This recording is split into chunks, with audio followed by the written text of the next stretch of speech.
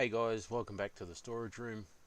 Welcome back to another Assetto Corsa, and I've just flown in this morning, so back home again for a week. Never seems like enough, but it is what it is, so we will chill with some Assetto Corsa and have a bit of a play around. Don't know if I'll do any actual racing today, but we'll we might just have a cruise around, pick some tracks, yeah, pick a car, go for a cruise. Just going to click on somebody here for the Sunday Night Wayne's World server, practice server with Assetto Corsa.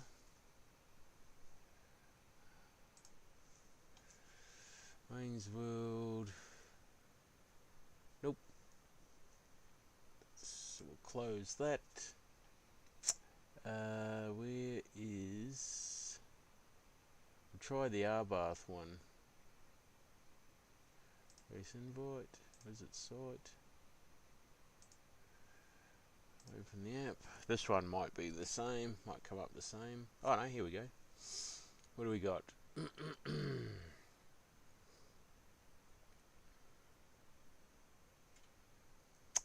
Gold Coast. That's the Mustangio.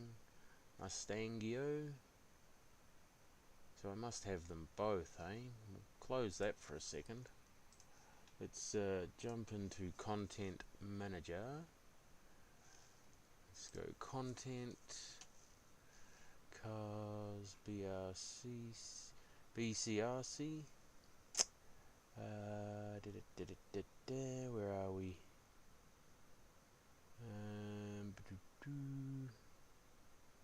I do have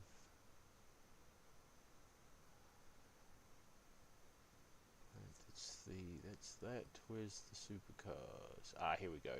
I do have the Camaro and I do have the Mustang. Righty. Cool. So that's something I can set up.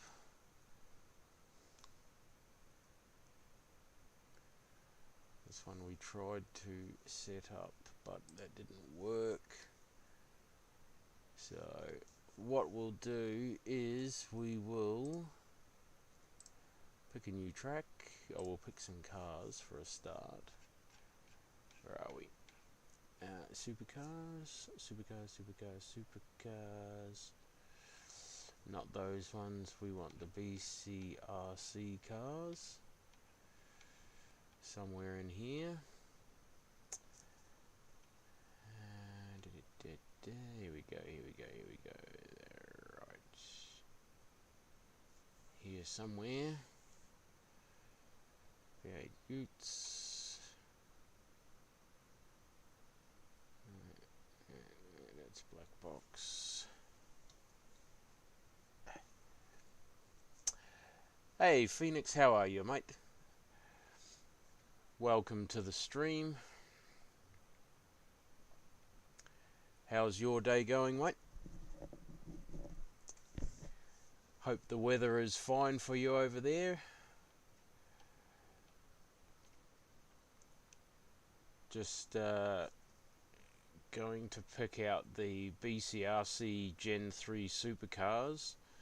So I want to set up a Bathurst 1000 race against the AI. Got to find the Camaro and the Mustang. Here we go. Click on that. Okay.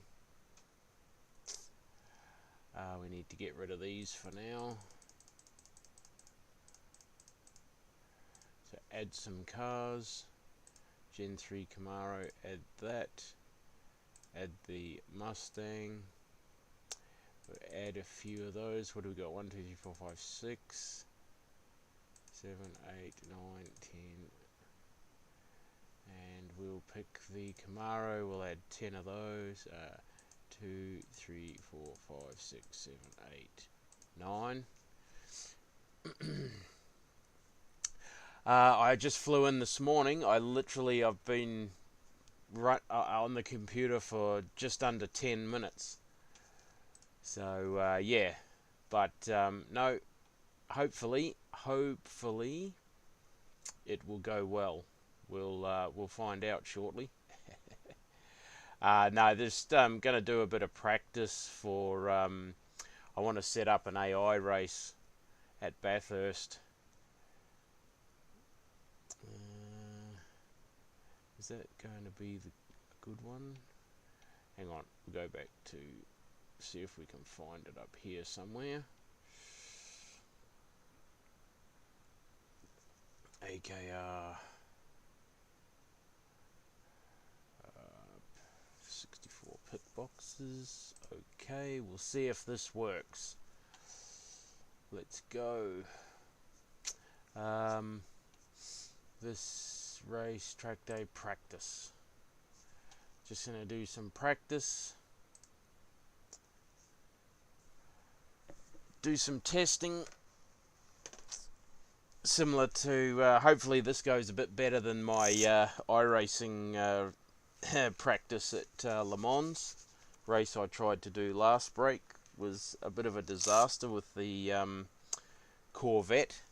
The issue was I couldn't get the brake balance and the brake pressure right. I think I got close right near the very end, but it's still... Oh, what's going on here? It still didn't work quite how I wanted it to. So, yeah. Wasn't particularly flash. So, we want to make a couple of changes here.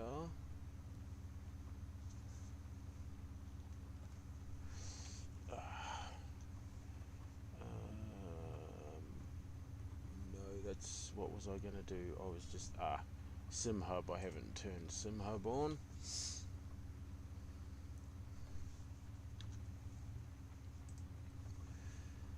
Yeah, so I'll do a little bit of practice in this. Actually, what I need to do is go into Content Manager and settings.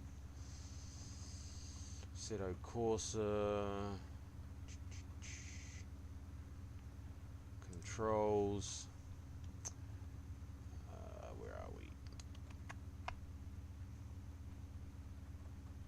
Buttons. Here we go. So this Jinx shifter. There we go. Done deal. That's sorted. So now I'm going to use my sequential shifter that I have. There's an update for that. I'll deal with that later. I'm going to use my sequential shifter, which is on the wrong side. Yeah, it's on the wrong side.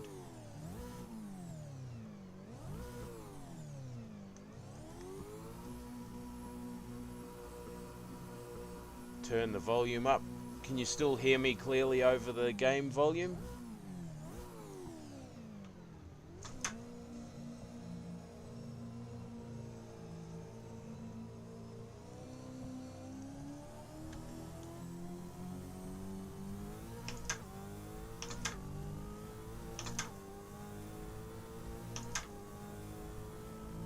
Let me know if you want me to turn the game volume up a little bit.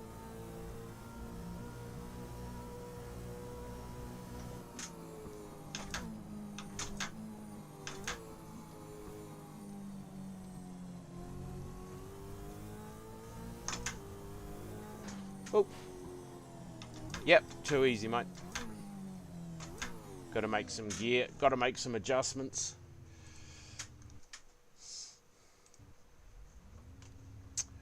On the controllers.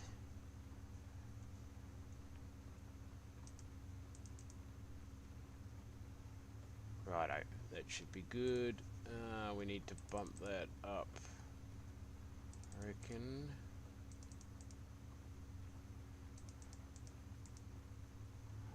we go up there,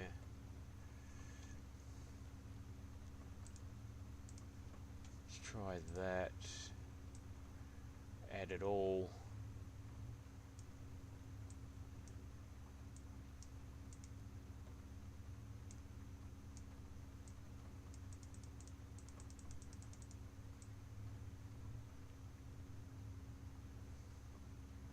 I think they only do 110 litres. I'll have to double check that. Oh, we don't want that much wing.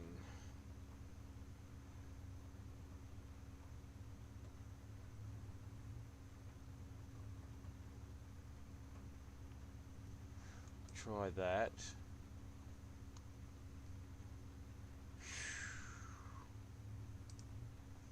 Dampers. Suspensions. Pit stop strategy.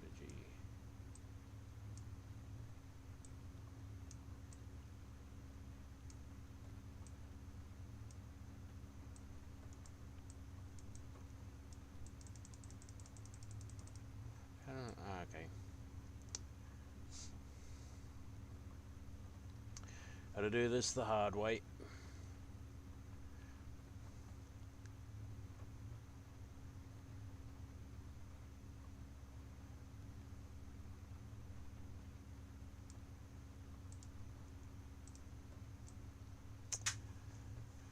Do this the long way.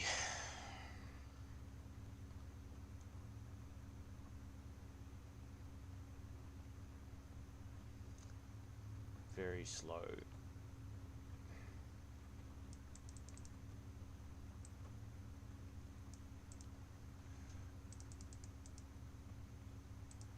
T21.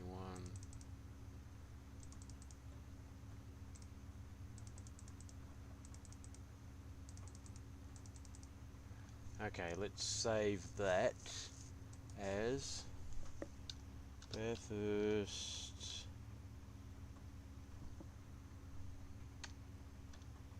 first 1000. Save. Cool. Let's go for another drive. Let's see what we come up with. Itchy eye.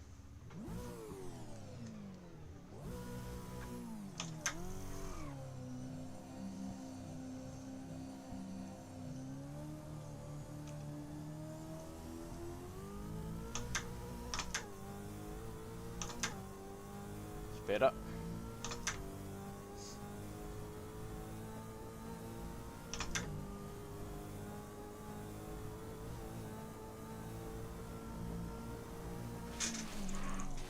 Oh, that's not good. Oh, that is definitely not good.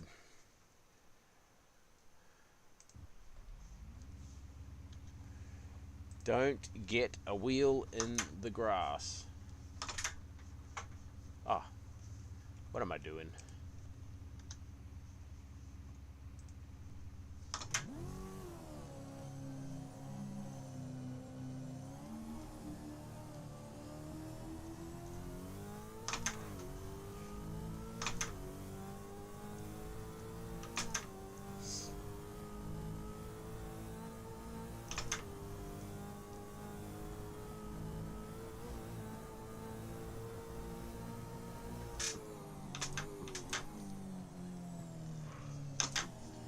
A little bit hot there.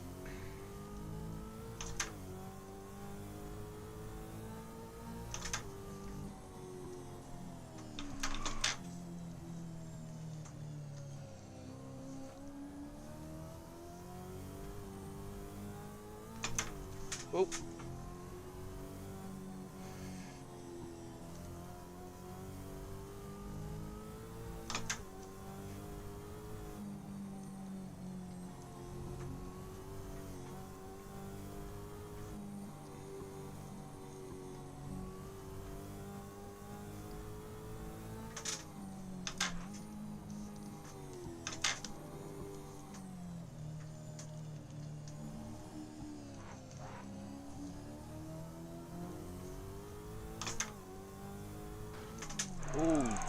Okay. Lots of crashing. Back to the pits.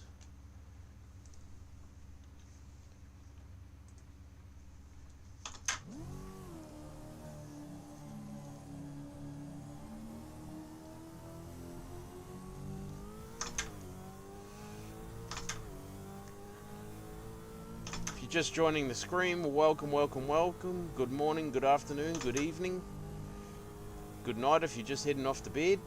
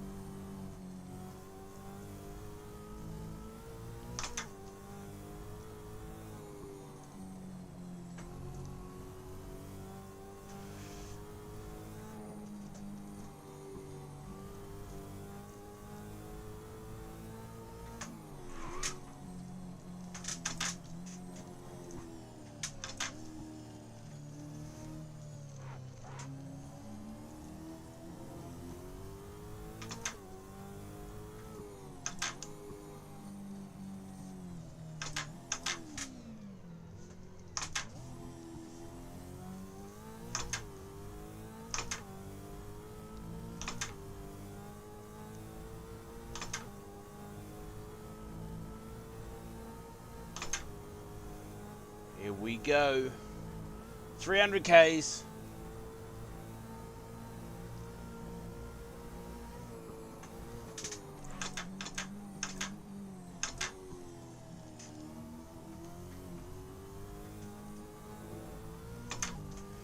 Oh, I'm going to have a sore hand by the end of 1,000 laps, 1,000 kilometers.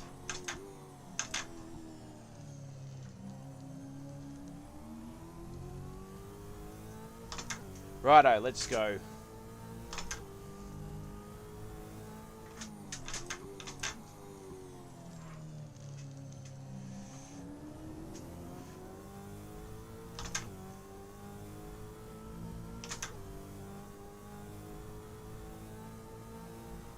See what sort of a lap time we can punch out.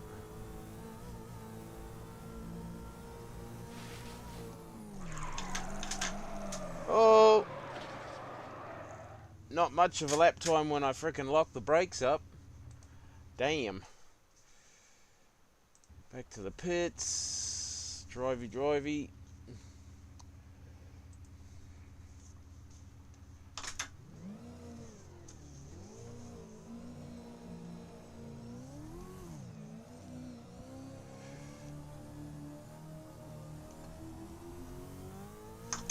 Let's have another go. Tyre pressures are a bit high, I think.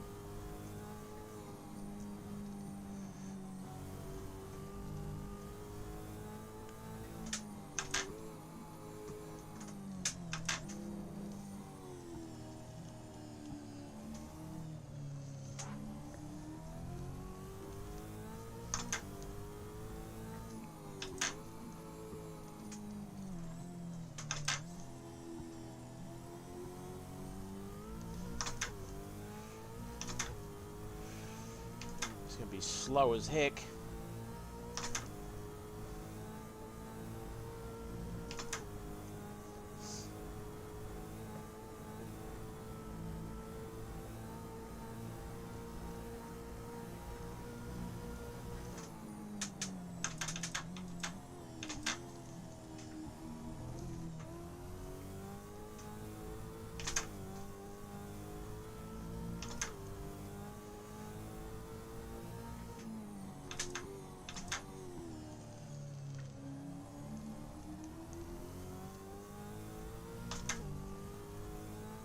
Righto.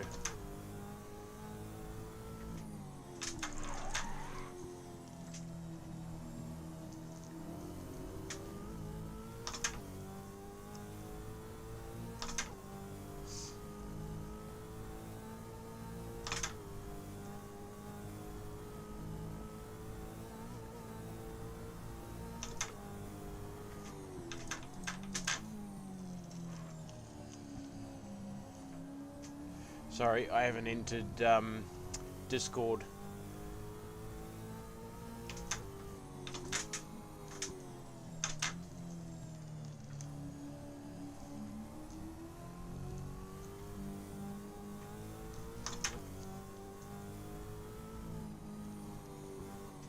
Ooh, bit loose there.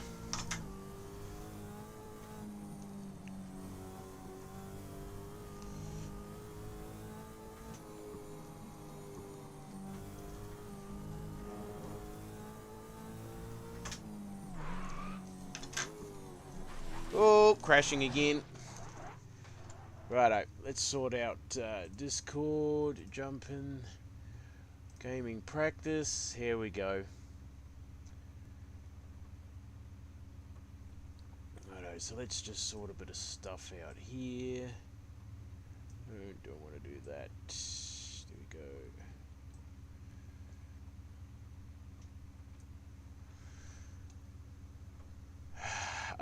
Right, where are we? Back to the pits. I'm trying to go too quick, that's the problem.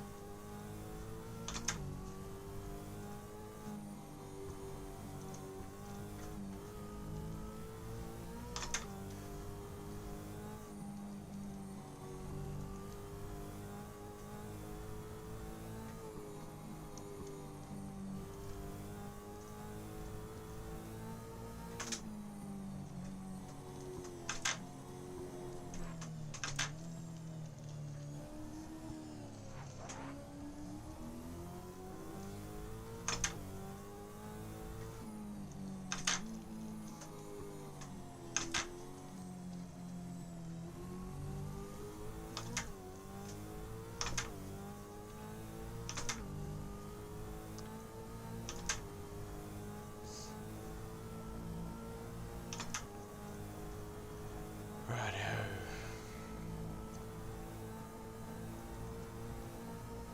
$290 coming into the chase.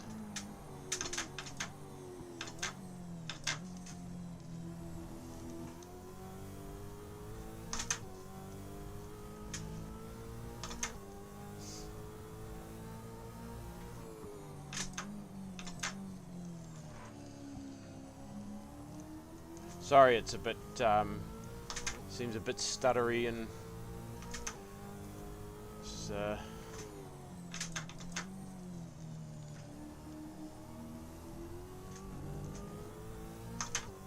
we'll have to work on that. Seems like I need to drop the tyre pressures a tad.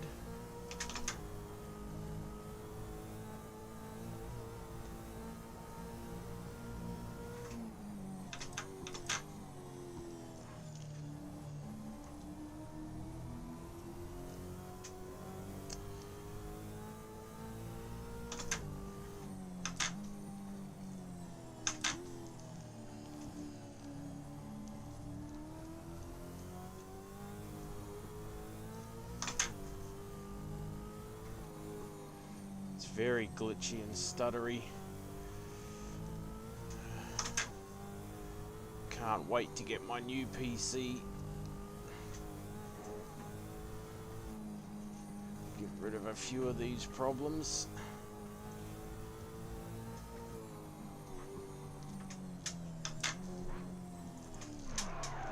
Shit.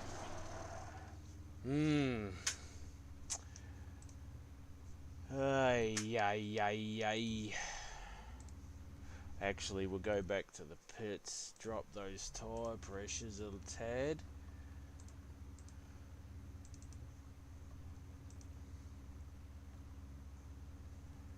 Go 19.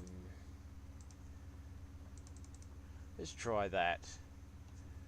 See what that does. Go to pit stop strategy. And was it 19? Was that 20? That one. 20, 19, 17. 19, 1, 2, 3. 1, 2, 3. 20. Oh, 19.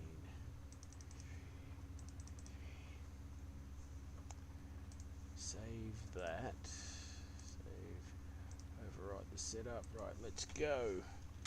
Let's try that.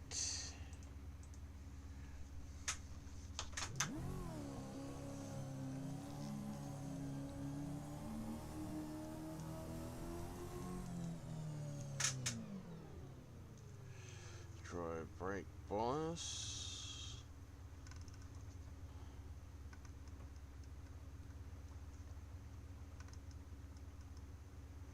Let's try 60.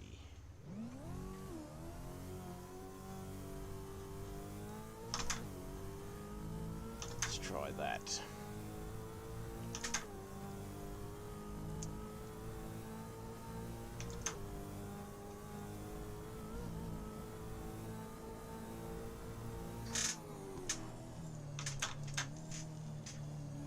Feels a little better.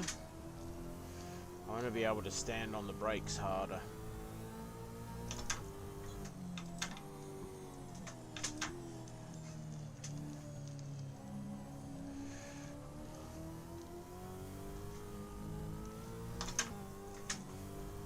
Oh shit. Bit of a friggin' scrape on the wall.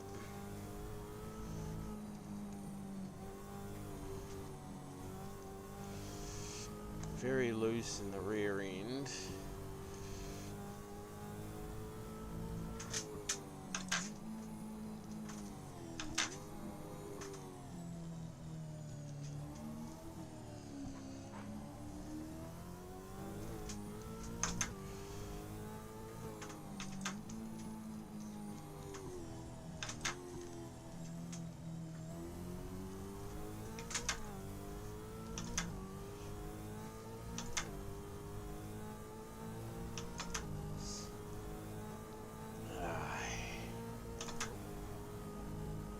Flying down Conrod at near 300 kilometers an hour.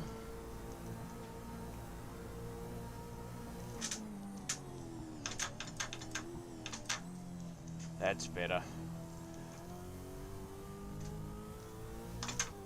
It's better brake bias, brake balance.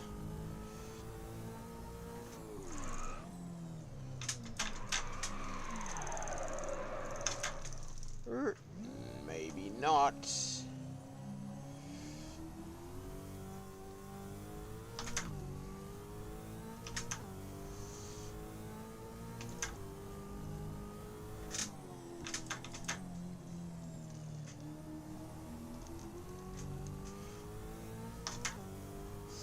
Let's go.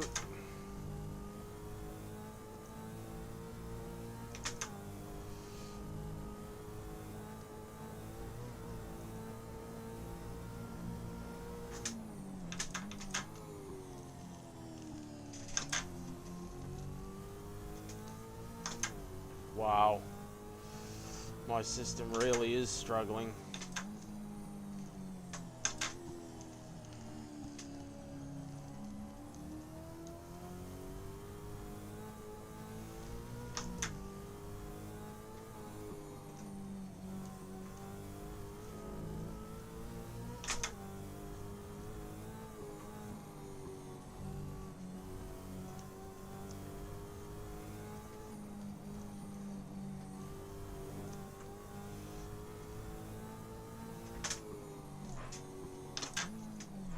Oh. Ah.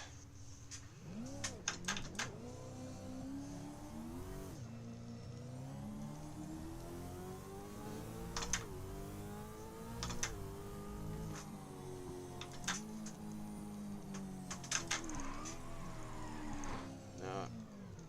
What's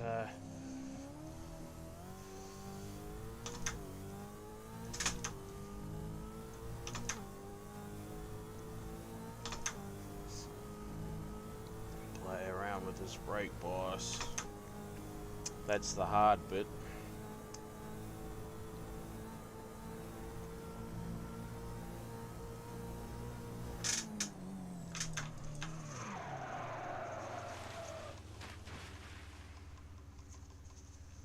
Okay.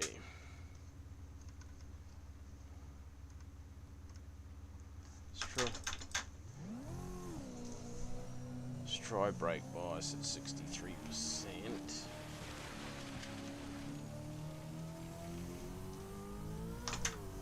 Flat spots.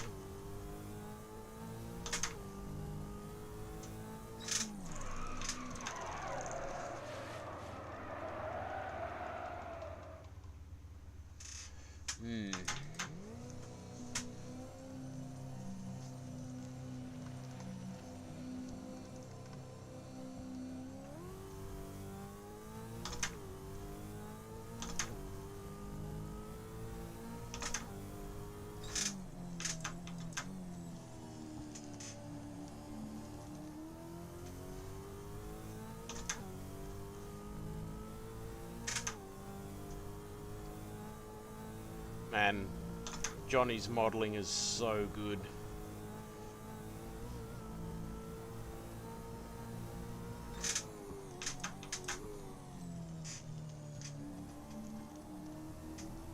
Flat spots are crazy.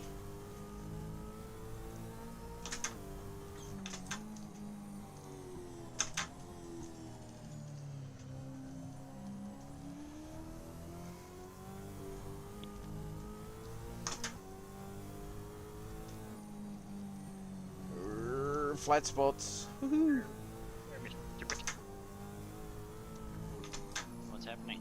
Hey bud, how you going? Not too bad.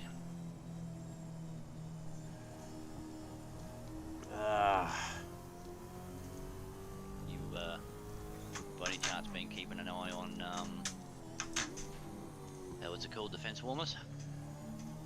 No, honestly, I've just finished 14 straight day shifts, so I haven't been keeping up with anything. No, that's okay. I just didn't know whether or not you might have freaking been, like, just keep an eye on Discord or something on your phone or whatever. I normally do, but starting at 4 o'clock in the morning and finishing at 5:30 doesn't leave with everything else that I got to do to be ready for the next day and all that stuff. I haven't had time to look at anything. No, that's alright. No, I've been doing a bit of the what is it, the Mazda freaking MX-5, like the Euros, the used Roadster freaking the freaking tournament thing they're doing, whatever you call it, championship. The fence warmers, are they doing an MX-5 one, are they? Yes, they got one every Friday Arvo. Basically, they're doing a the Unos, sorry, Roadster. Oh, righto. MX-5. Yep. And yeah, I do not too bad when it comes to like qualifying. If I can just have to put in one good lap, but I just can't seem to freaking get things to damn stick and get freaking 10 good laps in. Yep. Yeah, no, I mean, I've been doing the Friday racing, but I haven't been able to keep up with anything on Discord this swing because I've been filling in as a leading hand, and we leave the village at 5:30 in the morning. 4:30, sorry, 4:30 in the morning. We get back anywhere between 5:30 and 6. But by the time I have dinner and do my gym work and walk around the village after dinner to let dinner settle. It's just time to hit the hay. So yeah, I've I only just looked at it now when I fired the computer up. So Nah, it's all good. Because everyone's sort of like trying to get a bit of practice in earlier in the week, and we haven't got I don't think we've even sorted out the setup or anything as yet, because we're still a little bit low on fuel to try and do a 10-lap race. But I've just been having fun doing testing. Yeah, yep. Just trying to get my head around it, because at the moment they're doing Dragon's Tail, which is one of the Gran Turismo tracks, I believe. Right. And I could not remember that track for the life of me, and I've actually been doing a few practice laps, and I'm like, good lord, I do not remember this track at all. Yep. I think Dragon's Tail came in after GT3, didn't it? Because I don't remember Dragon's Tail from the first 3 titles. Yeah, very good question. See, I played 4, 5, I think. I played all of them up to like 5, or maybe even 6. Yeah. I think the last console I played Gran Turismo on, I think, was like PS3. Yep. So maybe it was 5. I don't know. Yeah, I don't recall. I only ever got up to PS2. Ooh, locked it up. Oh, ouch, that hurt. Yeah, I only got to PlayStation 2. That was all I got to. Oh, lost.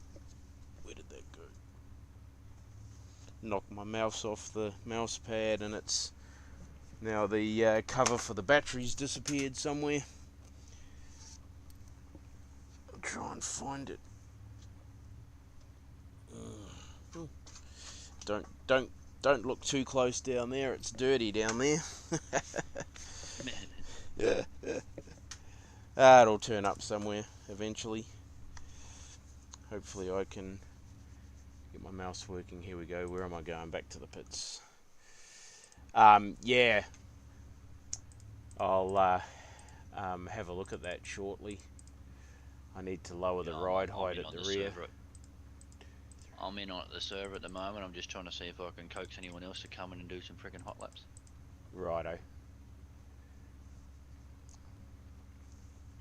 Try that. See if that helps a little bit at the rear. You've got a stream up and running, have you? I have. I'm just doing. I want to set up. I want to do a AI race at Bathurst. In the Gen 3 cars. Yeah. So I'm just doing a little bit of practice just to kind of get a setup sorted. Oh, you picked up the Gen 3s, did you? Yeah, I subscribed to BCRC's Patreon. Yep. So I've been umming and ahhing about it, but I just yeah. They're cool. They sound awesome. Yeah. Yeah. They're pretty. They're freaking awesome. If I can. At least the rights to them commercially to a couple of businesses, especially one up here that actually friggin' has like motion sim rigs and stuff. Oh yeah.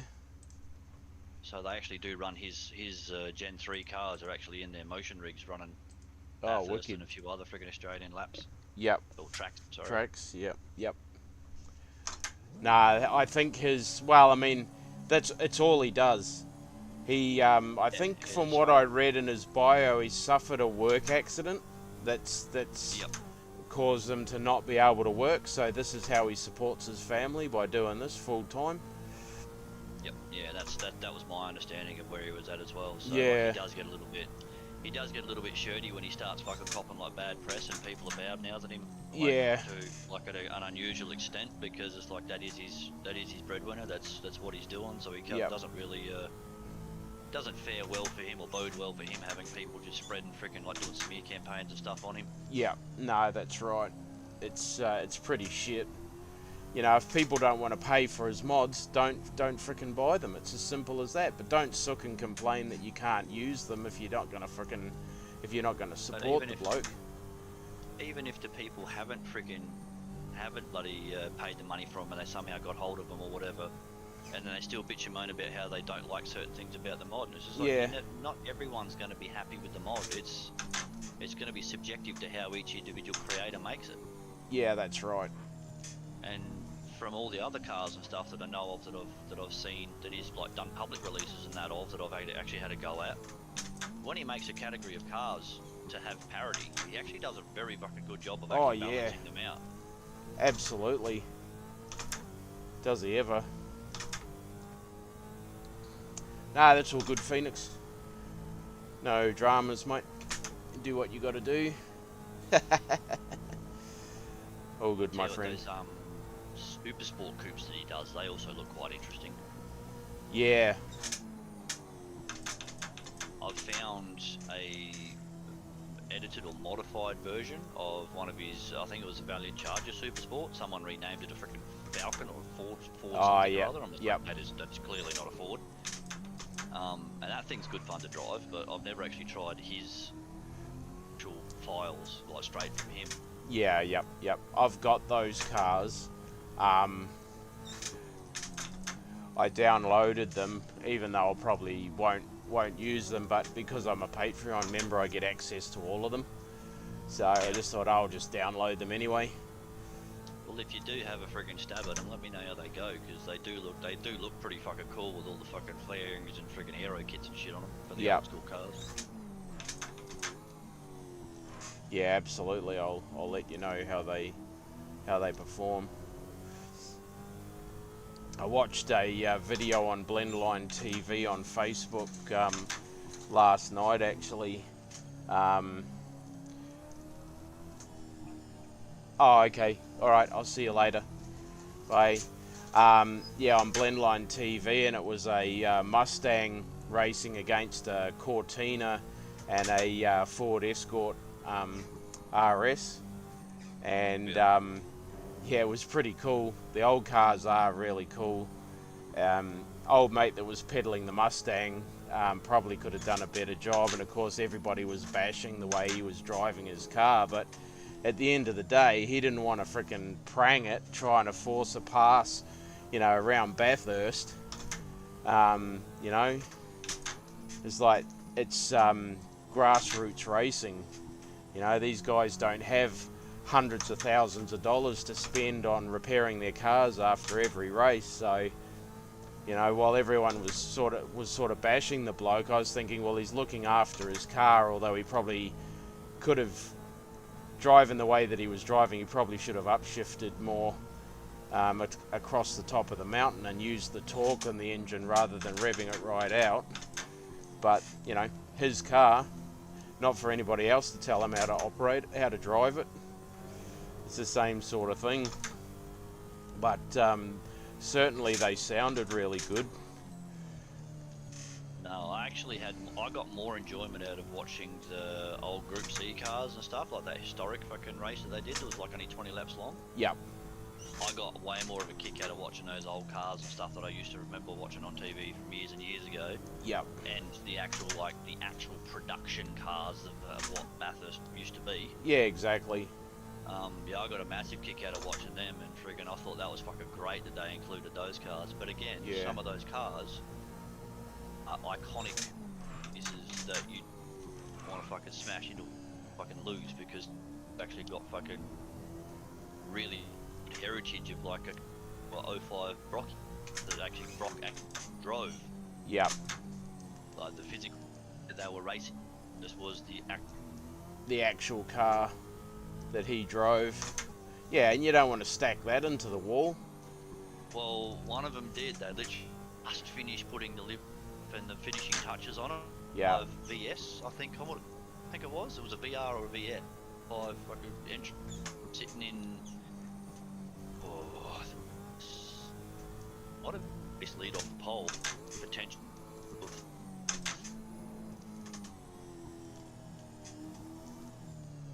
He actually had nowhere to go. No, he was the second car to go. Car that friggin' was Beamer parked on the road, and he just like nosed that thing into the outside wall of the car. They literally just finished getting that thing ready, and then he's gone bonk, and then someone else also friggin' popped into the back of him. Only like sort of like light bumper damage like that. Like, no, it shouldn't have been anything too structurally damaged, but it's just like, oh, what a shame. Yeah. Just got that car finished. Yeah, it's freaking tangled. It was just, damn, that was a really nice looking car. Yeah, that's a shame when that happens. But he avoided damage to another vehicle. So it's just a shame that he had to do it. I think I recall reading something about that. They were bagging the heck out of the driver of the other car for stopping where he was instead of getting off the track. Hey, They were bagging the heck out of the other driver for not getting off the track or something. Yeah, anyways, freaking. But a shame to see I don't know about that one.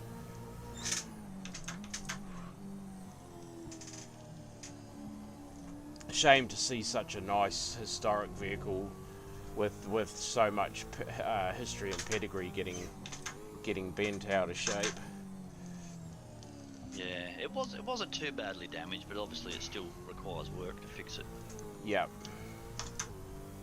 But yeah, as watching Greg Murphy in that VP was pretty cool too. He was like sitting third on the grid, and every time he went up Mountain Straight or every time he come down Conrod, the freaking car behind him had a sixth gear and it'd literally get him on the straight line, and then Murphy would get him under the brakes through the freaking chase or up around the cutting. Yeah, Like yeah. Murphy, you could just see the experience that Murphy had in those cars around Bathurst. He was just out braking and out driving just everyone around him. It was just a shame he just had like a car that suffered top speed. Yeah, that's it. Because I think there was a VS. I think there was a VS that was in front that won, and I think the Skyline come second. The R32 Skyline come second in that race. Right. And there was just nothing Murph could do to catch the Skyline because it just had the top end legs. It just every time it got on a straight, it just stretched its legs and freaking see you later. Yeah. Yep. But nah, awesome racing to watch. I love those old cars. Yeah, they are awesome to watch. No two ways about that. Or H pattern gearbox, friggin', it's just literally just a modified road car. That's what I love about them. It's just like that's the actual production series that made Bathurst so famous for what it is. Yep. That's correct. Yep, that's absolutely correct.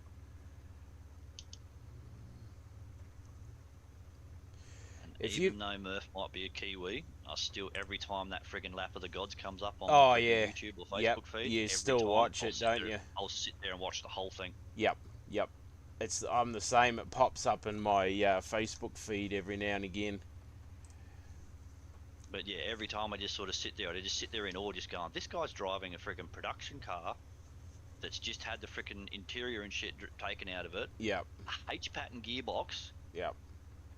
And he managed to pull a freaking 206.8 out of one of those cars back in the day, and I'm just like, holy crap. Yep. When you consider the technological advances we've had since then, and these cars, these tube. Okay, Phoenix, no dramas, mate. Take it easy. Enjoy your day, as such as it is at work. I'll talk to you later, mate. Thank you. These tube chassis with the panels bolted on them, and they're doing 203s, and he did a 206. And I remember him saying that he grabbed first. He meant to grab second or something. Yeah, he missed a gear over the top and still managed to freaking break 207. Yeah, yep. Just incredible. Yeah. Absolutely that was incredible. The one thing that he laughs about. He's just going, I did a 206.8 in that car, and he's just like, and I missed a gear at the top. I could have actually gone quicker. Yep. He might have cracked a 206. Who knows? He might have got 205 if he hadn't have freaking snatched the wrong gear. Because I think he said he snatched first. Yeah, I can't remember where he said, but it was coming up over the top somewhere. He reckoned he was trying to get back to third. He freaking grabbed first quickly, and he's just like, oh, get out of there. That's not good. Yeah, no, that's it. It was crazy. Crazy. But, But yeah, I didn't actually realise at the lap of the gods. I didn't realise that that was the first. He was the first guy ever to fucking go under a 207. I didn't realise that until a couple of weeks ago when I watched it the last time. yep, yep. Yeah, he sure was. But, no. It's always good to see him drive because it's like Lounsey, they're just having fun. You know, they're just out there having fun. They've done, you know, they've gotten over that win at all costs things. Like, they still, obviously, a race driver still wants to win, but they're just out there having fun. It's great to see them on the track. John Bow's been doing it for friggin' Oh how long? yeah. He's still in the Master Series and that. Yep. He's actually still quite competitive. Yep. He's just out there for his love of it. Yeah, that's it. That's the other bit of footage I like watching in that lap of the gods too. Of like John Bow's got the fastest lap, but he's got pole, and then he's just watching the lap, and he's just watching him just going. He's just shaking his head in disbelief that he's up by half a second on the first split. Yeah. And then the next split he's like up by 0.6 or 0.8 or something, and then he's like, oh my god! And then he pulled even more time off of him in the fucking last sector. Yeah. Yeah, it was a mad lap, that's for sure. Oh, you're just watching the car. It's just watch it. It is so fucking stable and stuck to the track. Like it doesn't even want to wiggle, but he's driving the wheels off that thing. Yep. Yep.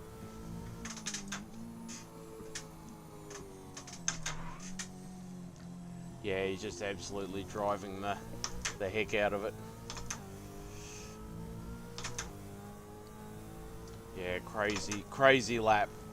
By anyone's standards, no one's, like, in the equivalent vehicle, no one's ever come close to doing anything like that.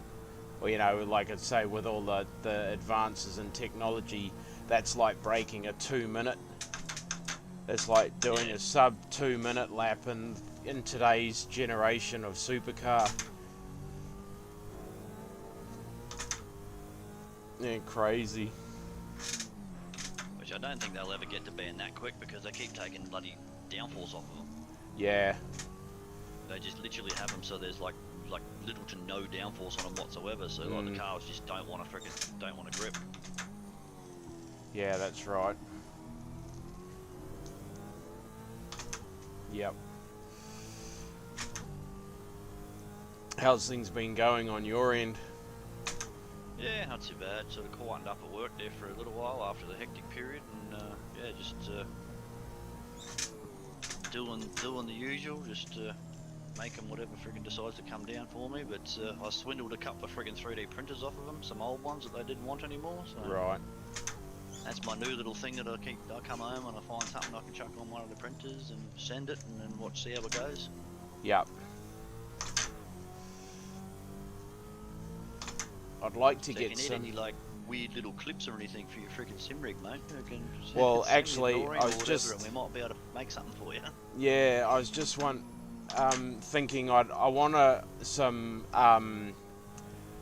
mounts to hang my wheels on the wall. You know, my rims on the wall. Yep. To suit an NRG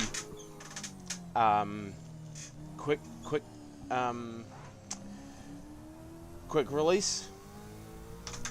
Oh, so you want the quick release to go on the wall? Or you just No, want no, to have no. a hook I that you want can just the. hang it on? Sorry, what I should have said was I want the. I'd like to get a basically like to make a mold of the end of the shaft out of the wheels that I can click the quick release onto, so I can hang them up on the wall instead of either having to put it back in the box or just, you know, lie it somewhere.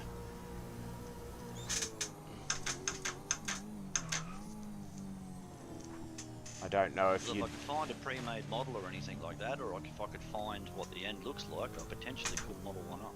Yeah, that'd be awesome if you could do that. That'd be cool. I'm still trying to work out what one of them's capable of doing too, because I don't know whether or not it's got the right hot end. I actually may be able to feed carbon fibre through it, so that's basically Righto. like, that's just as strong as having aluminium, essentially. They like to call it black aluminium. Right. Yeah. That'd be the go. But the other thing I've got that's pretty that I nabbed up the second one because that one's actually got the extruder built into the head, so that actually allows me to print like the PTU and PTE, like the soft rubbery filaments. Yeah. So I can actually print like tires for fucking car models and other bits and pieces with that stuff. Oh yeah, yep. So currently I'm just doing some test prints at the moment, trying to get the settings right and get all the friggin' feathery, furry edges and stuff to friggin' sort of stick and work out how thick I need to have things to make it work. Yep. Whoop. Oh, that's in the wall.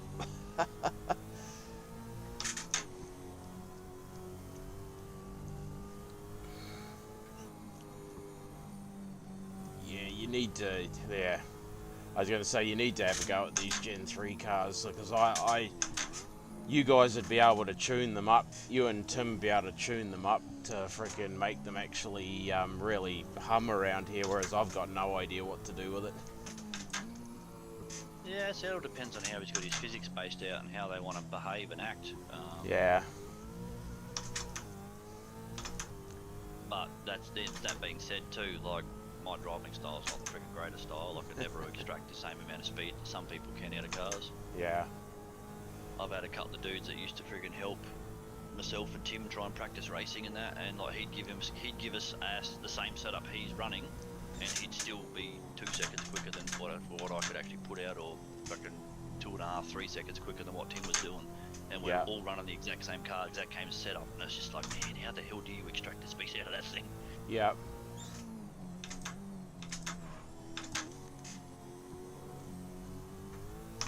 Yeah, that's the thing.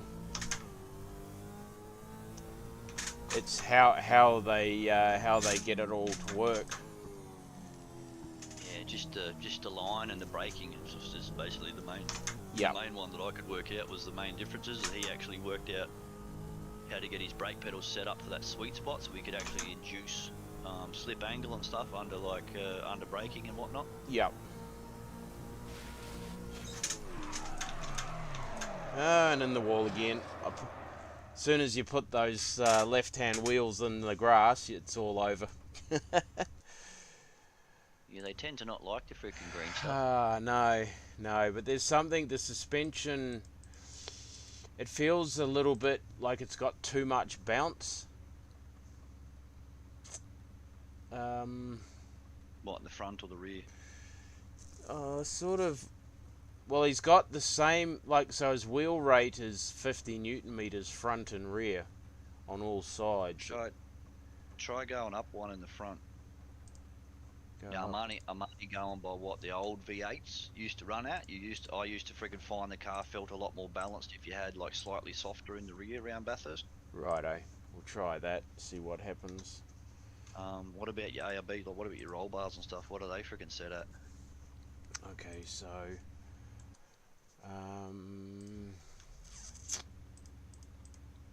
let's have a look. Alignment, dampers, suspension. So I've got 0 at the front for ARB and 2 at the rear. Okay. His ride heights were quite high as well, 27. Did it feel like? Ooh, okay. Did it feel like it was freaking body rolling on you and like? Yeah, sort of. Oh, it wasn't. It's not so much understeery. It felt like, I don't know whether it was like maybe too much given the suspension. You know, like it sort of bounced. It's hard to describe. It sort of bounced. Felt like it was bouncing a little bit rather than being just solid. I'll try that. You could try stiffening up your springs a little bit, but then you may have to then play around with your bump to try and maybe if you go stiffer, then you might have to play with one of the fast rebounds or one of your rebound rates to get it so it doesn't just hit a curb and then just keep bouncing. Yeah, yep. But yeah, unfortunately, without having played with those cards before, mate, I'm only sort of guessing. Yeah, that's right. Yep. No, that's all good. That's all good. all the videos that I've seen of them, they do sound fucking quite sweet though. Like they do Oh, sound they really are. nice. Yeah, they do. They sound really good.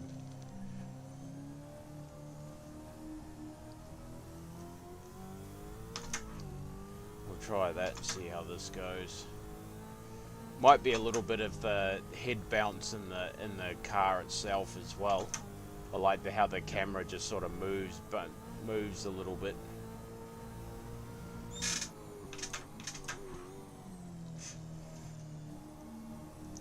Well, it feels like that's stiffening up the front, giving it a little bit better turning.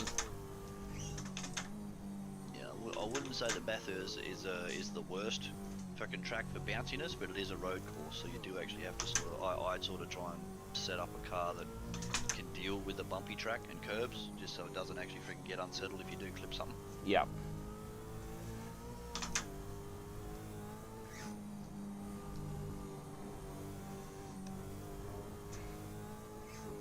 But that could also come down to, as well, like your turning and how pointy the car feels. That can also come down to your camber as well.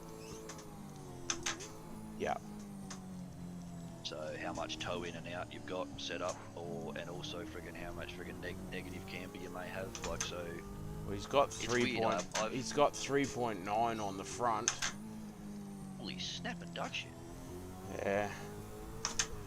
Okay, I'd be, next time you freaking go back to the pits, just have a look at your tyre temperatures, like inside, mid and out tyre temperatures, and actually have a look how much hotter the inside is to the outside.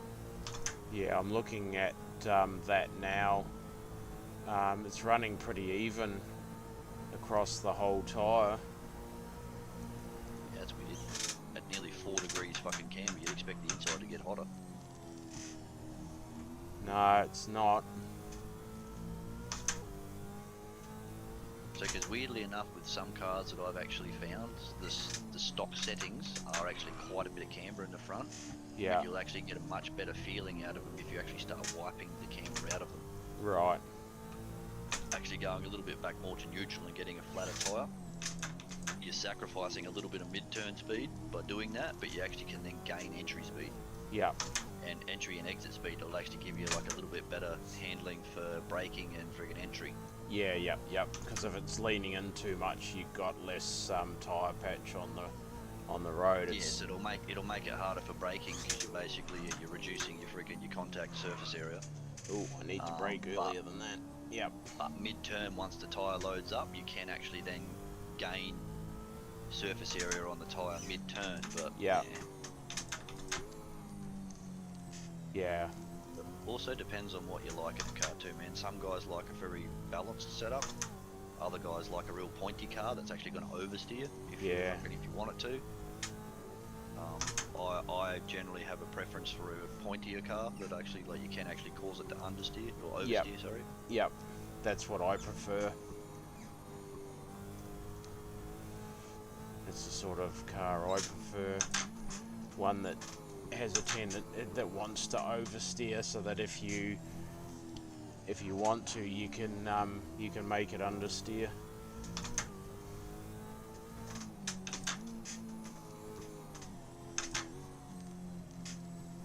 I'm running the mods on the AK racing version of Bathurst. It's pretty damn good.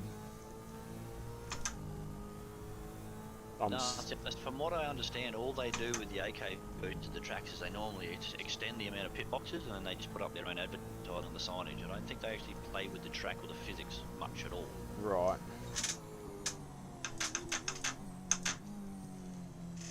I tried having a go at the V8s on the Super Sprints on Friday night last week. Yep. On AK's, one of the AK's fucking public servers. Man, those V8s are freaking difficult to get your head around. Yeah. Like, I went from race a friggin' MX-5, and then went over to try and do some of the super sprints, and like literally one at Brands Hatch. I'm just like, I just turned the wheel, and I'm just like, what's this thing? It's just not doing anything. And I'm just like, oh god, nice. This thing doesn't turn well. Yep. But what I was talking about before of like those AK versions of the V8s, I actually found it, they turn a lot nicer for turn in if you take them from the standard 3.2 or 3.4, whatever they are for camber, and actually wipe them back to like 2.6. Yeah. or 2.4 negative camber, they actually tend to turn a lot nicer. Righto. But not every car's like that. Yeah.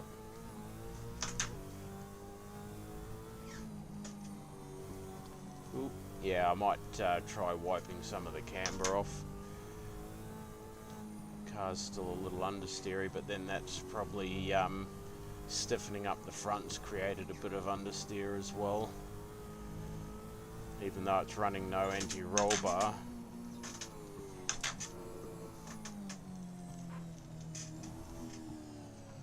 The old ones, I remember one of the boys in AA, one of the quicker guys, he said that the older V8, if you start with 2 and 10 for your roll bar, that's a good starting point, and then just keep doing laps and play with it from there. Like, see if you need to like calm down the rear or friggin' stiffen it up, or vice versa with the front.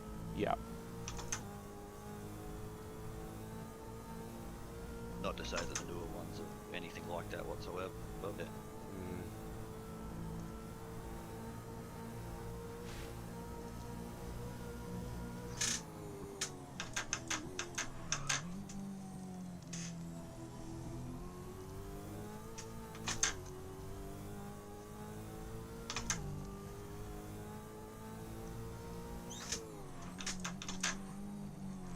No, see, it gets, you put on the brakes and then it starts like when I got on the brakes coming down to Murray's, the final corner, as soon as I got on the brakes, it started to want to steer itself. You know, like it got body roll. How much and toe have you got? You got any toe in? Yeah, well, it's the alignment. So he's got toe in at the front at -9 and toe at the rear of 110. Holy shit. I don't know what.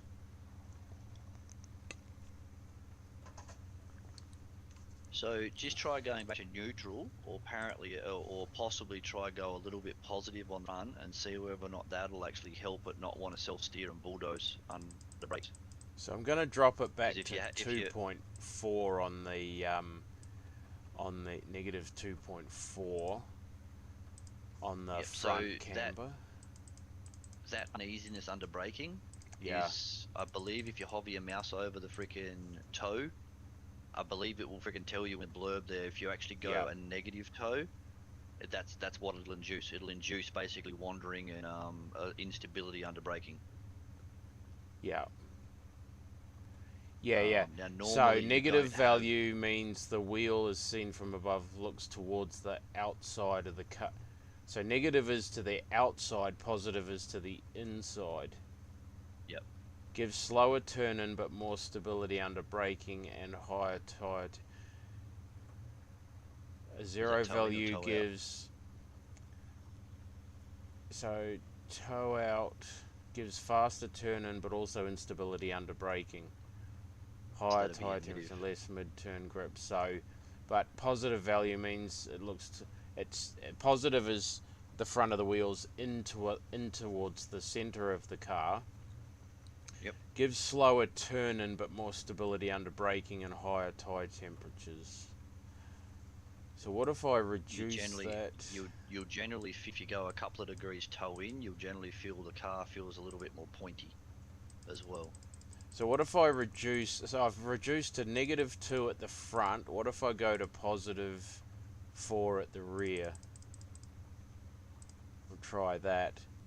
I might reduce the camber at the rear to 1.2. See what that does. I've reduced... I mean you can try it. Yeah, normally I try and leave the rear somewhere around about -2, but yeah, like I said, I've raced this car, so... Righto, we'll try that. Find out whether or not you got rid of that wiggle in the front under brakes. Yeah, we'll see. The thing was, at high speed coming into the chase, I didn't seem to get that wandering under braking that it had at Murray's. I don't know. Maybe I had a little bit of... Maybe I had a little bit of steering input that I didn't realise, and it just wanted to move, but we'll find out in a second. You weren't possibly locking one wheel or anything ever so slightly? No.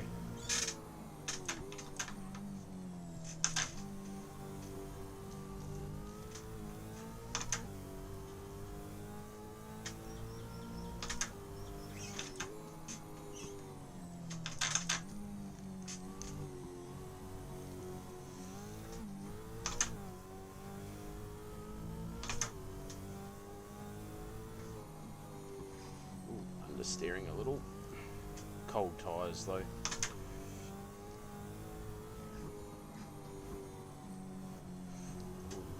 Lots of understeer.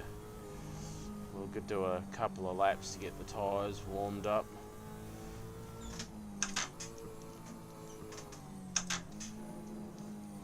A bit of forward rake with your suspension also helps as well. Yeah, well, with you freaking trying to give it extra weight on the front. I'm not sure why the ride height's so much higher at the front. Like, it's so high at the front.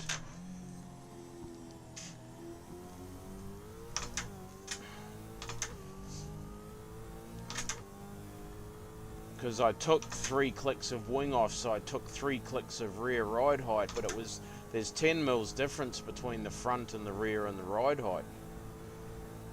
Like the 20 front is actually higher, is it? Front's higher, yeah. Okay, so that could be inducing some of the friggin' feeling you get as well, because the friggin' car's wanting to sit backwards. Yeah. Wants to squat down on its rear haunches. Yeah.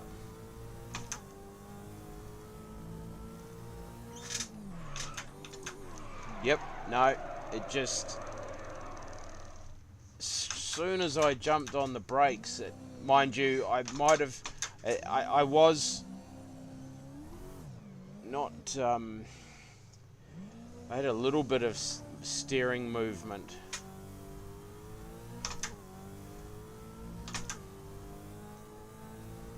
Because I don't know how to tune a car, it makes it hard for me to sort of describe what it's doing, how it feels. So I'll try and keep no steering input coming into second turn. I think it's Reed corner, is it? Or yeah.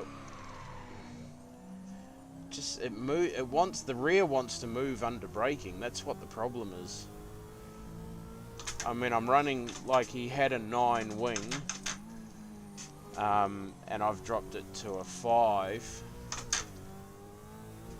So probably less. Did you say you were running like 100 and something toe, fucking in the rear? Yeah, it was 110. I'm not. Yeah, because like you said, it depends on how he's set his physics up. Alignment, suspensions. Right, I'm going to drop... Oh, what did I drop that for? Bump that up to 15. I'm going to reduce the front ride height by 3. Go down to 12.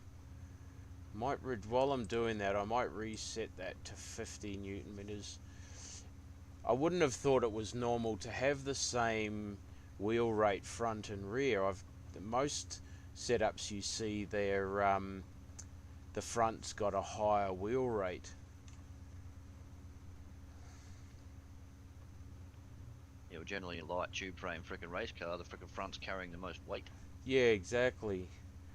I'll leave it at that and see what it does. Maybe But yeah, do a couple more laps and see what it feels like, and then I'd be curious to what would happen if you just halved the number in the rear frickin' toe as well, and actually see whether it makes it better or worse. Well, I've reduced the toe down to 4 at the rear, so you think maybe run it at 55, eh? I've reduced the front negative toe to 2 from 9, and the positive rear toe from 110 to 4. Maybe.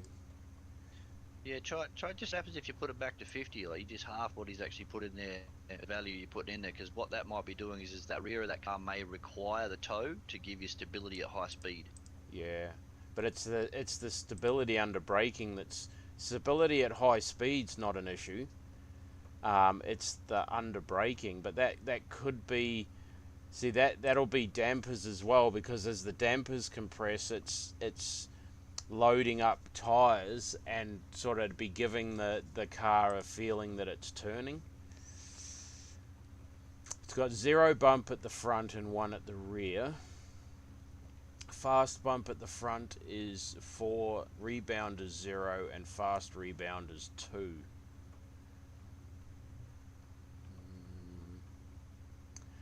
Fast bump helps over the curbs, I know that much. Fast rebound gets the tyre back onto the road. It's just, should fast rebound be higher than the fast bump number or lower? That's something that I haven't really worked out myself, mate. See, fast bump at the rear is 2, fast rebound is 3. I wonder if I put the fast rebound up to 5 and see what happens. It's just sort of making a whole lot of changes. Yeah. The only thing that I could say is if you do your fast rebound too hard or too quick, you can induce bouncing. Right. Where the suspension will come back down, contact with the road a little bit too abruptly, it'll actually freaking make itself. Wonder if I neutralize it. No, I'll bring it up to 3. And I'll leave the rest as it is for now. Yeah, I see. I just don't know enough about. I don't know anything about tuning suspension, so I'm just guessing. Really. It kind of comes down to freaking how you want to tune it to how you want to drive. Yeah.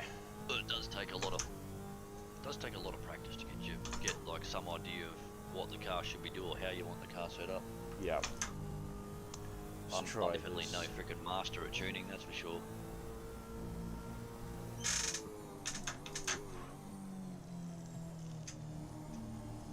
So I've given it rake at the rear.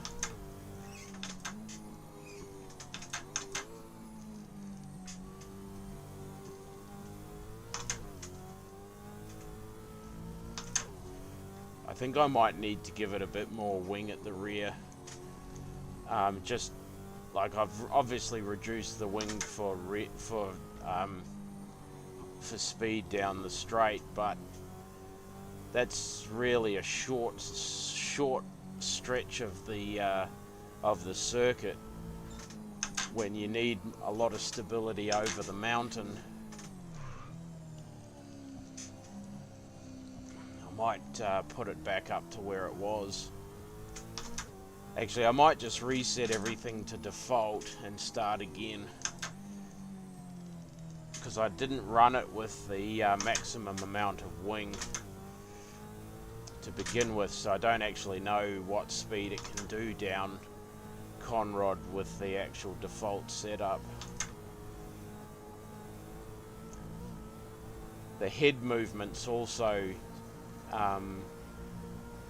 like might be that the car itself is not bouncing, but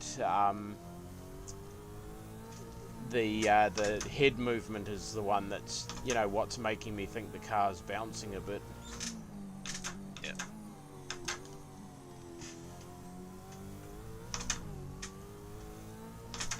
See what this lap time is.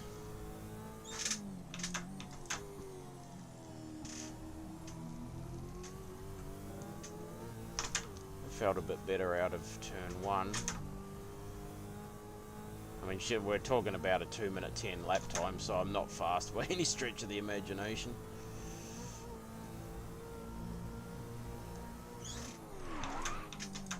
Nah, keep locking the fronts up.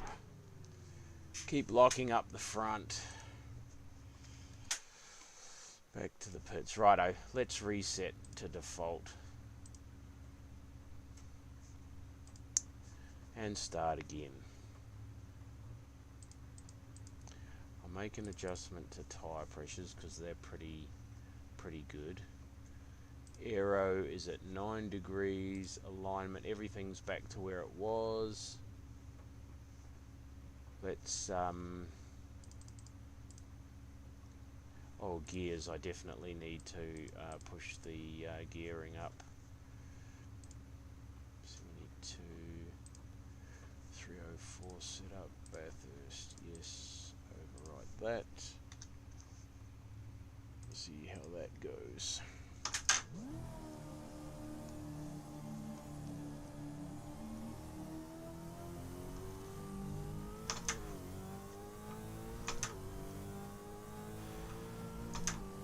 Head movement, I have to go into video, don't I?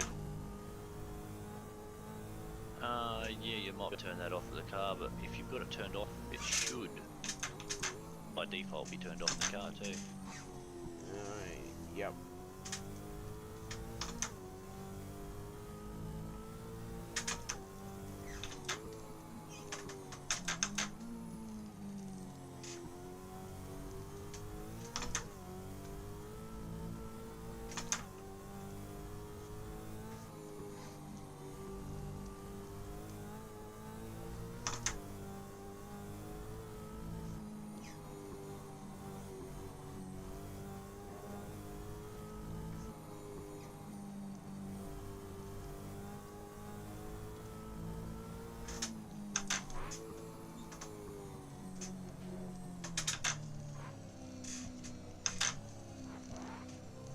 That didn't downshift on me.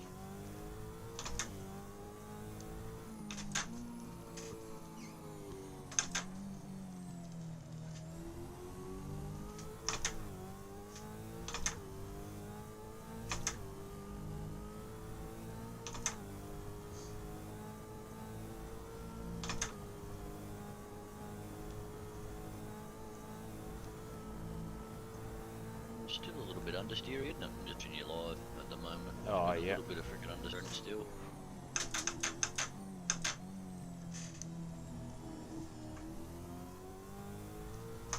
So what kind of gearing ratio has it got in it if you're actually going back to first for the cutting in Forest Elbow?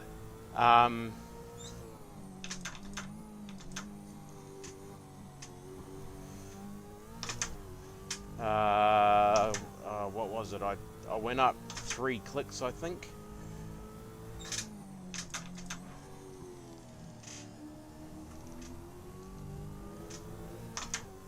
So it's with the wing I'm only like a tenth faster, but it's still faster. Feels a lot more stable with the default wing setting.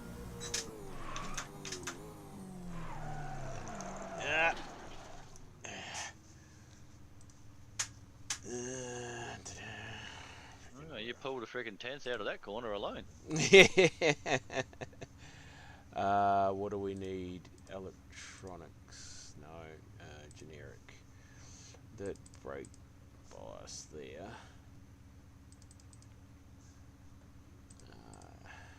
Bathurst. But also, it's only got 50 laps, so that needs to go to 110 litres.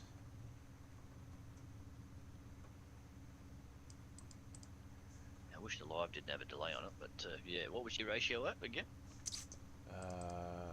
Gears ratios 3.16. So what's that give you for top end? So that says 304. That's the max it can go. So first gear's 120k, second 154, third's at 191, 229, 267, and then 304. So what's the one below 304? 270 something, is it? 272, yeah. Yeah, so you'd tie it out. Yes, you'd almost need that top one if you're doing an endurance event. Because if you get a tow drag down freaking Conrod, you probably will get closer to 300 than 270 something. Yeah, that's right. Yep. Pit stop strategy. Oh, that's all good though. They've stayed the same. Oh, I need to If I could just drag that slider. Oh, here we go. Oh, look at that. Ask and you shall work it out yourself. Cool. Righto. Save that. Let's go for another drive.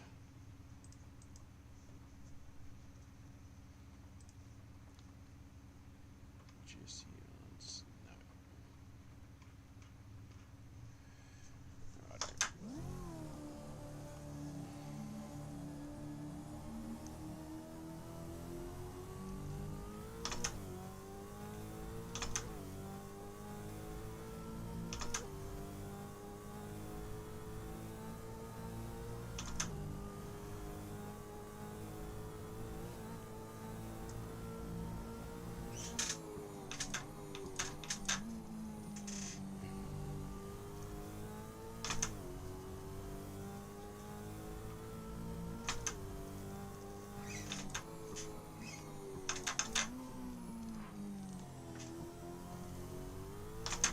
Whoa! Oh, nearly. Whoa! That was bloody close. Brown pants moment there.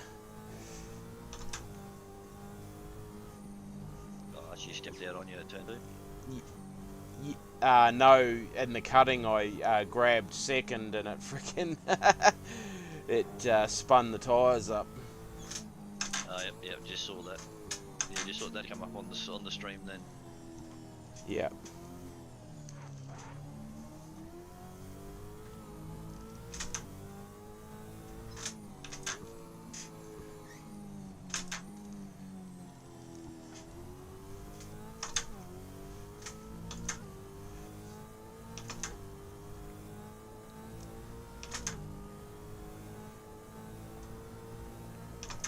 Does the is the sound, like the engine sound too loud, or is it the balance quite good?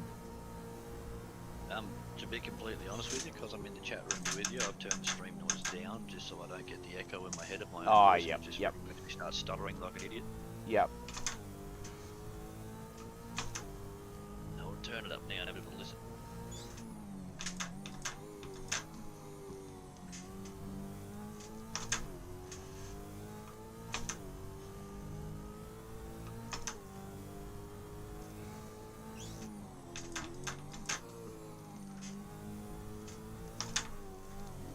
Oh yeah, she doesn't like it when you grab second from first. Wants to go walkies on you. Well, that is something that you do have to deal with in the real ones. Apparently, it's not uncommon not be full throttle to get third. Yeah.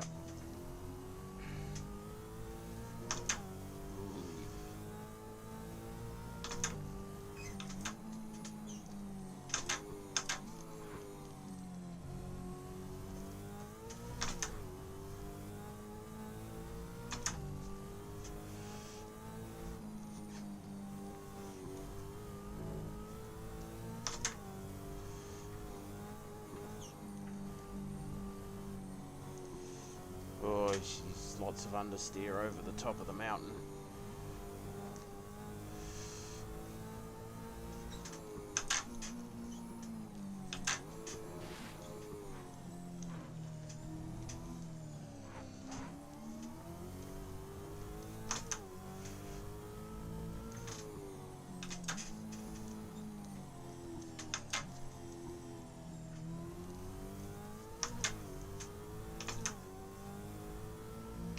Tight up attempt though, are they? They're still brand new.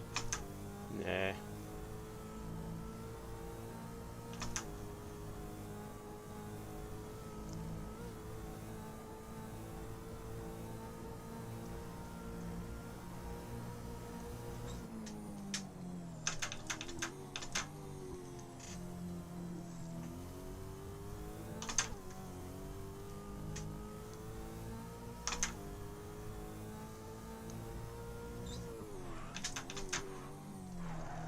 Oh.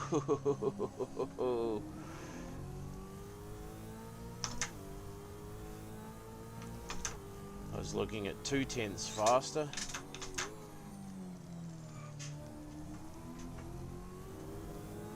It looks like on the stream you got a really good drive out of the bloody chase there.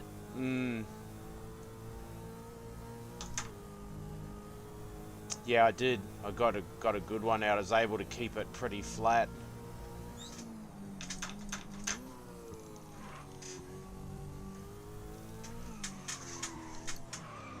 No, that's not going to work.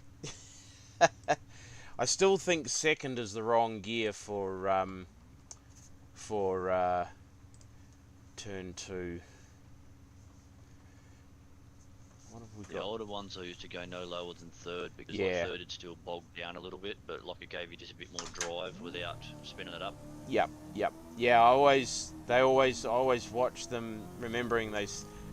See, I haven't seen much footage of the current generation cars but I can't imagine that they would be too much different. It just, third gear's like very, very low.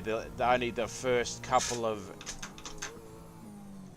LED lights are lit up on the dash, but I guess that's enough. I guess what's lesser of the two evils? Second gives you a bit punch, but you're also freaking dealing with a lot more chance of wheel spin. Or you stay in third and let it bog down, but just not have that much torque. Yep.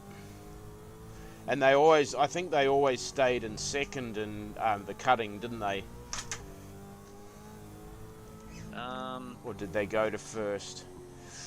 Understeer, lots so of they used to basically get to third, and then some guys would leave it in third, some would do a quick shift to fourth, but basically they'd have to come back to second to get around the cutting, from my understanding.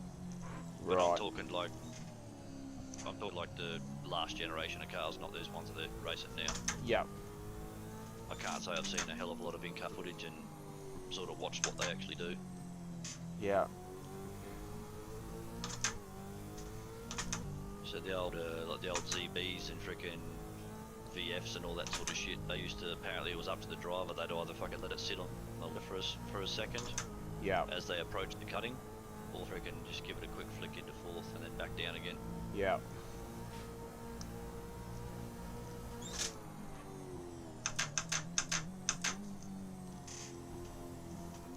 And the gear ratios are frickin' obviously very different because first is never really an option around the cutting or frickin' forest elbow in the older cars. Yeah.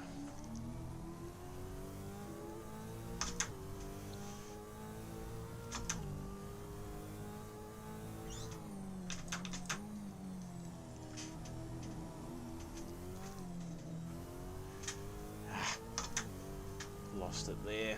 Got on the curb and it second gear and it wanted to light up the tyres.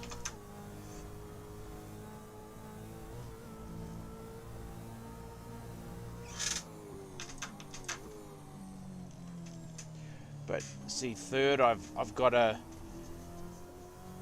They brake at the 100-meter board. Yeah, 80 to 100, yeah, apparently. But this one I can't get it pulled up.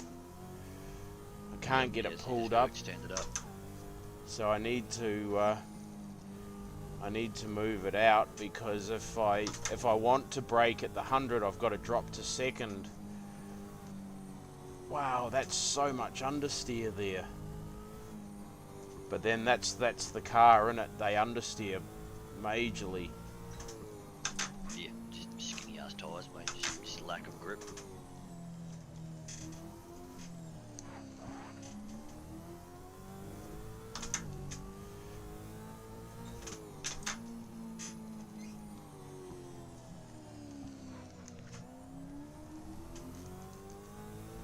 A lot of foreigners that don't know much about the category, they freaking reckon the guys are nuts for freaking racing at the speeds they with the fucking amount of traction they've got. Yeah, they all come from GT3 cars with all the freaking electronic aids and wider tyres and. Well, you have a look at the freaking width of a back wheel of a freaking Porsche GT3. Freaking compared to what's on a freaking on a supercar. I'm pretty sure the supercars are only 285 wide. Yeah. 285 or 295 is one of them, and the freaking the Porsche's got like 320 mil of rubber or something just on the back wheels. Yep. Ooh, wow, look at that. Holy moly. I just about cracked a 209. Ooh. Or it could be I could be on for a 209. So I stayed in second at the cutting, third at the second at forest, and third at the chase.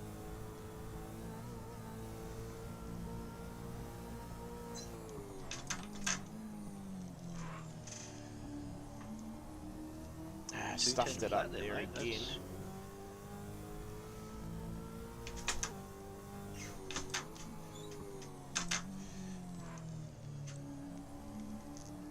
You're running fairly full payload of fuel too, aren't you? Full payload, yep. Yep.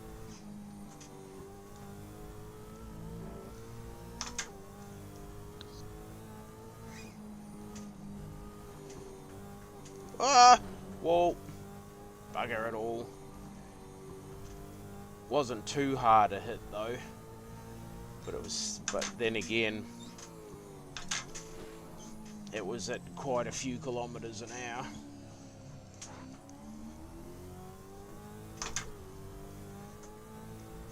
Where'd you get it coming out of the Frog's Hollow or something, did you? Yep. Yeah, that'll do it.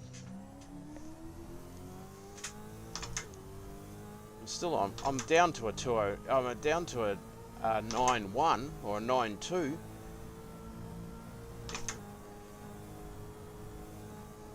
It's creeping up a little bit now. Yeah, I think it just comes down to friggin' working out what the correct line for this big old heavy friggin' son of a gun is around the track. Or what its correct line is, and what its fastest line is. Yeah.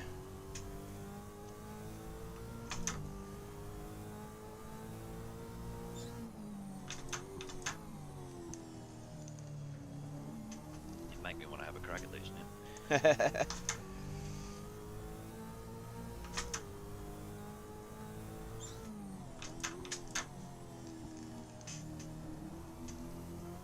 I'm actually a little bit surprised that these things are doing 2.9s, 2.10s. I thought they'd be a little bit quicker out of the box, but... Yeah.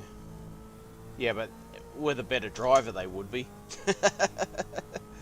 They'd definitely be quicker with it. I can't say I've actually heard of what people are actually doing around posting these things as yet. I don't really know much about them. Yeah, he has his own league that he runs. Do you have your RSR live time up? I do. It's connect. Hang on, I can't. I'll have a look on Conrod.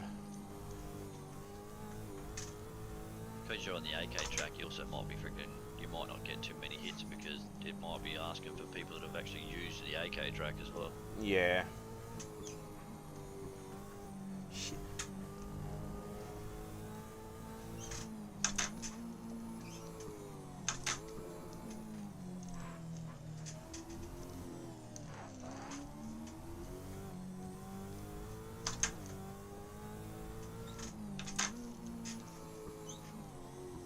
Because you're practicing for an endurance too, are you actually on a compound? I don't know if there is a choice of compounds. I haven't actually looked. Ah, right. Wear's pretty good though. Well, as you can see, the wear's pretty good. Yep.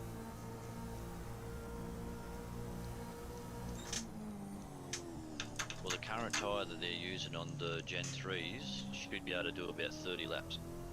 Yep. Well, that's how much fuel I've got on, is about 30.2. Oh, broke too late there. Stuffed that one up, but that's alright. Still a 209.5, so I'm getting quicker.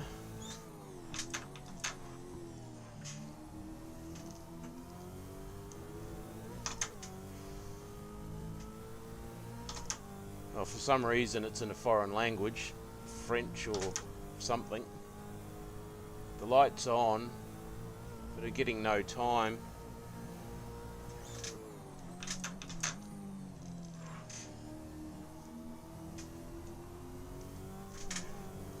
Whee, that was...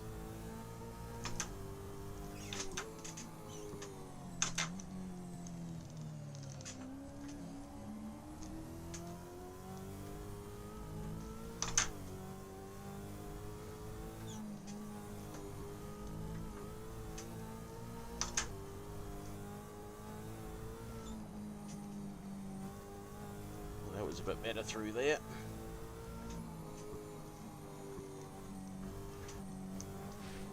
Also flash over there.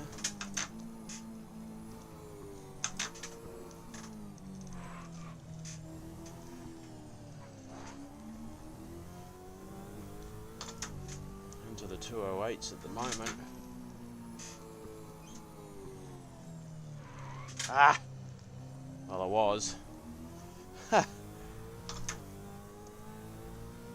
Tiniest little mistake coming into Forest Elbow.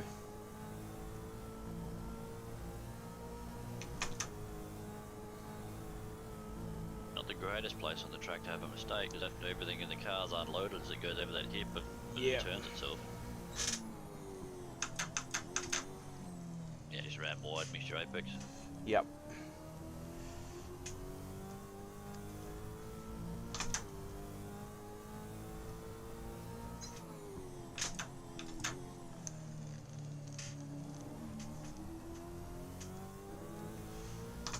Righto. Let's see what we can do with this one.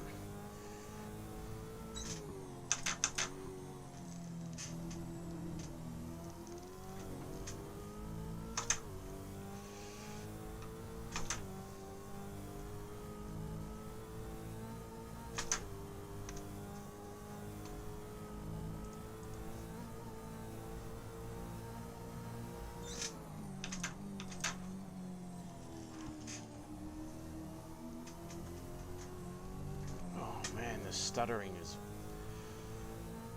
so bad.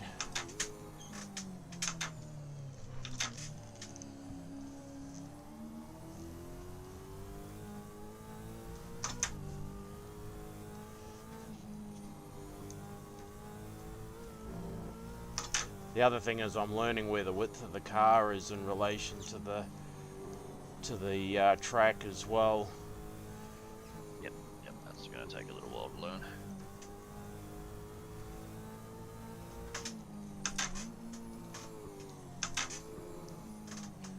And I'm using my Jinx shifter as well, instead of the flappy paddles, so that's also another learning curve for me.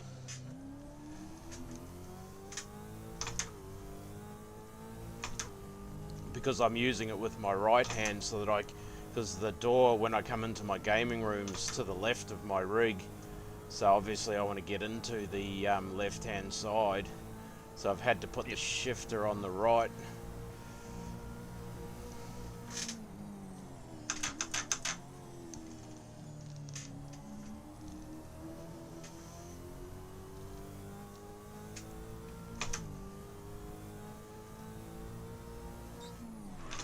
Oh, no. Bastard.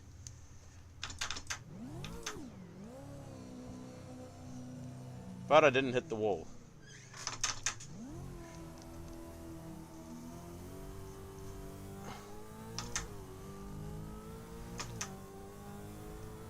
I was on for a 208.9. That's a decent improvement. You're back there and you'll be getting ready to crack a freaking 8. Yeah.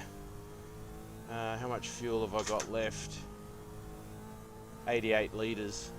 So I've only used 20 litres, or 23 litres.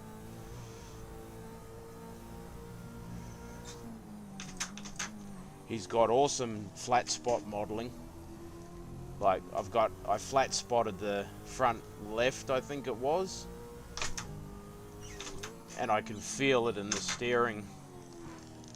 Yeah, nice. Yeah, it's wicked.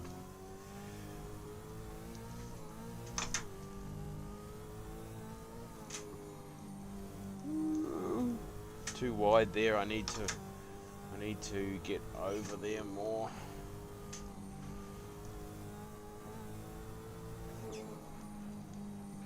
Nah, that's way too wide there.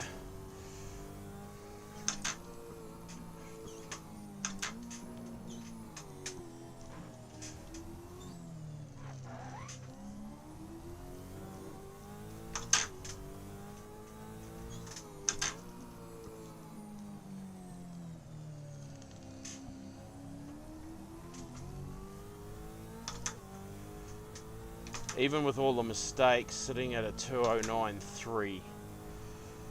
Yeah, nice. I'd be happy if I could get Definitely into picking the up some time somewhere. 207s. Yeah. I'd be happy if I could get into the 207s because that would match my iRacing times.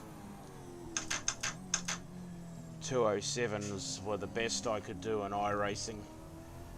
Yep.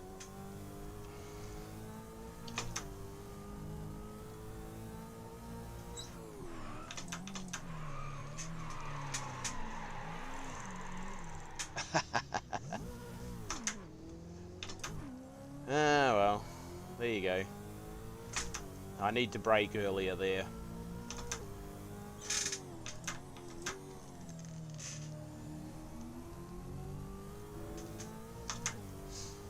Need to brake a bit earlier there. Yeah, so you can see the tyre wear is pretty good, so 30 laps, should get 30 laps out of the tyres. I got 23 to go.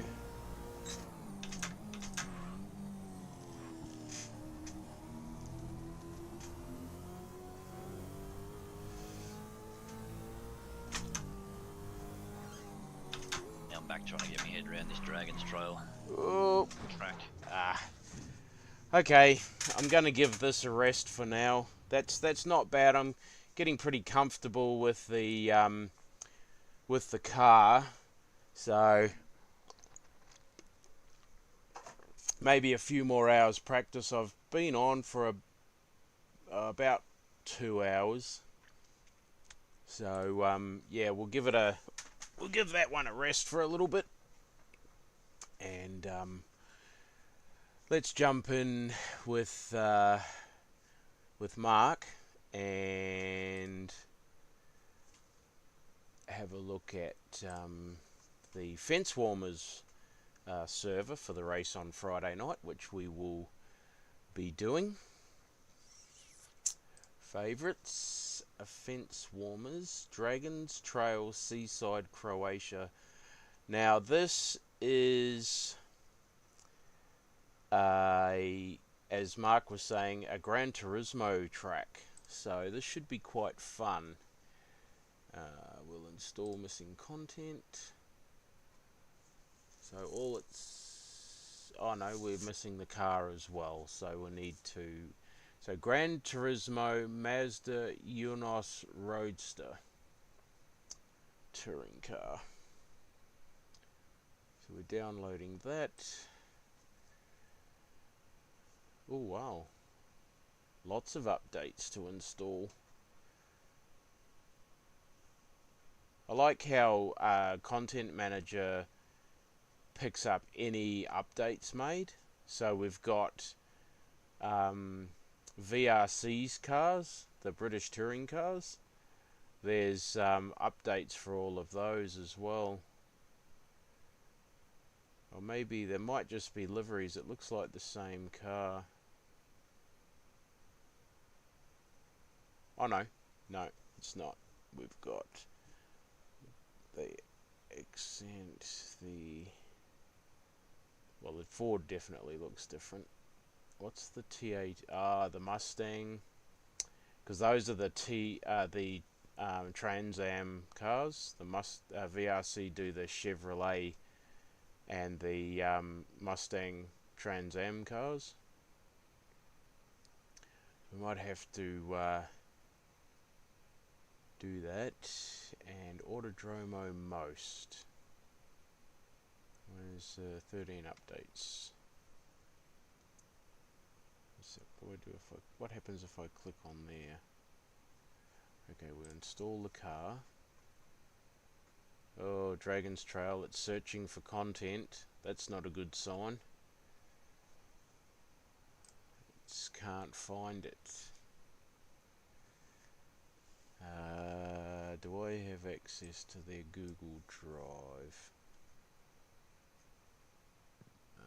Fence. If you have a look at the general in their Discord, you should see Cliffy put a post up for the track itself. Yes, he did. Go back, visit site. Yep. We'll just click on that. Oh no, it's found it. It's all good. We are installing. Installing. And we're installing.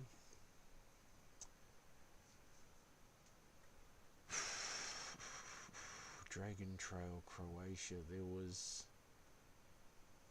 no Amalfi was in that's in Italy, isn't it? Amalfi. I think this is based in Croatia. Yeah, this one's Croatia. But I also think that there was one the Amalfi Coast one, I think, or was that Forza? Yeah.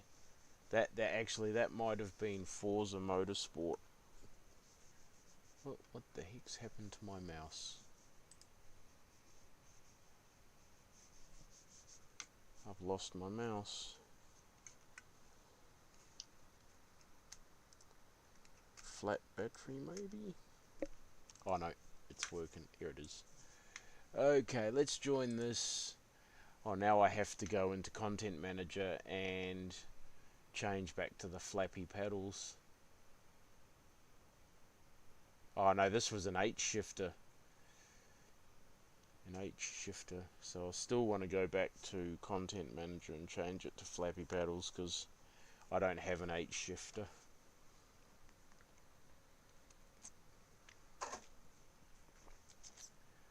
I think this MX-5 is only a 5-speed, mate. Yeah, it is. 5 gears. Can do 270 kilometers an hour though. She takes a while to wind up there, though. Yeah. Well, that's like all Mazdas, isn't it? Fifth gear takes a while. You need a freaking like a tailwind down a mine shaft to freaking get it up to 250. That's right. I'm going to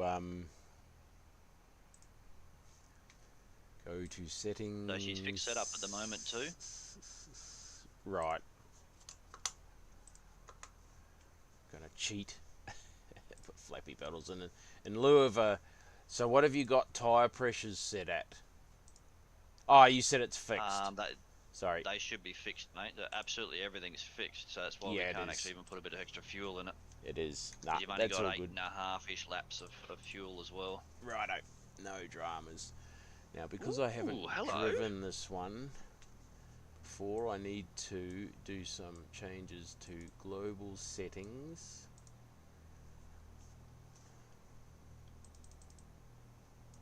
Here we go. That's better.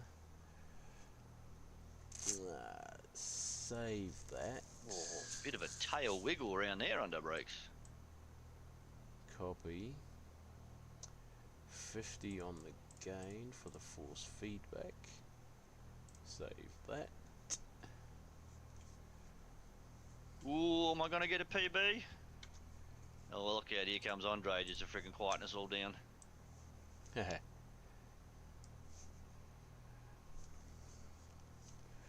Oh, we might want to go a little back in the seat. Ooh, 2/10 off my PB.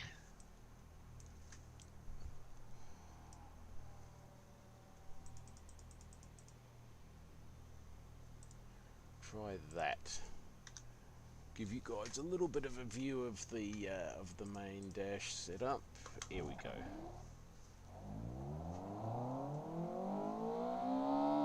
Well, sounds pretty good. No, she's got a nice purr to it.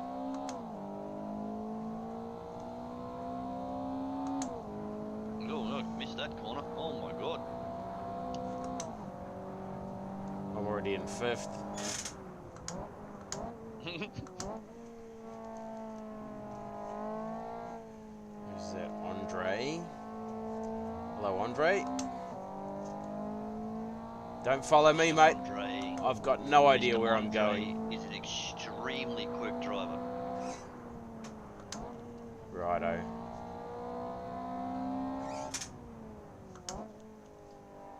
Typical Kiwi motorsport fan can steer a freaking motor car. Yeah.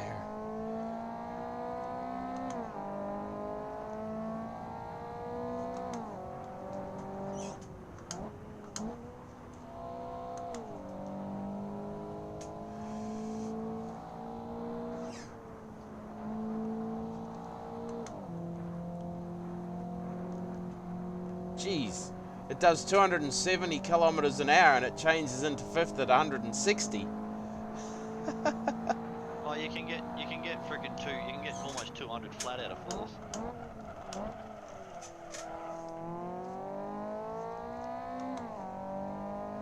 You just have to let it bounce off the rev limiter forever. As I said, it takes a while to freaking. If you can do 270 in fifth and you change it into fifth at 200, that's a long wind up. Go Andre. I'll follow Andre.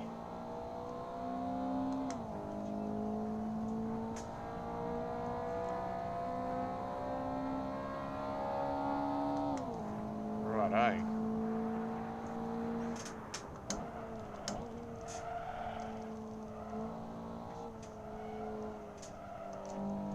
Well, let's not follow Andre.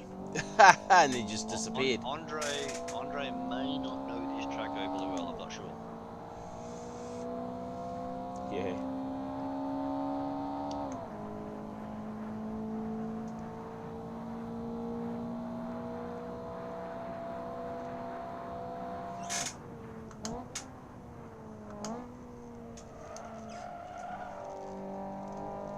Did he teleport his back to pits, did he? I think so.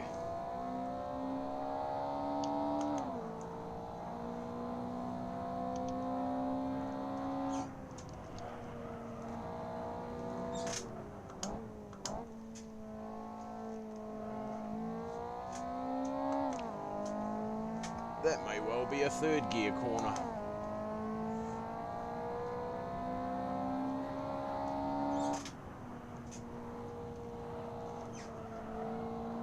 That's definitely a fourth gear one. As is that.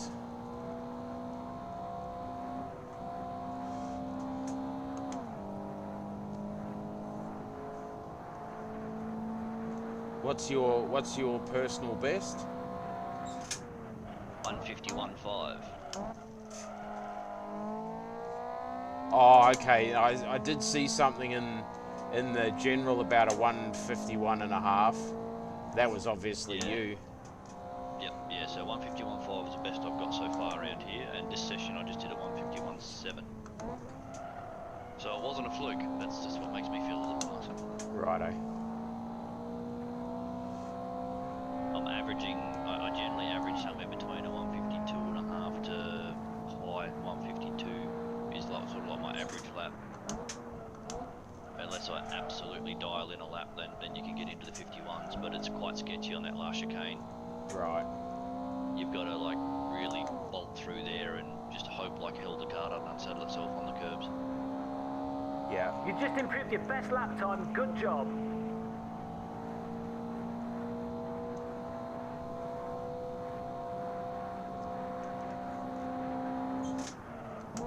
Braking marker for that corner is pretty much That the lap's start not of the going red to paint. count. A track cut has been detected. Right. I'll see if I can give you some little pointers of the corners that I struggled with. Righto.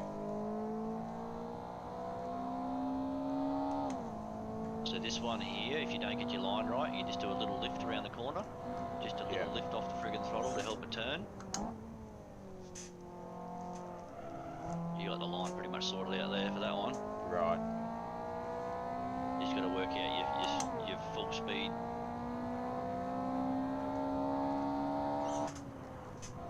This sequence of corners here is funny, because I actually do a bit of a break in a straight line, and then actually I take it off what would be the perfect driving line, and sometimes you can actually get a bit more speed out of it. It's a weird sequence of corners, that one.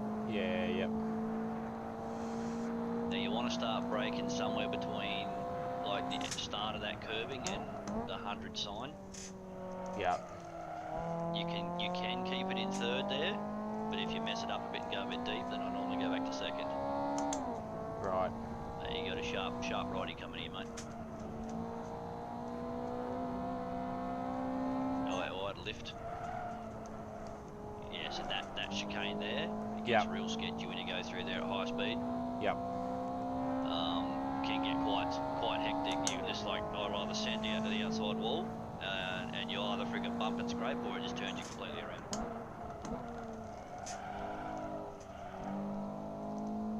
Well, there you go, that's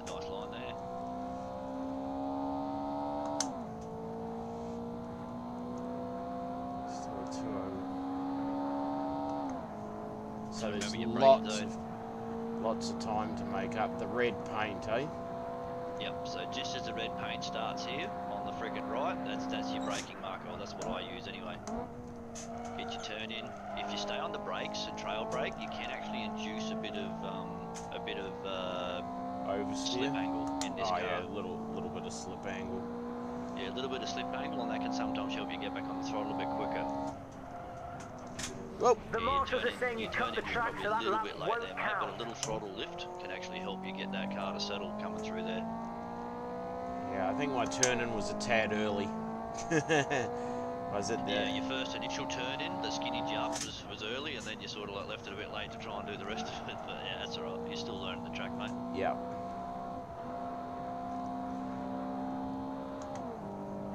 That funny old sequence of corners, that one. I actually hold third until you come over that hip on that last corner as you're exiting the left-hander, Yeah. and then go to fourth after you hit that hip.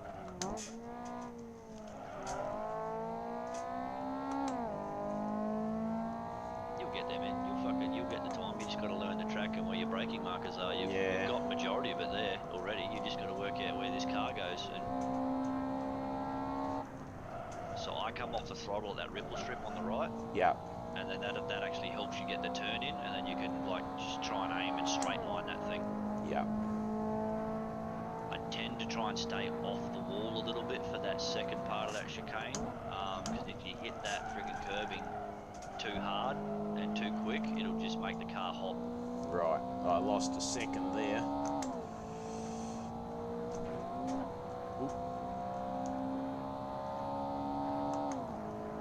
Yeah, Andre's obviously learning the track as well. He's into a 54. Yeah.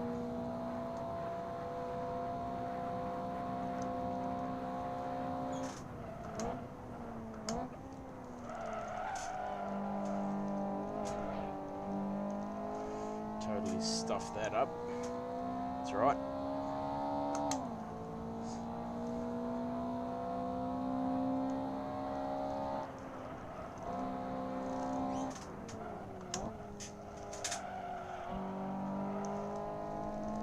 I do love the MX-5. It's a pretty cool little car, isn't it? Yeah. It's like, Oh, it's yeah. sort of like it's like an entry level racing car, really, isn't it? Yep. It is an entry-level racing car for sure.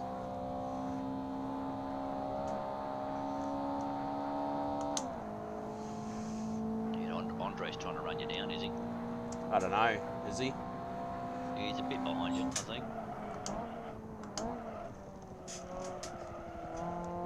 Okay, so that corner widens up, opens up on exit, so I can carry more speed in there. It's all good.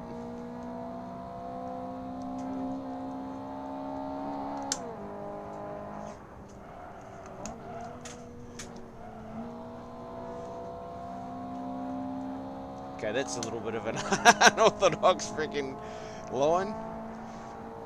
Got away with it though.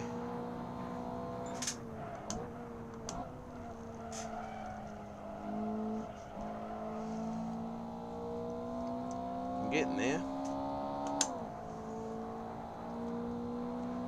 A little bit more time off it.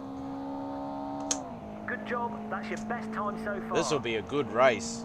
This will be a really good race. Oh, these things are so close, so closely matched.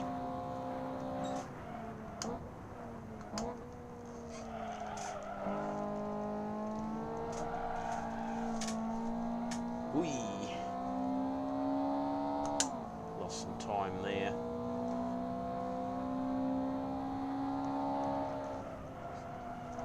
Ah! The marshals are saying you cut the track, so that lap won't count. Bugger it all. Okay, that's all good. Too early, I end up on the friggin' dirt. Too late, I end up in the dirt.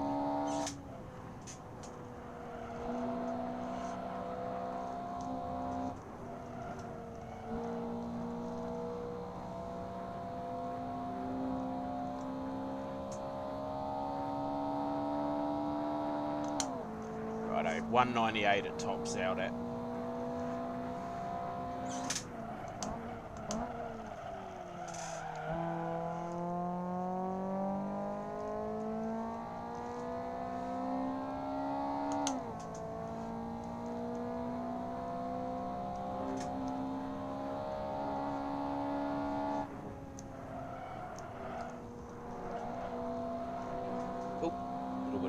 tap.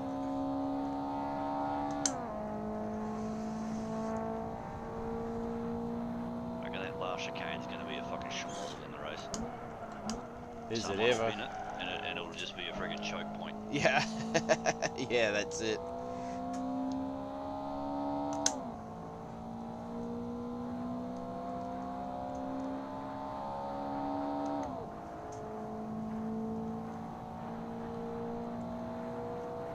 So somewhere I've got to find another couple of seconds to get close to you.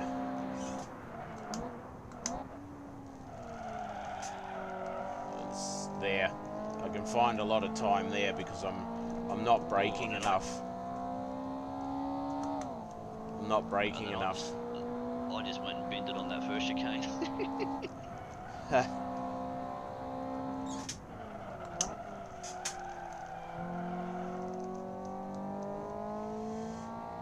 Time lost there.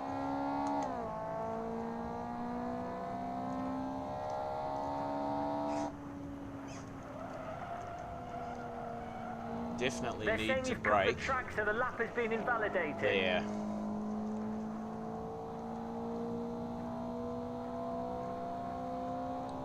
Definitely need to brake at that point.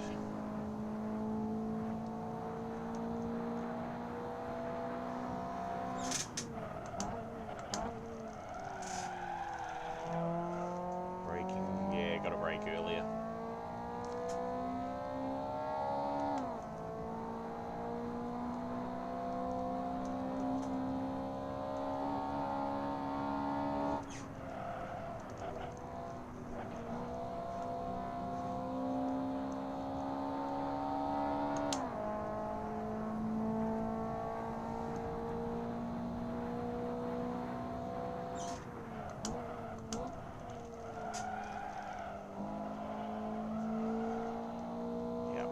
Definitely brake there. Okay, let's see if we can get this corner right, because this is where we're losing the most amount of time.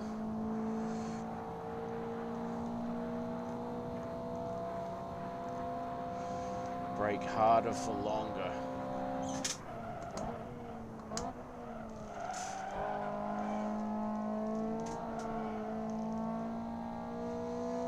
Yes. Probably more time to be made up.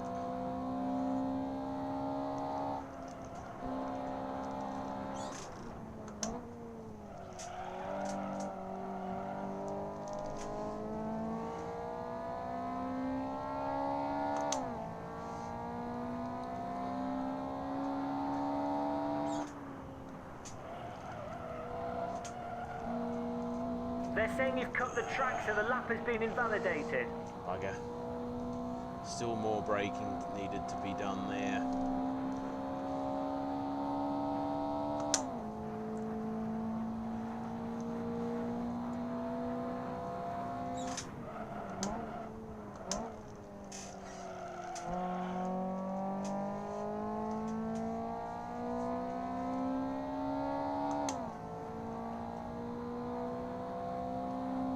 My best corner.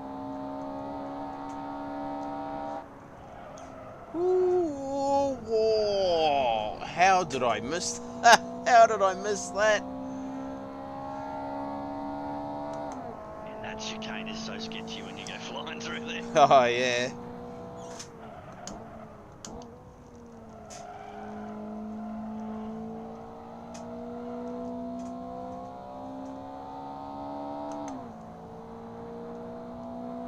Oh man, I was on for nearly a 51 flat on the before that last corner. Shit.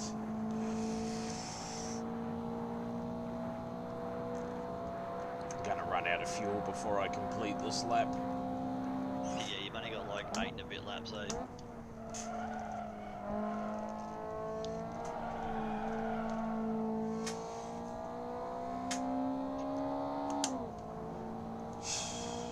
Looked at chicane that hot that I actually started sliding on the way out. I lost time.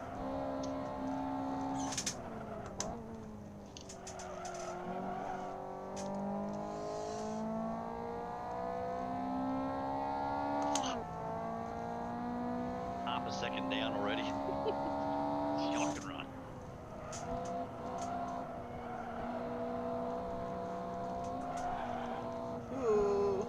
that lap's not going to count. A track cut has been detected. Agricultural.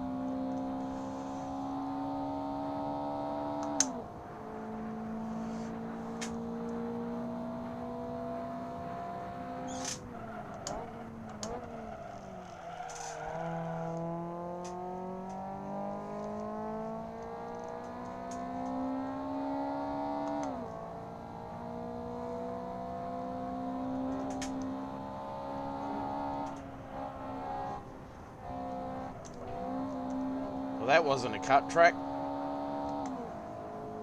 Yeah, I followed you. Yeah. I got a cut as well. I'm just like, oh, that's a little bit fucking sharp. I'm like, yep, I did it.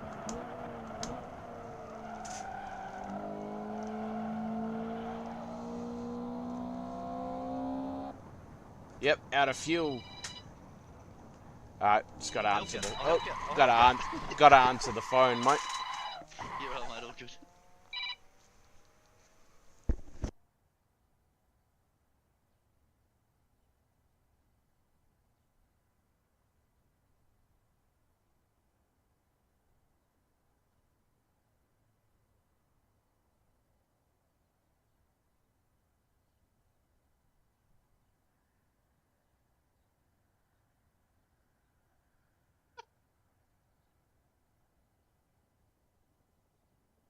Oh dear.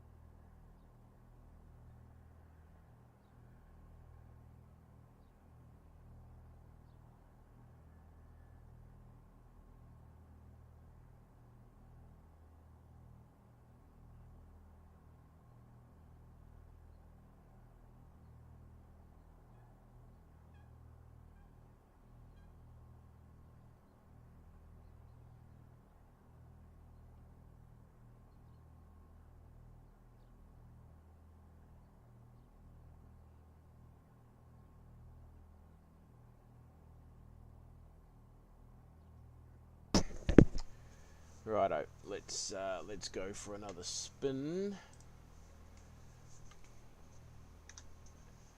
Let's go for another Yeah, spin. I just freaking completely rolled it off the freaking back of the first chicane. Oh, righto.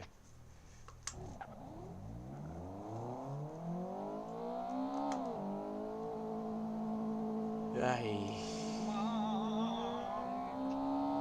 The cars there, they actually sound kind of cool. Yeah. They do sound cool.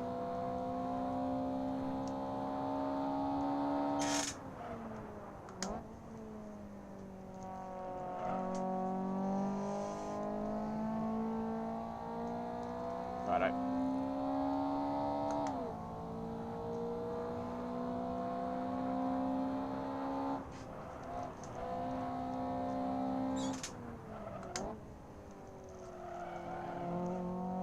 They sound very cool.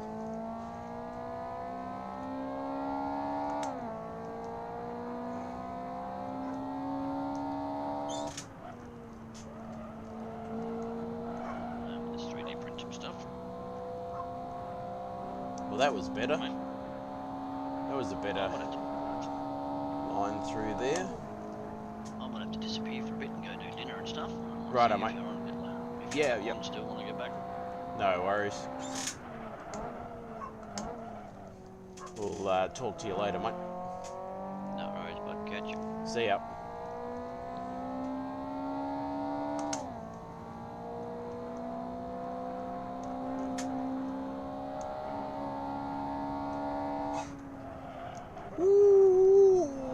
Woo-wah! Ha-ha! How cool was that? That was mad.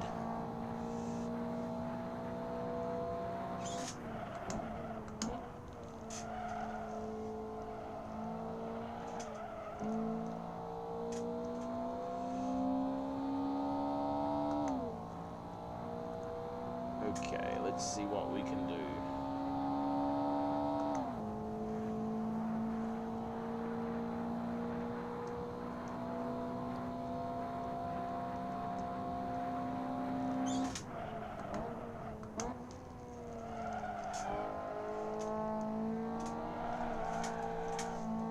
Woo, slidey slidey, that's not fast at all.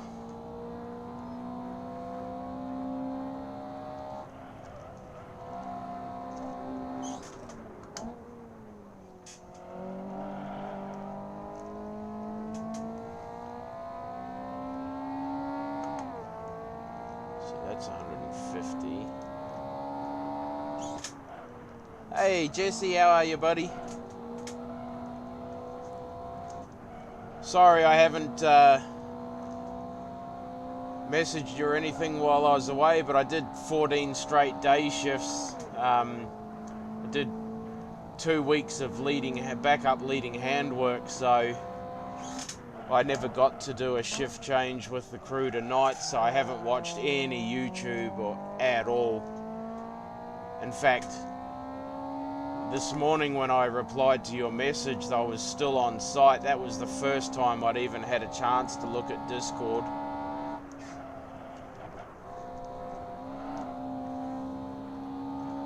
How you been, mate? Hope everything's well with you and Christina.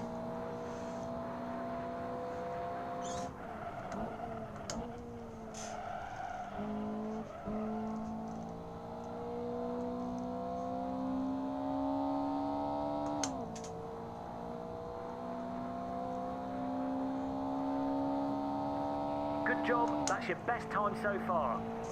Well, my roster is 2 weeks on, 1 week off, but I usually do 1 week of day shift and 1 week of night shift. So, but day shift, I'm not a day shift fan, so I struggle with 2 straight weeks of day shift, mate. Seriously struggle with it. Seriously struggle with it.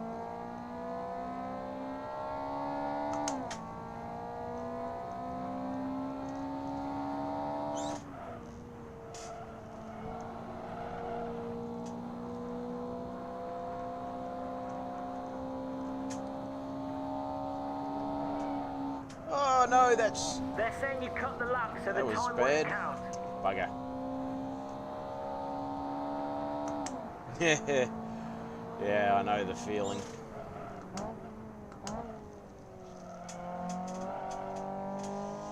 I know I'm in quite a unique situation where I can get quite a bit of sim racing done, albeit 3 weeks apart.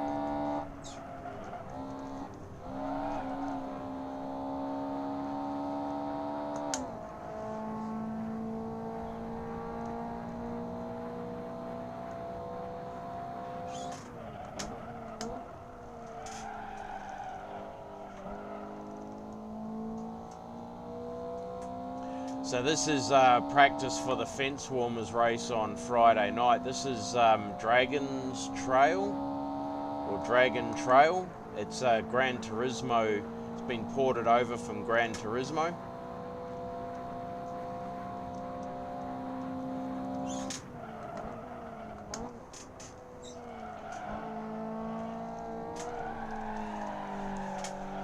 That's not fast. I need to slow it down a bit more through there.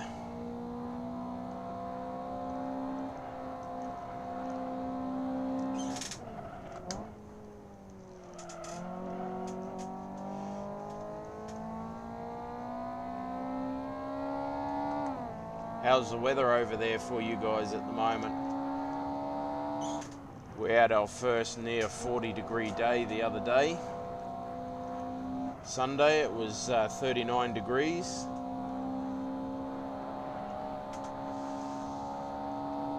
Won't be long before we hit the mid-40s.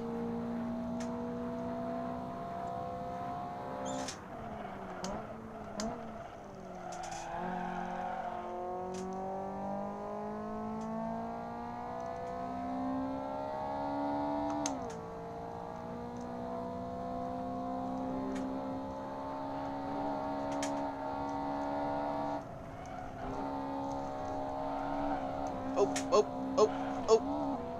Keep the foot in it.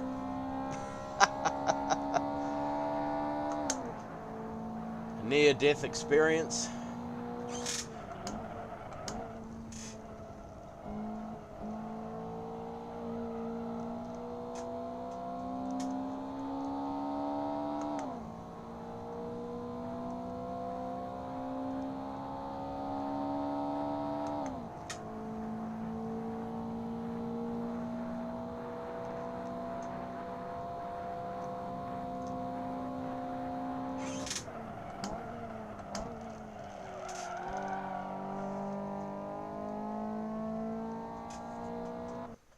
Oh, there we go, out of fuel again.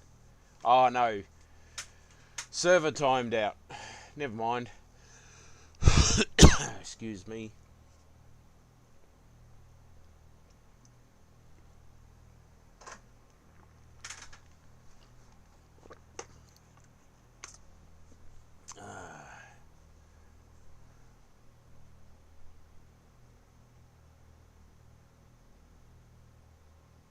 Yeah, yep. Yeah, it has a tendency to change quite quickly here as well. You go from beautiful days, you know, spring, autumn, you get sort of mid-20s to 30s, to 30 degrees. 28 is the sweet spot here. 25 to 30 is really good. And then anything either side of that is cold or hot.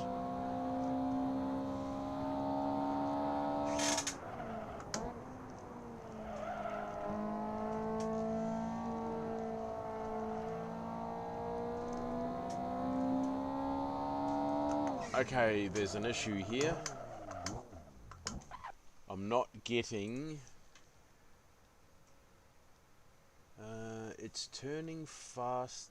It feels like it's turning faster, but it's the wheel on the screen is turning more, but it's not.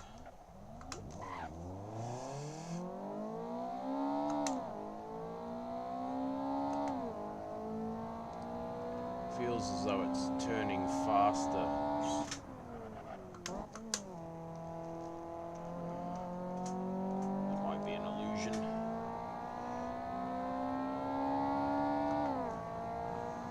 Yeah, spring and autumn are the best temperatures for here. If it was that year round, we'd be really happy. Obviously. I'd imagine it's the same for you guys as well.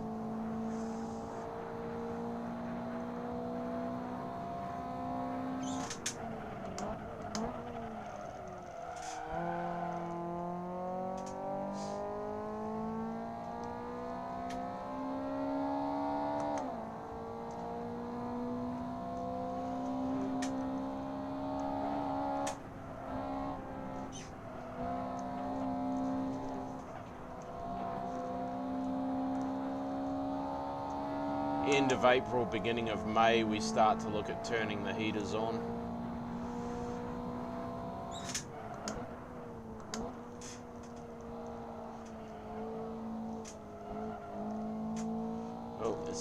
that corner.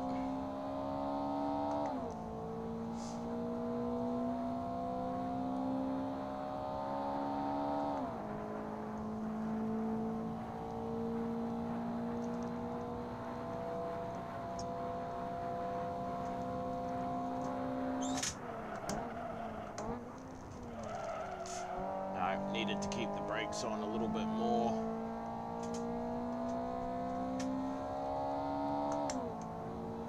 There.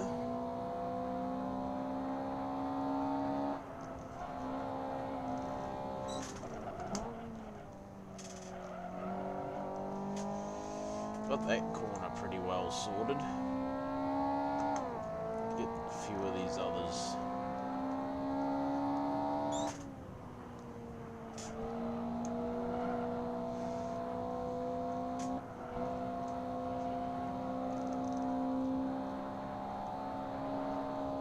That one pretty well sorted.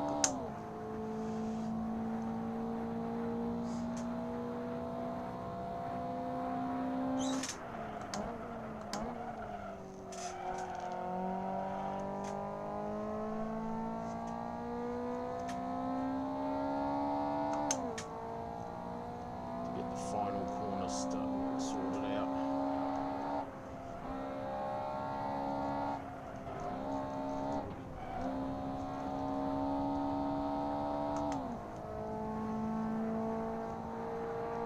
Heading in the right direction.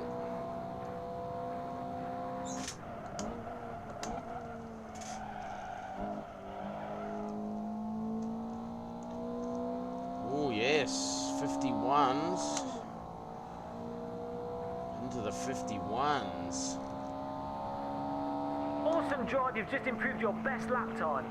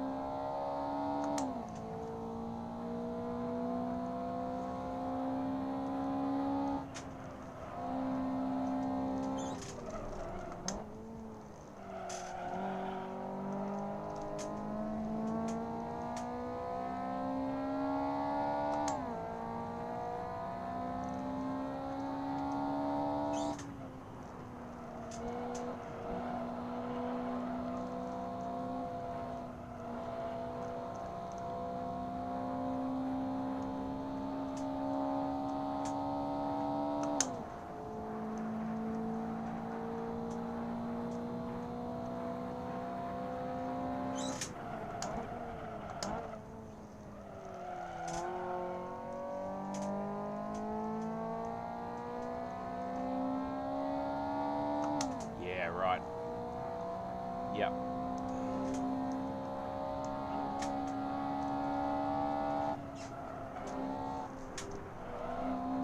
Woo-wee.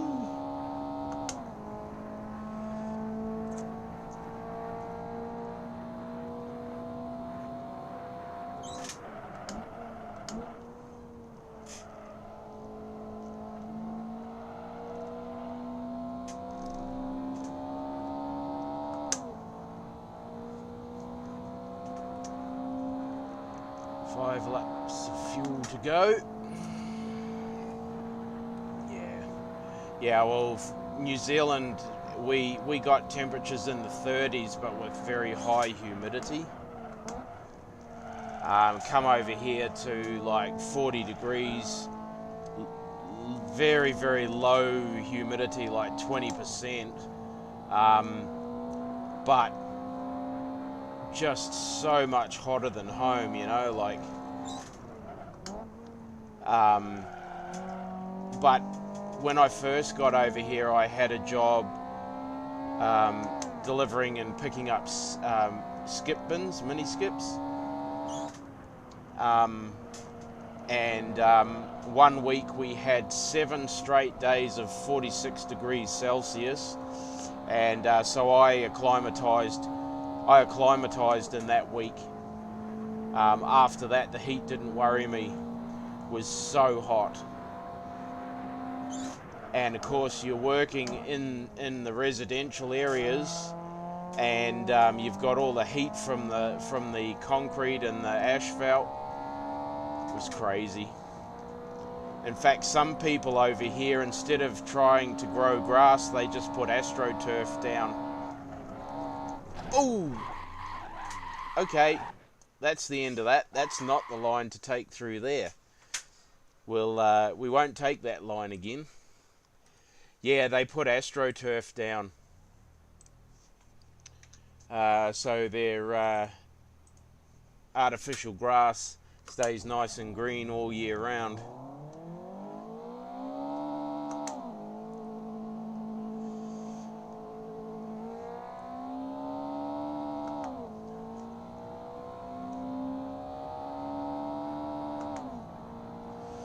Yep. So yeah, it gets hot here.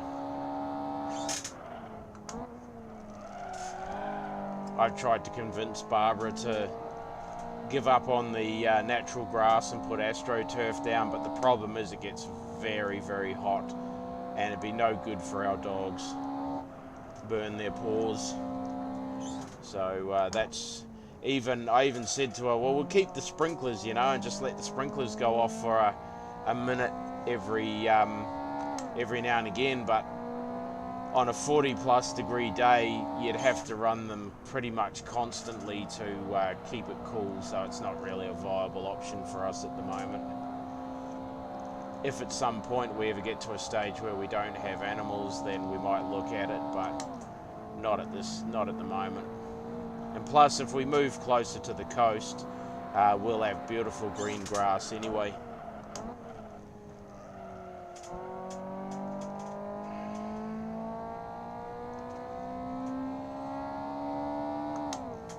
How's the talk series going?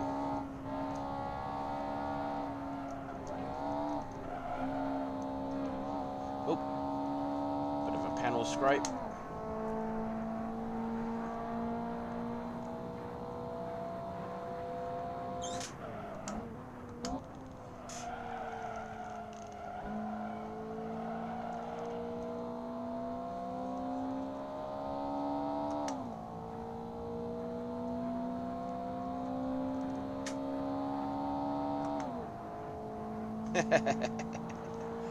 Yeah, if your vehicle doesn't have aircon, then yeah, you're going to acclimatise really quick.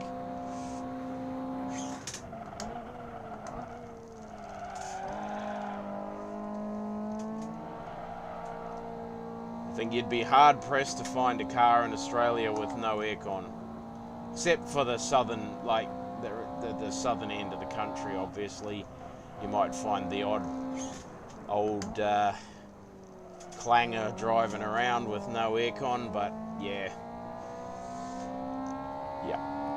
not here in WA, or not in mid-southern to mid-WA, and anything above that's got aircon.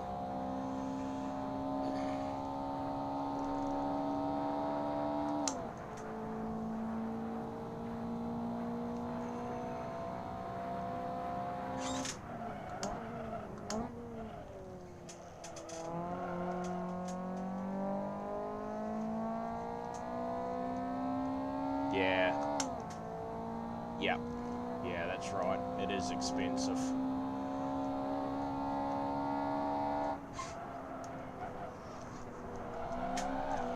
Woo! Yeah, no, it is very expensive. That's for sure.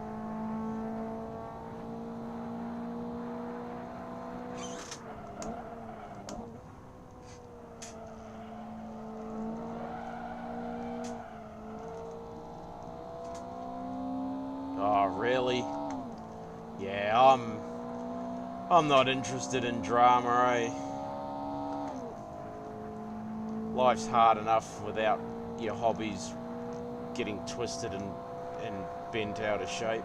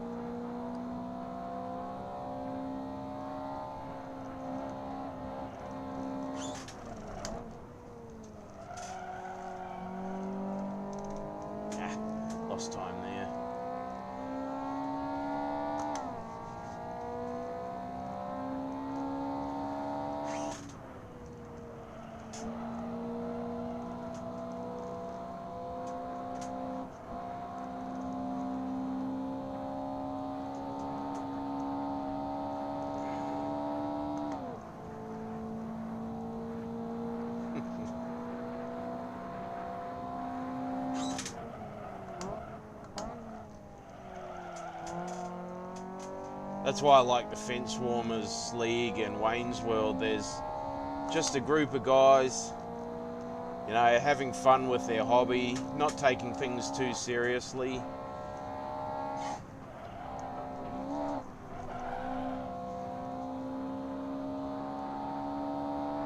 Yeah, I bet. I'm looking forward to catching up with all of that over the next few days.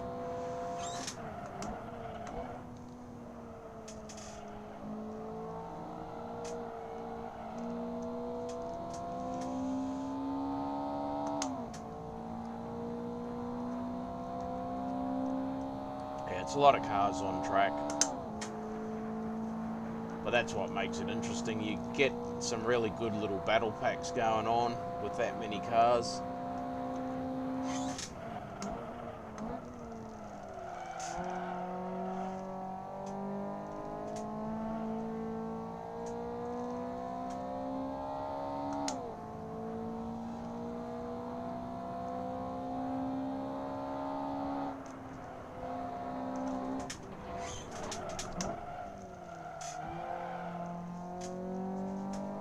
That was a little bit wild.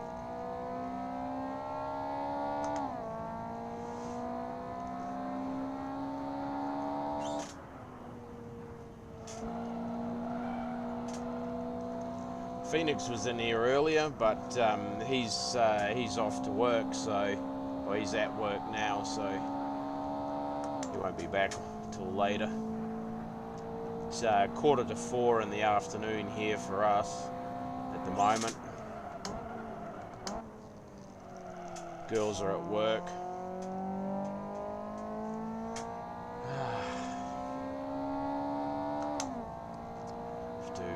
Send them a message. I'll give Barbara a call after and see what they want for dinner.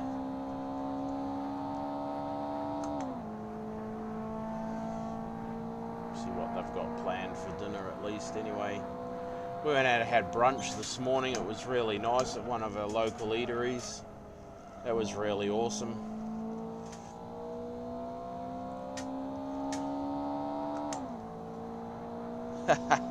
Copy that.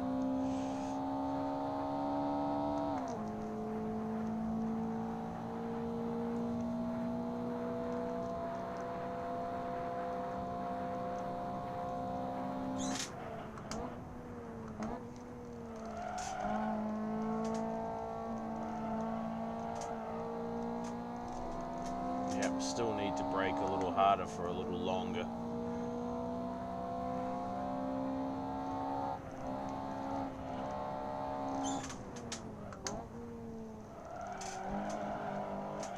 Oh, no.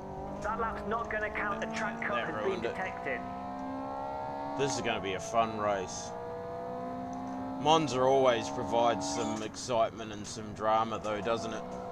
Just the nature, open, flowing circuit leads people to do things they probably wouldn't otherwise do.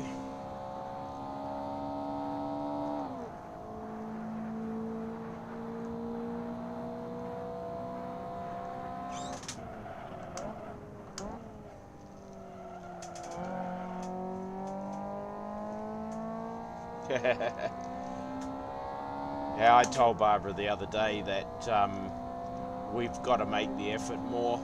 We get so busy with our lives. We think all of this stuff's important, but it's just as important to spend time together. Quality time, you know. Quality time together is so important.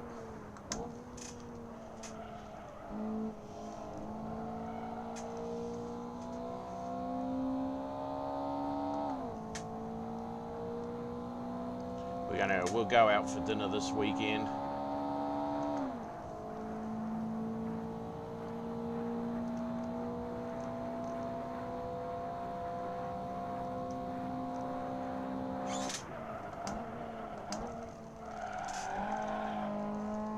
Got to brake earlier, I reckon. I reckon that red paint is too late.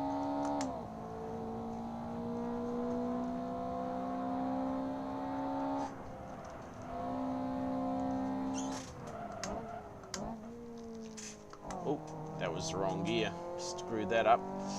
When I get my new monitors, I'm going to keep. Well, I'll keep one of these monitors for the putting all the OBS and stuff on, just up above me there. But I'll also see if I can do a capture. I might get a lovely overlay pit wall so you guys can see the actual digital overlay the digital dash that I run. You can see the overlay because I hadn't realized, but one of the recent updates, where I've got my tire pressures and temperatures, the brake discs glow red as they heat up.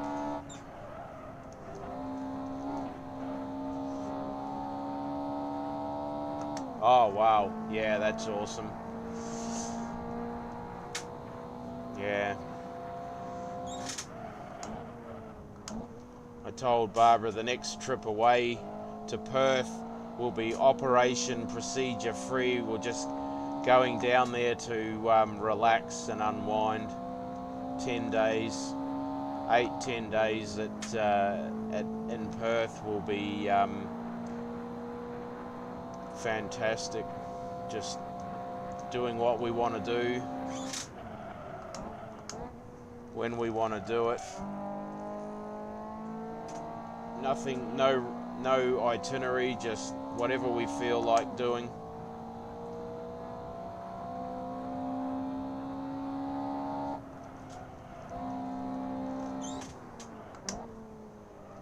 So many good restaurants down there that I want to go to. I love my food. I really love my food. Unfortunately, the food doesn't love me though.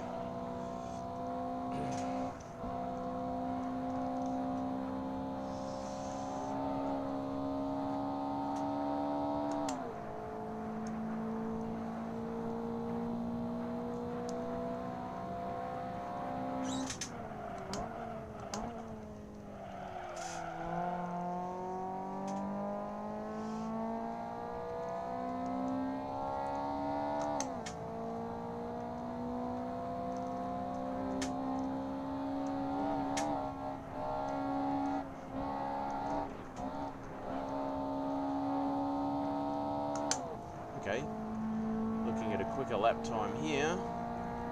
Now, can I get this last corner nailed?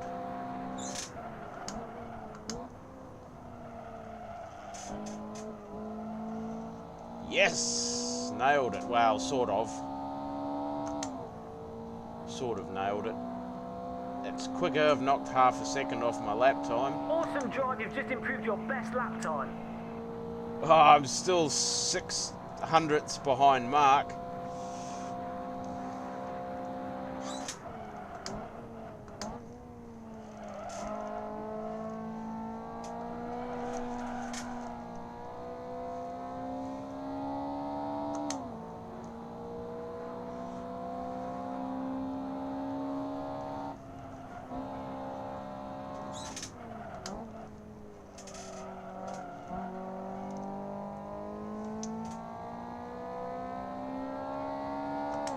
Yeah, that's it.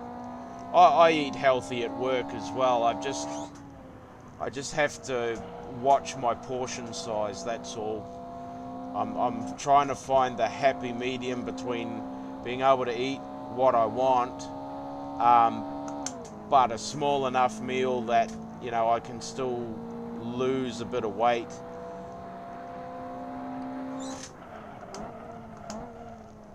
I joined one of those calisthenics programs, one called Better Me.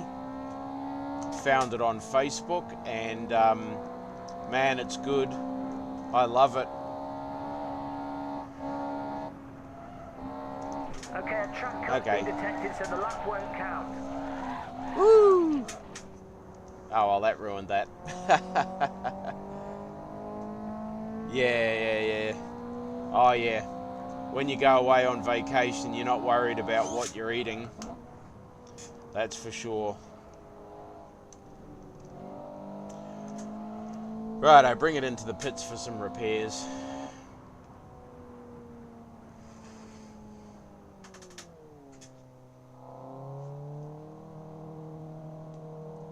Get some repairs.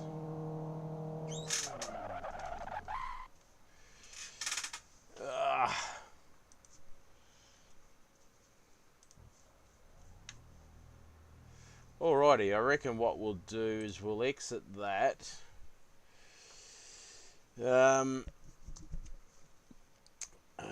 Let's. Is that? That's interesting. Is my camera not even plugged in? What's going on with the camera? I'm not. You guys aren't seeing me.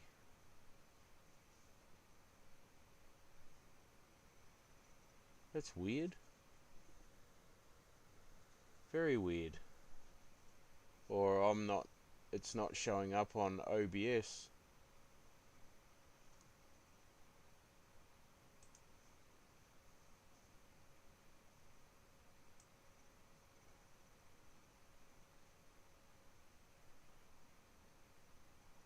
Oh, hang on. Let's overlay standings.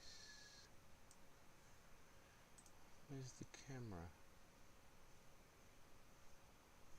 Yeah.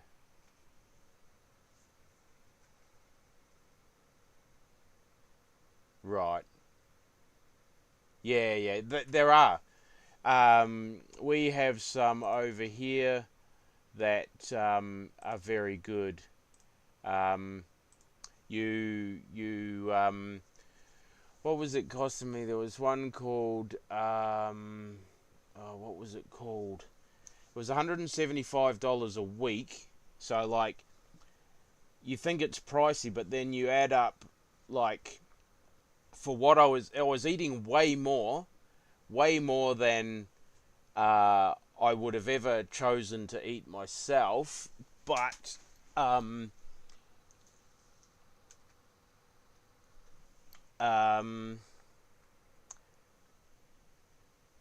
it was smaller meal portions, and they were all they were all worked out, and there was three of them. There was a 1200 calories a day, 1800 calories, and 2000 calories or something per day. So I chose the 1800 one, and I lost heaps of weight, and I was still, just working in the machine, but it was more what I was eating rather than the amount I was eating. So yeah, that worked out pretty well. But yeah, it's different, but it was very good. I'm just trying to remember what it was called. What was it called? Light and Easy. Light and Easy. International company. So yeah, but it was very good.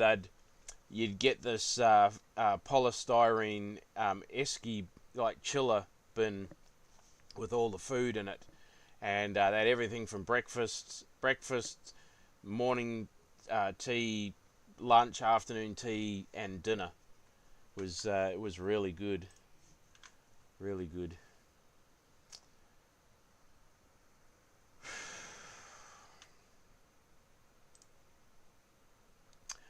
Controls.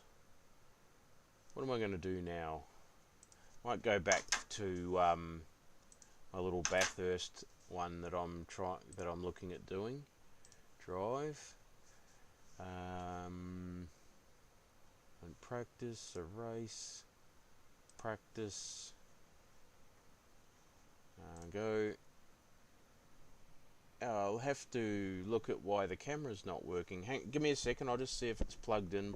Might not be plugged in.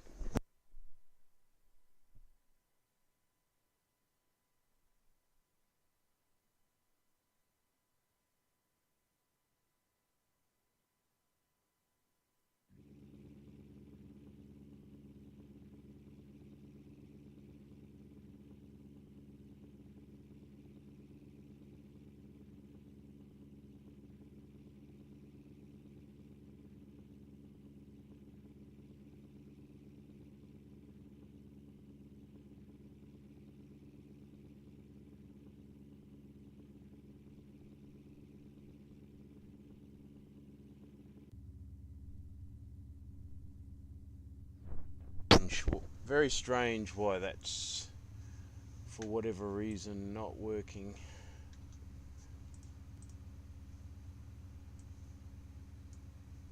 We'll have to look into that. Why that's yeah.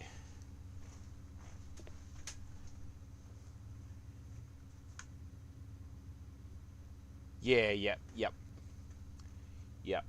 No, that's it.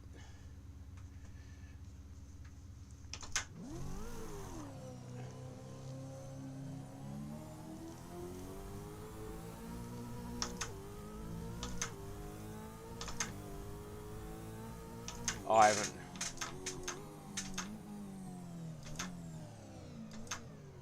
haven't done my setup. Back to pits, load, setup.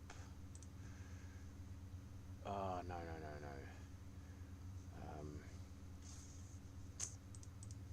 Go there, load, setup. There we go. That's better.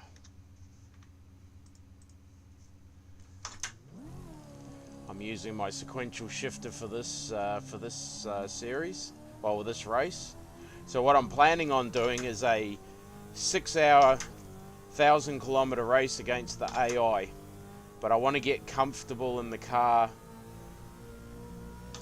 before I go doing that. I don't want to have another schmozzle like the iRacing one with the Corvette, where I just could not get the brakes set up for the Corvette. The last time I did it, it was awesome.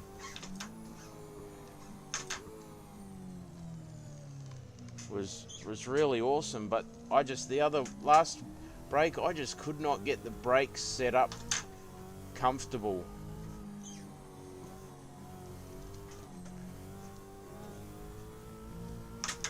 I hit the wall there.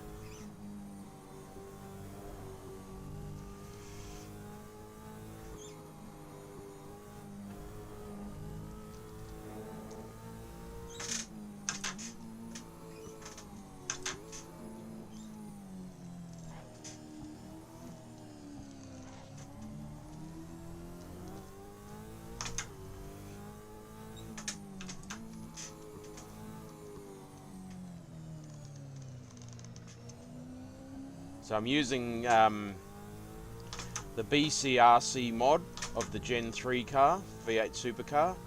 It is so good. So good.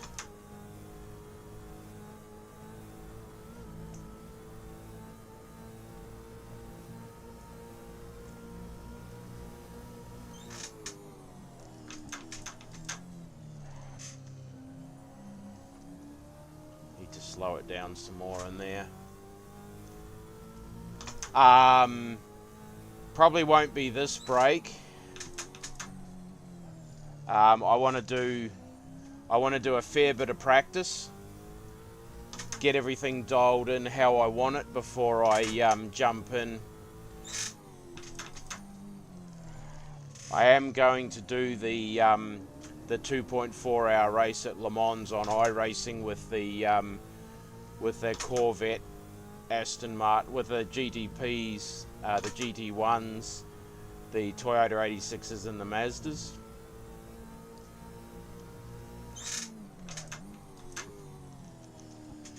I do plan on still doing that race, but I want to do it so it, you know, comes across really good, not the shambles that it was. Yeah. So lots of practice to do yet. Probably more for the setup of the car. Really want to, well, get used to the car, I should say.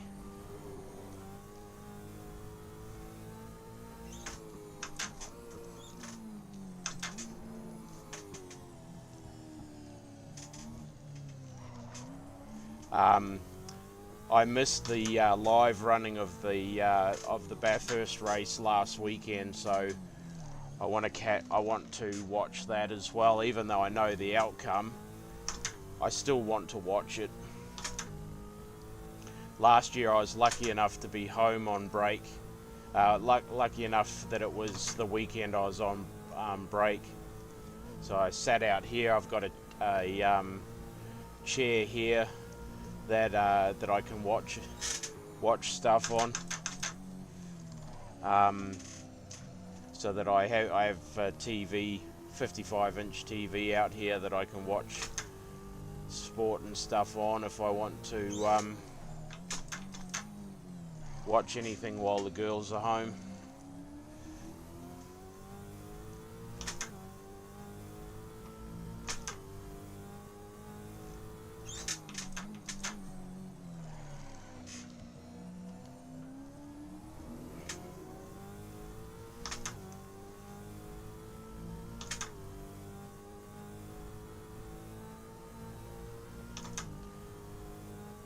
I haven't really driven this car here much, other than a few laps when I first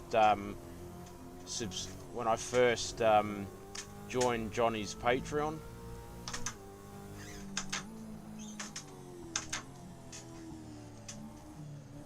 So I want to get comfortable in the car here first before I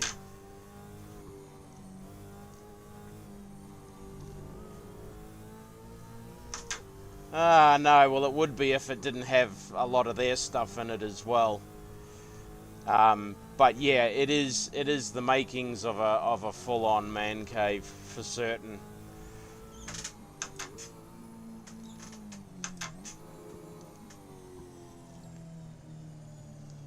Righto, let's set this up properly because the Bathurst race doesn't happen at night. Let's go out here. Yep.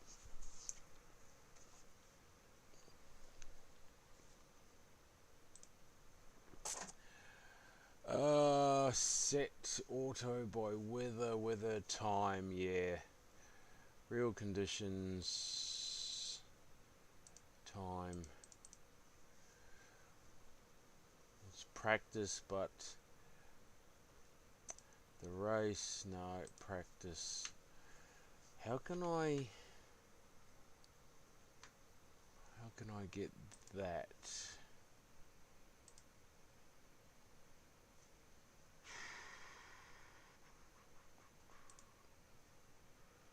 No, auto set by weather.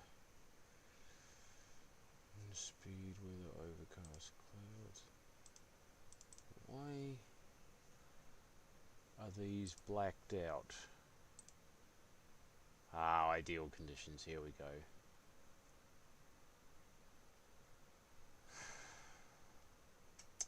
Where's...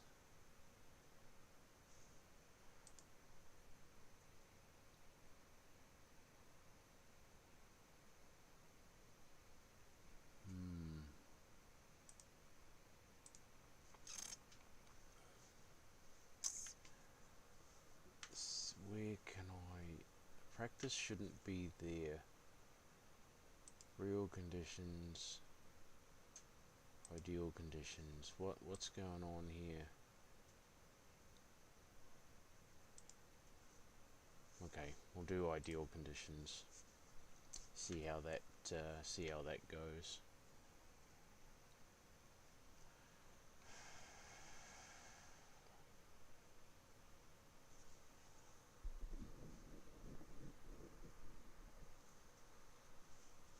He uses paddles, but they still use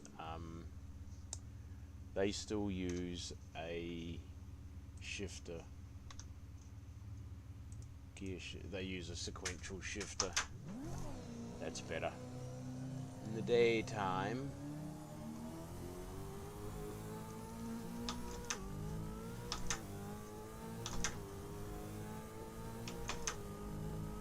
and I've done it again. Done it again. Go back to the pits, load the setup. Bathurst, load, drive.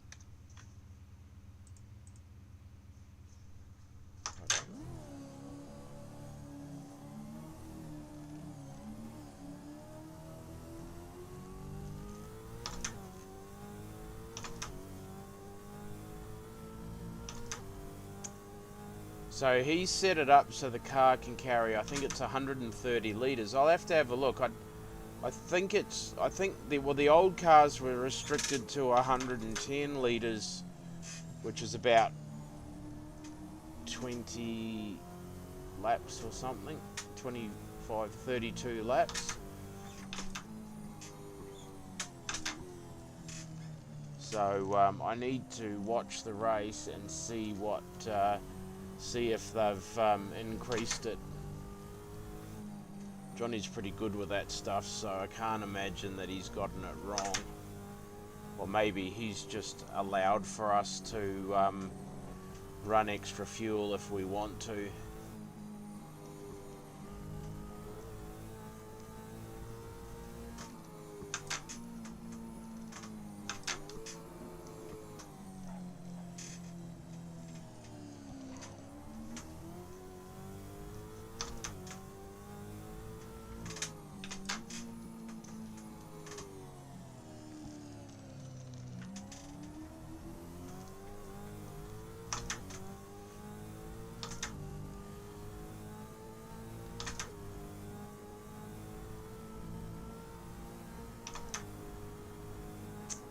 Weird why the camera's not working. Something happened with OBS.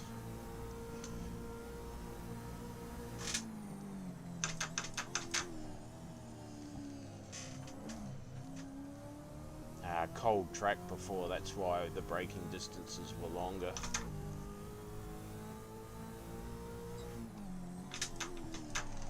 Oh, crashed. Yeah. That's why I need to do a lot of laps with this car before I jump in the race.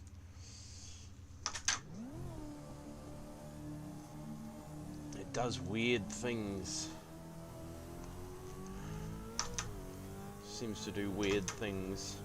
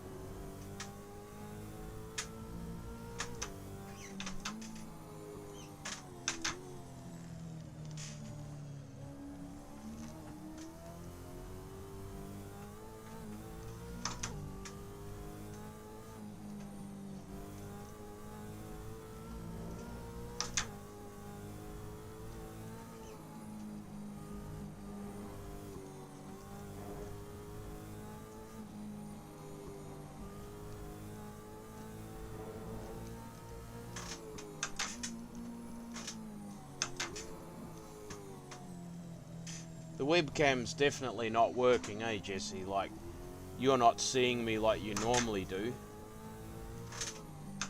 Or maybe it's just at my end. For whatever reason, it's not showing on OBS that the camera's working.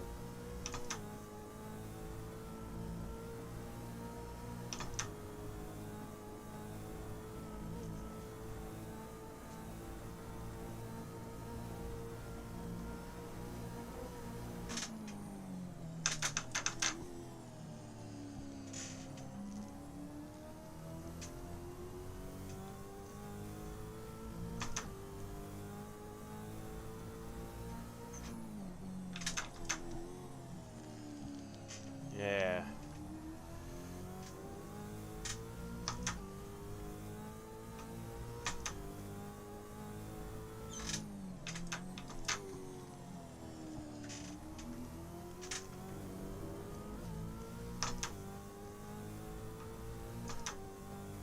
Try and get to the bottom of that.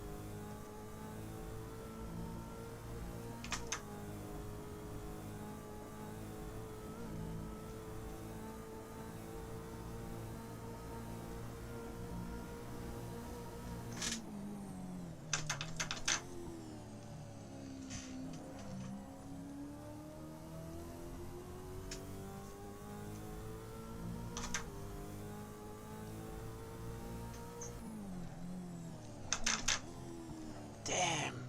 I don't know why it does that there. It's weird. Doesn't do it anywhere else except for there. It really gets loose under braking into that corner. It's unpredictable.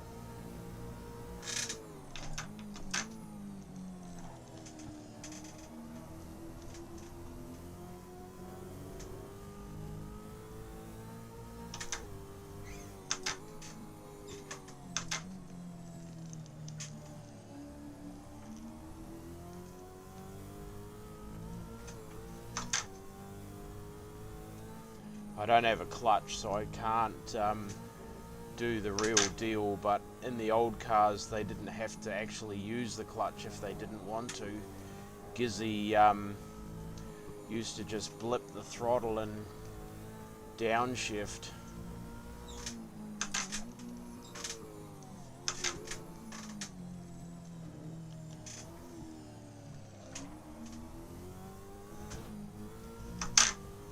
Oh, I clipped the wall there.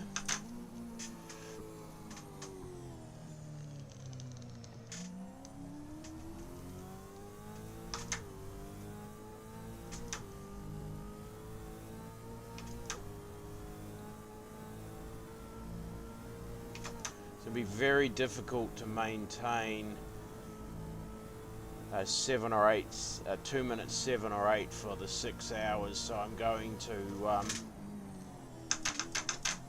be doing a lot of work with the AI to get them as close to like a 209 as possible.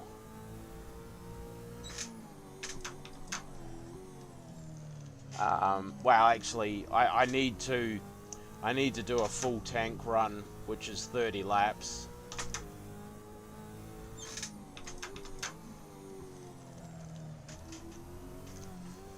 And see what sort of a lap time I'm squeezing out at the end. Because I mean, I'm already in the 207s. This is my second run. I did a couple of hours.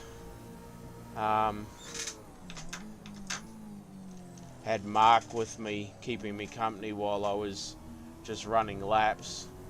We're talking about setup.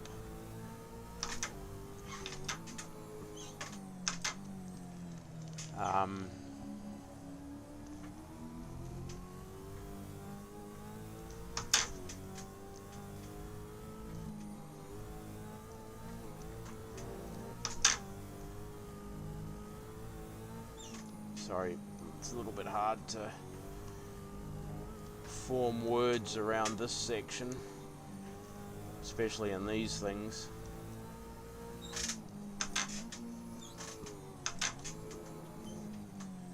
Tim's obviously, he's working, so he hasn't joined us yet.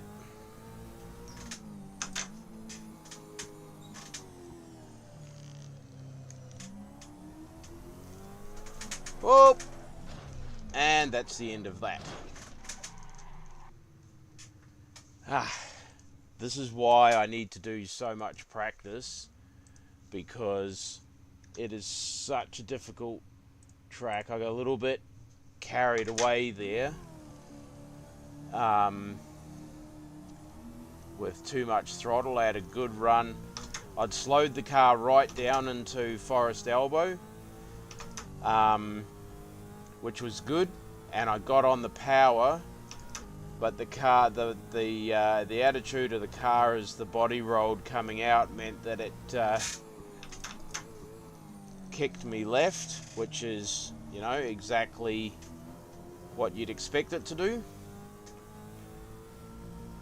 I need to learn that that limit.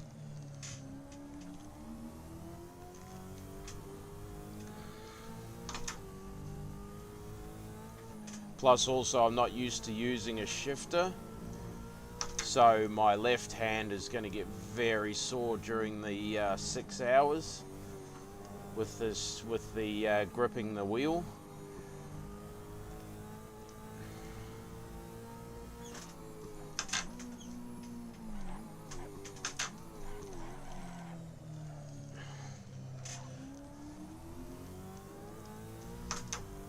Made a mistake there.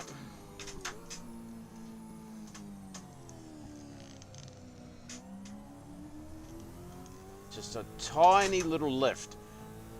Like 98% throttle instead of 100% throttle. Totally different attitude of the car altogether.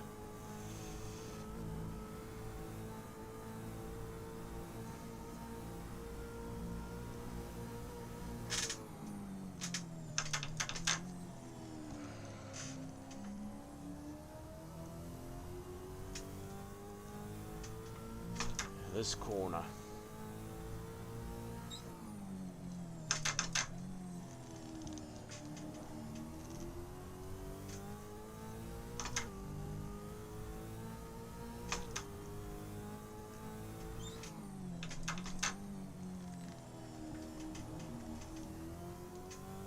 Just need to be pointing it in a straight line. Straight a line as possible. Exiting the turns. So we're out of Howell Corner, heading to Griffin's Bend, I think it is. I mean, I should know all of this, but... And backs it into the wall. These cars are very, very difficult to drive. Very difficult to drive. The guys are just absolute legends. Like, the way they can muscle these cars around at doing 203s is just insane. And we know people can do 203s on iRacing. It's mad. But then the guys that do do the V8 supercars on iRacing, that's all they do. They might do some of the GT3 endurance events, but really that all they do is V8 supercars. And that's why they're so good at it.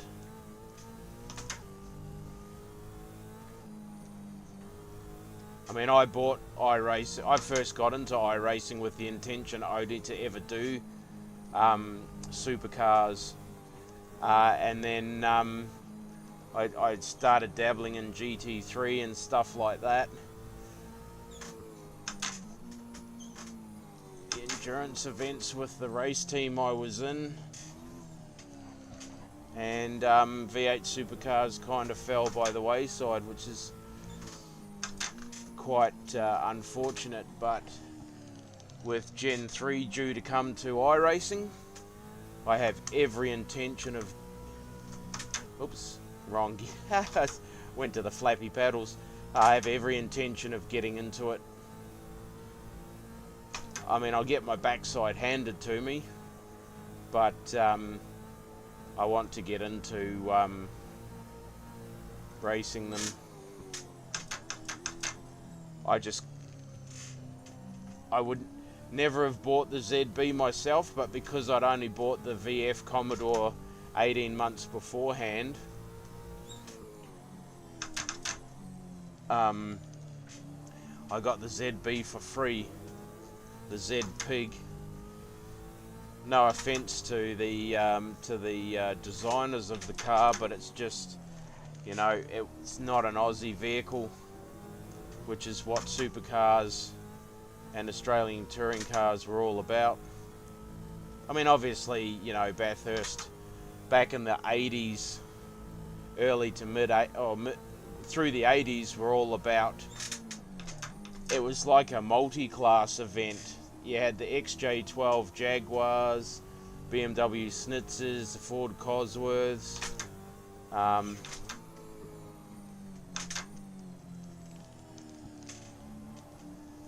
there was just so much variety. And back when Bathurst first started, I mean, they had old Ford Anglias, and I mean, you just drove your car to the circuit and you could literally race it. That's how Bathurst started. And then along came the V8s, and Australians love their V8s.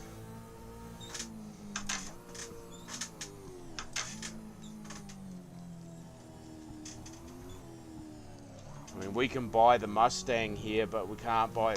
You can get a Camaro, but not. I don't know if they're. I don't know if they're buying. They can buy them brand new still or not. Whether there's only second hand.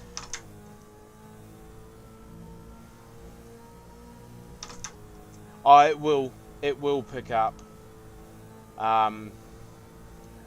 It'll definitely pick up with the Gen 3 cars. Most definitely.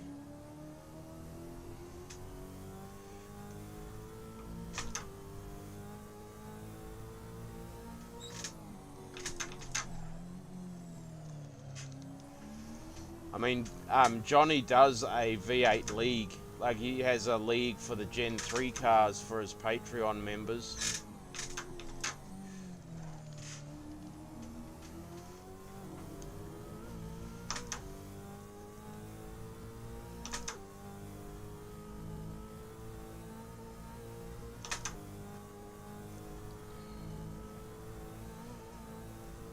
The sim was very laggy earlier. It's settled down a lot now. It was quite stuttery and glitchy for whatever reason, I don't know.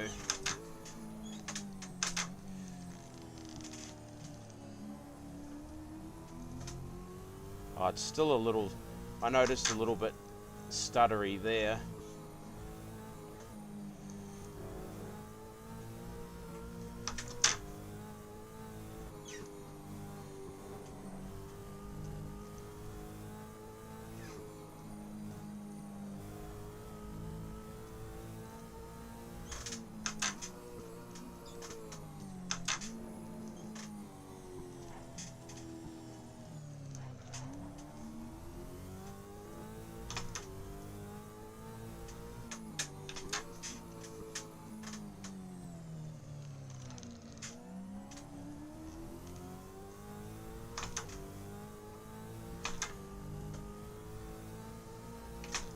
Problem with the AI is that you set it at a certain level and they'll run that level the whole time. And I don't want to set it up so that, you know, I get progressively faster through the stint, but they stay at the slower level. But then I don't want to set it to a point where they bolt and leave me behind and then I'm playing catch up. It's a tricky one. It's why the iRacing AI is so good.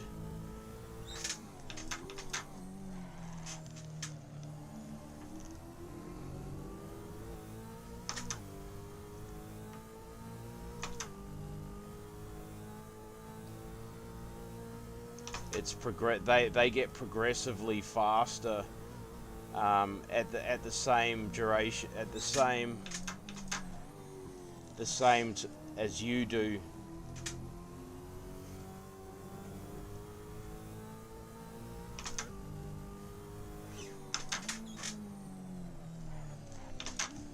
Oh, got that wrong. I didn't downshift early enough.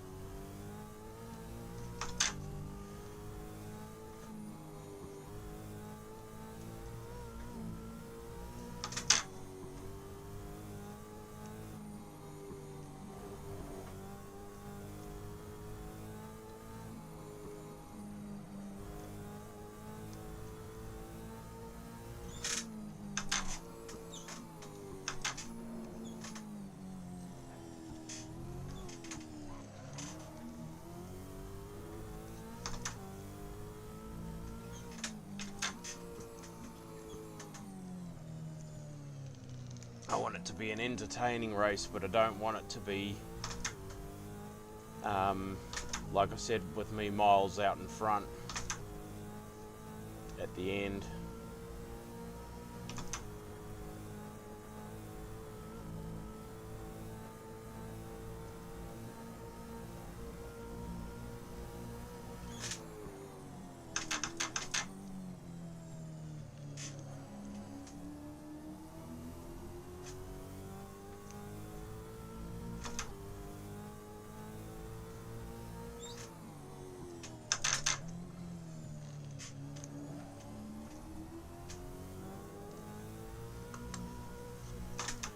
I keep grabbing the pedals.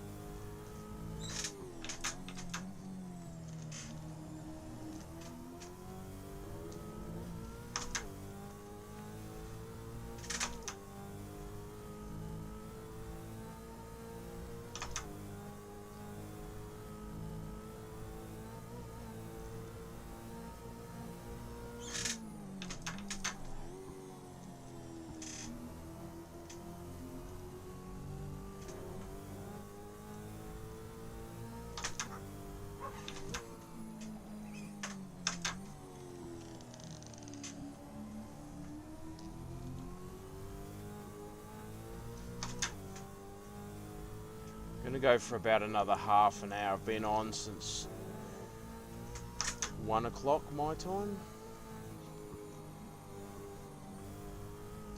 Yeah, so I've been on for 4 hours.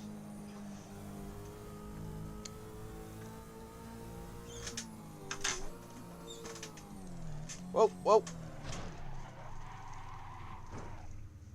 Yep, made a mistake. Broke too late. Broke too late there. And carried way too much speed over the top.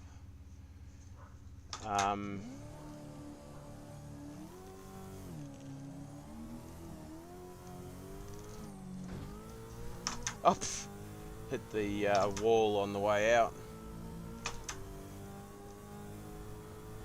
And that's the thing.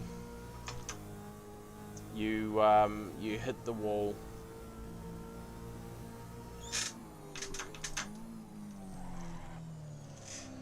And the race is over.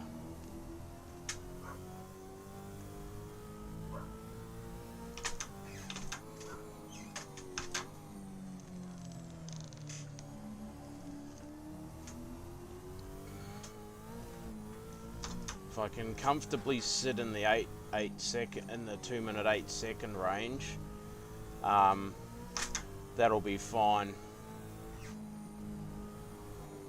I'll be happy with that. If I can just dip into like a high 2 minute 7, that'll be fine. That's why I want to do a lot more practice. And again, it's me, obviously, it's not the car. It just feels like it does strange things for me. Yeah, it was a big hit.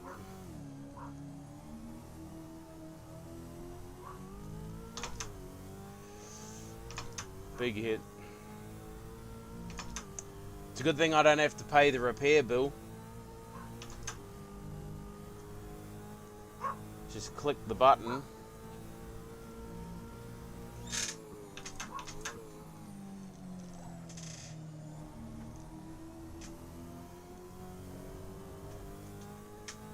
Click the button, reset it.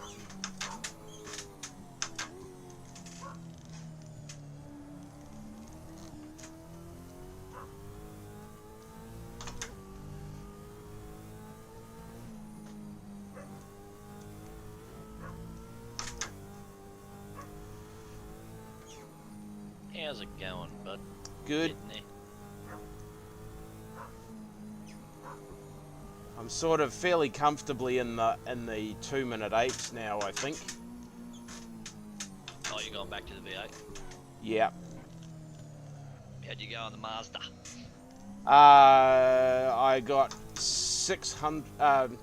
Yeah, 600ths off your time. So you were just. I was a 51.470. You were a 51.410. Oh, right. Okay. Yeah, sorry. Yeah, so I was 600ths behind you. Yeah, not far off then. No. You got the knack of it then. Yep, definitely. Yeah, and obviously the race is not going to be that hectic. Yeah, like we're not going to be doing those lap times in the race, probably. Nah, So- no, you're normally dodging people and trying to go too wide and trying to work out how to take a different line around all the corners and Yeah, yeah. There's the ideal line, and then there's the racing with people line. Yep. Jesse's in the chat. He's been watching me for a little bit now.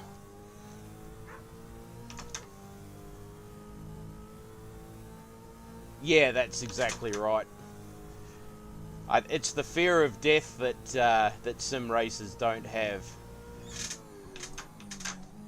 which makes them do the dumb things that they do. No fear of repercussion. Yeah, that's right.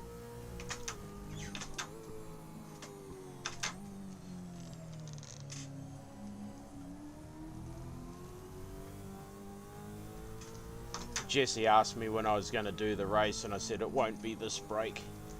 I want to do a lot more practice in this car. I need to see how the car progresses over the series of the stint. How much speed it picks up, because the problem with Assetto, unlike iRacing, is the AI are progressive. Like, as the car gets lighter, they get faster, whereas I think with Assetto, they're just fast straight off. So I need to find that medium. I don't want to leave them behind, but then I don't want to get left behind either. So somewhere try and find a balance, but I need to find out what my lap times are going to be as you know, with as the fuel burns off, but also then I need to factor in tyre wear and all of that stuff as well. So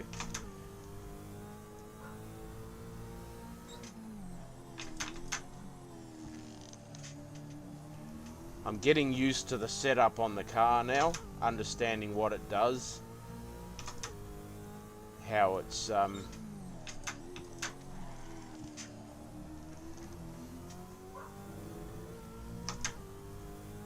so I'm in the high 207s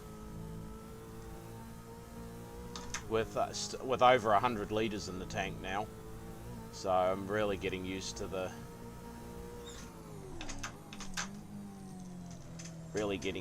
it.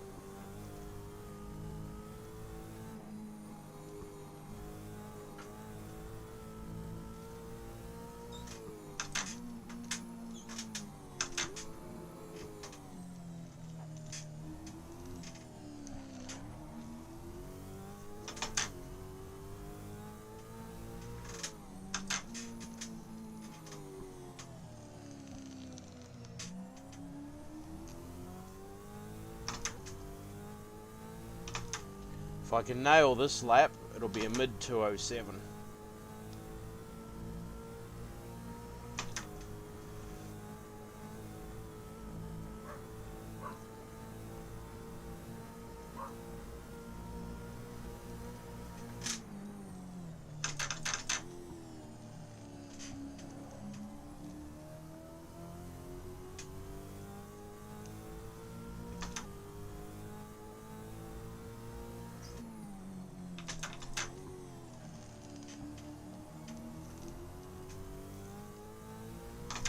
Yep, 207.46.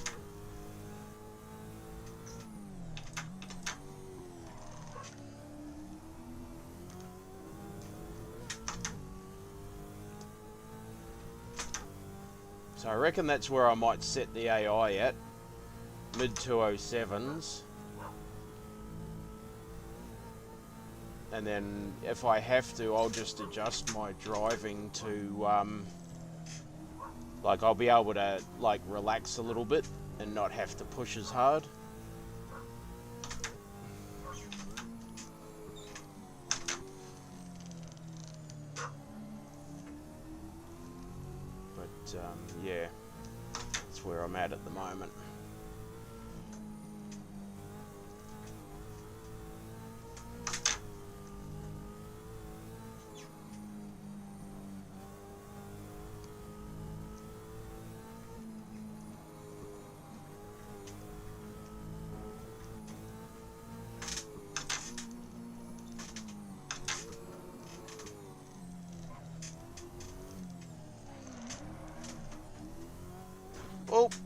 that's the wall. Okay, we found the limit of the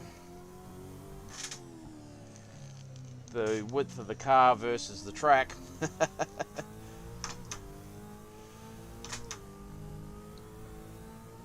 if you continue to do that, the car will eventually get narrow, right? Yeah, true.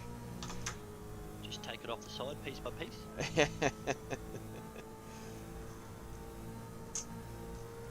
I realised just before my webcam stopped working for some reason. It's I've got no picture in picture.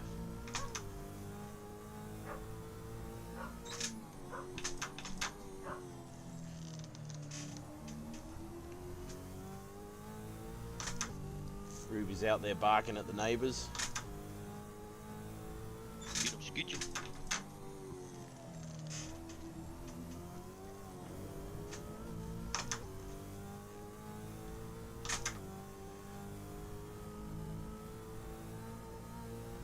Man, whoever ported the track, ported Dragon's Tail or Dragon Tales to Assetto Corsa did a bloody good job. The graphics are amazing. Did you come across all right?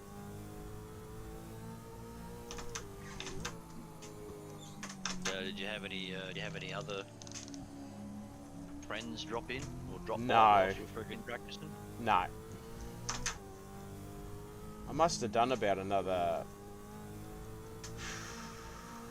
15 laps maybe. 20, oh no, it would have been more, 30 laps. Yeah, it would have been about how long it took me to get my head around it. I think I did like 2 or 3 tanks worth of juice, so it's like there would have been like 20 something laps, few laps.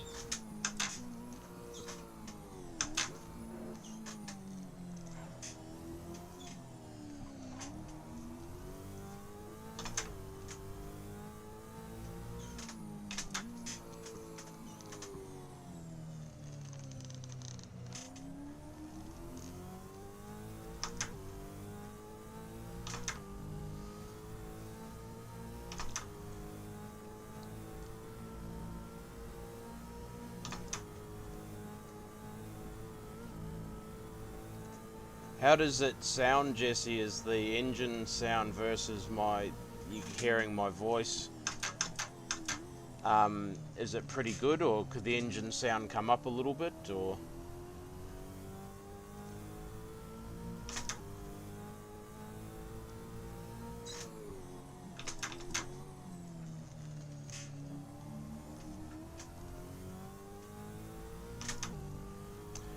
So I read a post on Facebook yesterday. A guy had surrounded his rig with sound bars. He actually had a sound bar in front, I think up behind the monitor or something. He had a sound bar either side on the floor, and then he had rear speakers at the back. And he said it was the immersion from the sound was absolutely amazing.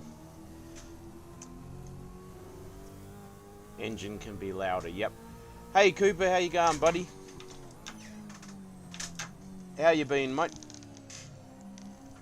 You're been doing some practice for the race on Friday night in the MX-5?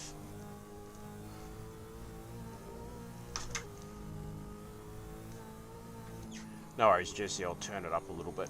I'll go up 4 clicks, and you let me know if that's good or not. I'll just wait till I'm on Conrod before I do it. Oh.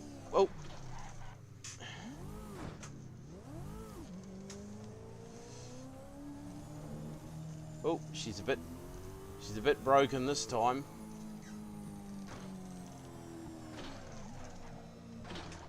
I don't think Mr. Cooper needs practice on Dragon's Song. Yeah.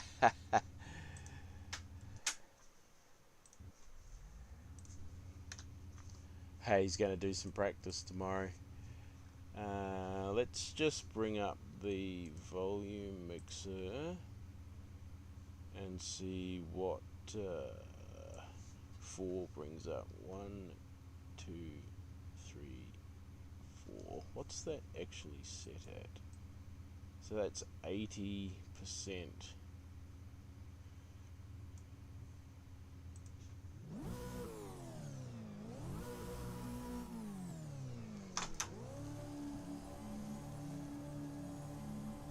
The Wayne's World League race that we do on Sunday nights, he has a Gen 3 V8 series that he runs, but unfortunately the races always seem to be when I'm at work.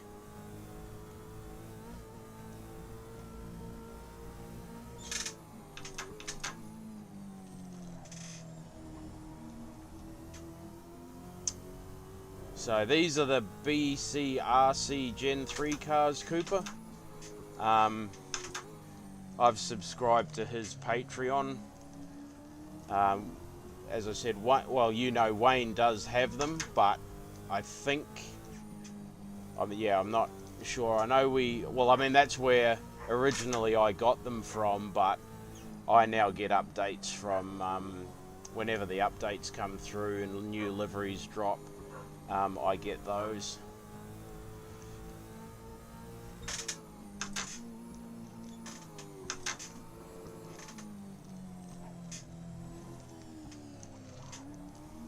Did anyone watch the Bathurst race on the weekend? Oh, okay.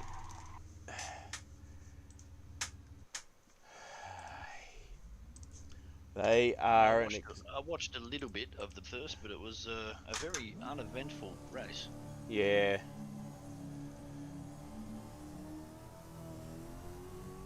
I think what they were. But it was very late in the race. They actually got their first safety car. Like it was. Yeah. Extremely late in the race. Like I think it was under 30 laps to go. Oh, and they really? got their first safety car, and then pretty much it become like pretty much once everyone come in and got new tyres and fuel to last at the end of the race, it pretty much become a qualifying. Yeah. Yep.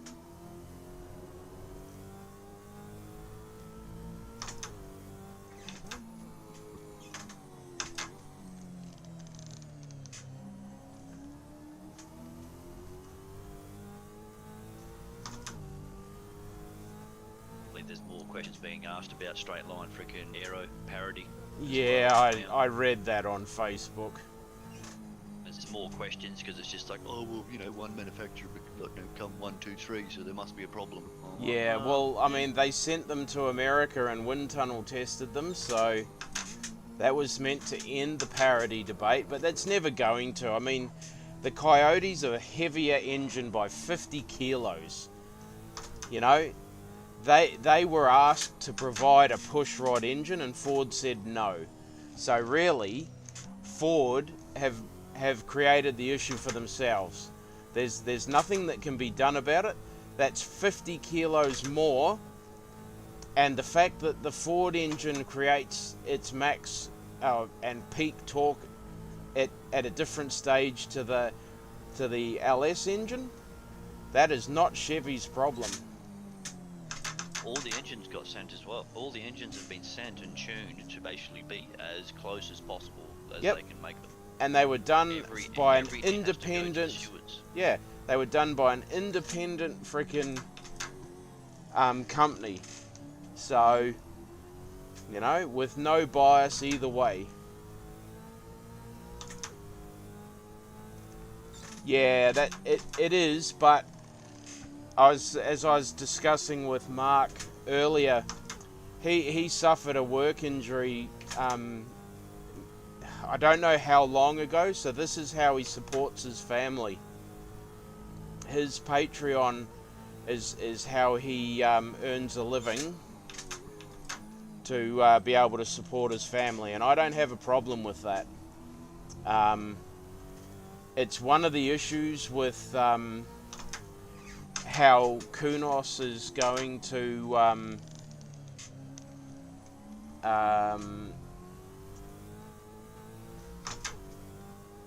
Don't even get me started on how they're getting molded into freaking Evo.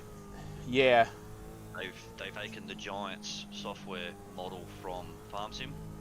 Oh yeah. And every mod that wants to be put in-game through the in-game mod hub. So the way Farm Sim does it is every mod that basically that gets put on the in-game mod hub for any player to download has to go to the software company, and it gets freaking put through a fairly rigorous testing phase, and then it will be released.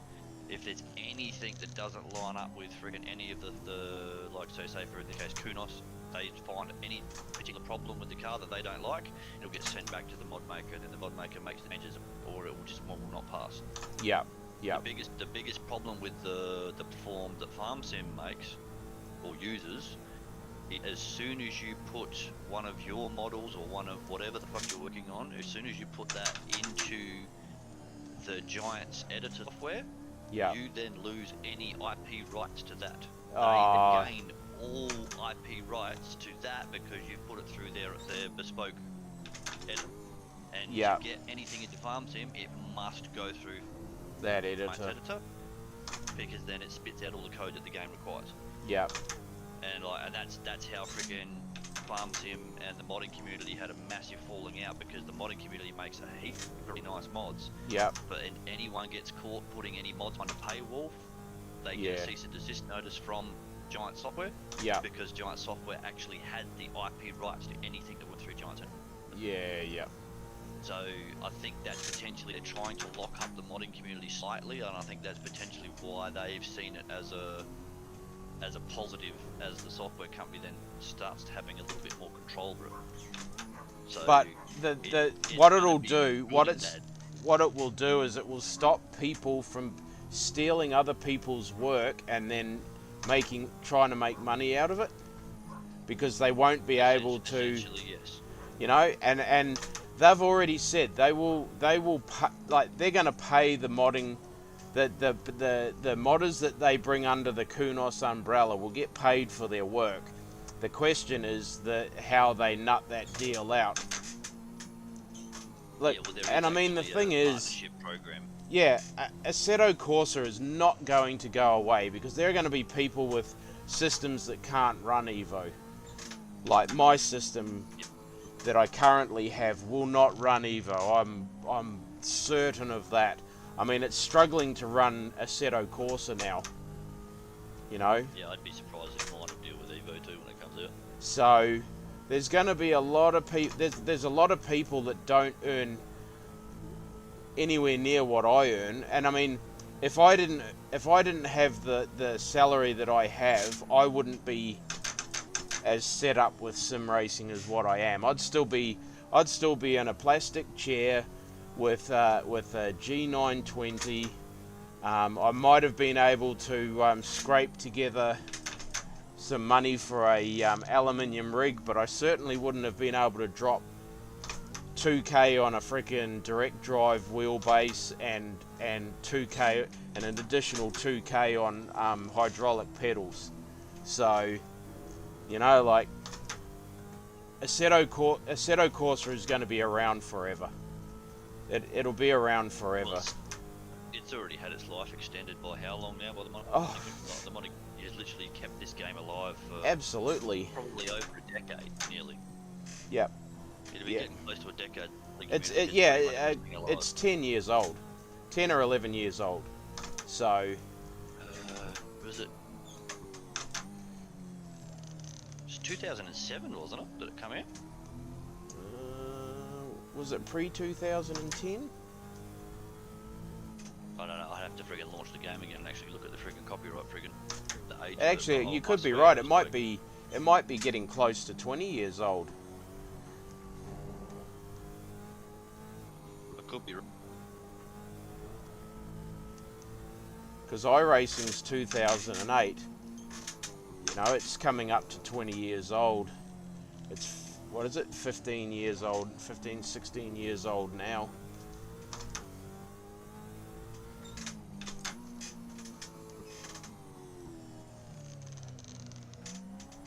Let's have a look. I'll launch Assetto and see if I can capture the date on the friggin' splash screen.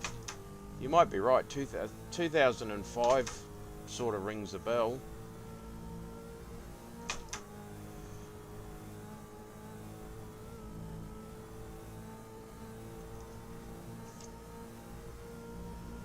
starting screen said something about 2010 to 2020. Right. I didn't get to read it though, it disappeared quickly. Close it down and see what the end credits say.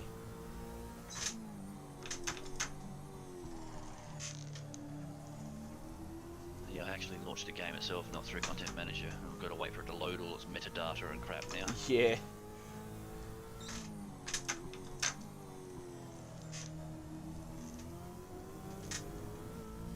Yeah, I'm going to try and set the AI for the mid 7 second range.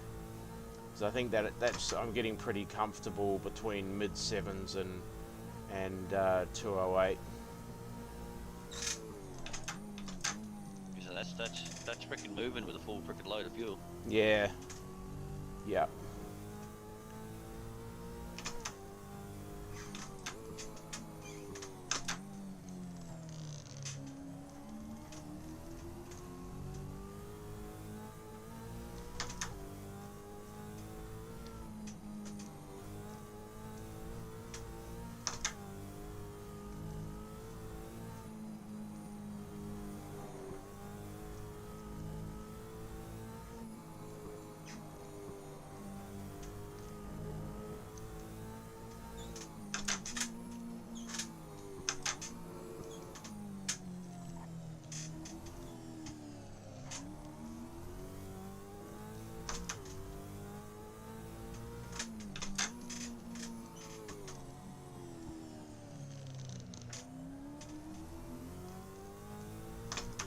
Ha, you're joking.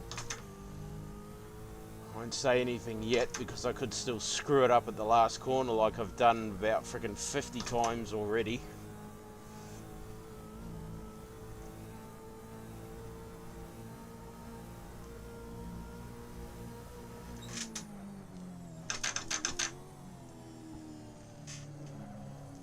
Or there.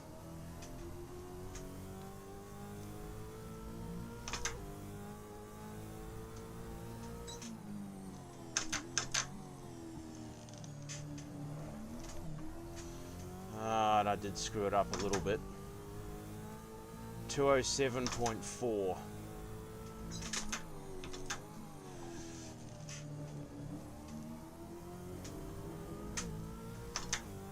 Yeah, I reckon 207.5 is what I'll aim for lap times for the AI.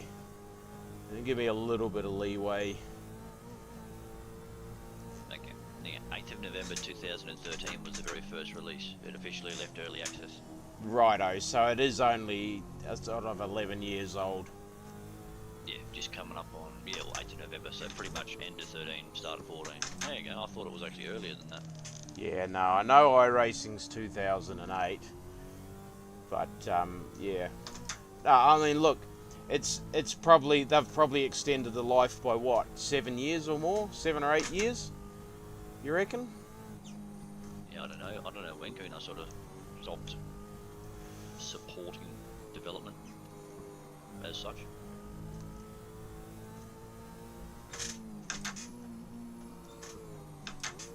Oh man, I love these cars in this circuit. I mean, I love racing GT3s around here. I love doing the Bathurst 12 hour on iRacing here. Oh, wall scrape. That's a bit of weight reduction. He's a lot of his liveries. He's been doing a lot of free liveries lately. Well, I mean, okay, that's free to his Patreon members. I think the plan that I signed up to, which is the smallest one's like $8 a month, but you can pay up to like I believe $96 a month. Every tier pretty much gets fucking access to almost the same stuff, doesn't it? It does. It does. It's put in there because, you know, people will pay more if they want to. You know, you watch any of Basic Ollie's streams, he's got guys when he does like endurance events or charity races. There's a bloke by the name, he calls himself Pops. Like, he donated $1,000 on one of the streams and one of the charity events that Ollie did. So there's people out there that will pay, you know, they will pay a lot of money to these streamers and Patreon accounts.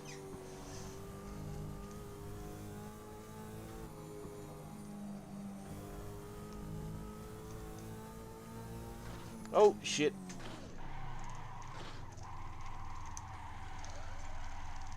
I got a little bit close to that wall there.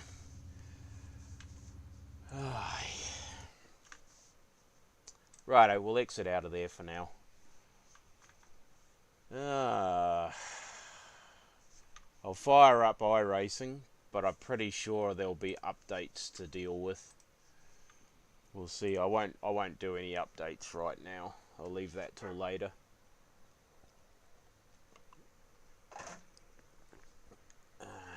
Mate, I might have to leave you with it again. I have to Yeah, disappear mate. and go deal with the rest of the evening That's all good. with the family. I might see you friggin' tomorrow, maybe. Yeah, I'll be on tomorrow for sure. I'm looking at doing reduced, like setting a maximum number of hours that I'm on. Just because I've got, you know, like other hobbies that I haven't even touched for months, because I've just put all my time into streaming, you know, my sim racing. So I want to keep a few hours a day for myself, that I can get some of my Lego projects done. Yeah, as I mentioned, I'm physically, like, literally go between my computer and, like, downloading files and fucking looking at my 3D printers at the moment. So I'm mucking around with freaking different projects at the same time. Yeah, that's it. Yeah. Jesse's just saying one of his buddies was drunk one time and donated him $500 by mistake. It was probably meant to be. I reckon it was meant to be $50, Jesse, but because he was drunk, it's probably that. Yep. I'd be going and spending more. I'd be spending $500 on more piss for him to see if you can get more money out of him. Yeah. I reckon. I don't think you'd have to spend $500 on him. I think you'd probably get away with a couple of cartons. Just keep dropping off cartons at his house and getting him lit hell and friggin' and asking for donations. Yeah. So BCRC's got this series where he's got like the Valiant Charger, Dodge Super B, Ford Fairlane, XA Falcon, XY Falcon, Holden Tirana, Chevy Nova, I think it is. Yeah, Chevy Nova and Chevy Vega. Is that so? That's he's saying YouTube let him reverse it the next day. Yeah, no, that's awesome, being able to do that. He's got the ATCC cars are from a different group.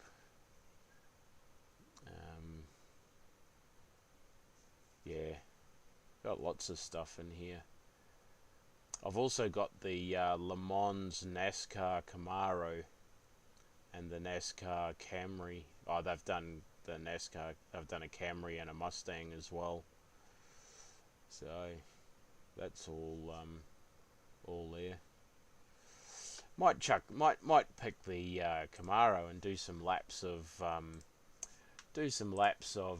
Mans, which is Forza Motorsport 7 ported over. Where is it? Le Mans, here we go. FM7, 5 circuits. I really don't know what the difference is with them. One's turn 10. Or some of them are turn 10. Performance layouts are less trackside objects. Performance layouts. Righto, we'll pick one of those ones. Let's have a go in the NASCAR Camaro. That's the Garage 56 one, Mark, that ran last year. Yeah, that was the Garage 6 in Le Mans, yeah. Yep. So Rogue Designs did the it was You know what I'd like to see again? I'd like to see someone take an old V8 supercar and have another crack at Le Mans like I did a few years back. Oh yeah, no, that'd be freaking They wicked. tried to do like I don't think Le Mans actually. I think it was actually a Dubai endurance event, and it was actually doing really well. Yeah. And it was outrunning the Ferraris in a straight line, but then the Ferraris pick them up on the corners. Yep. And yeah, everyone, including a few of the big name F1 designers, could not believe how much torque that thing had in a straight line. They just go, this thing is just absolutely eating everything in a straight line, but then it's just because it's got smaller tyres, it just doesn't have the turning ability. Yeah, that's right. Yep. Yeah, crazy. That would be awesome. That would be freaking awesome, man. I would love to see that. There is a little doco where they actually did it. I think it was one of the Fujitsu series, the Fujitsu 2 supercars. Oh, yep.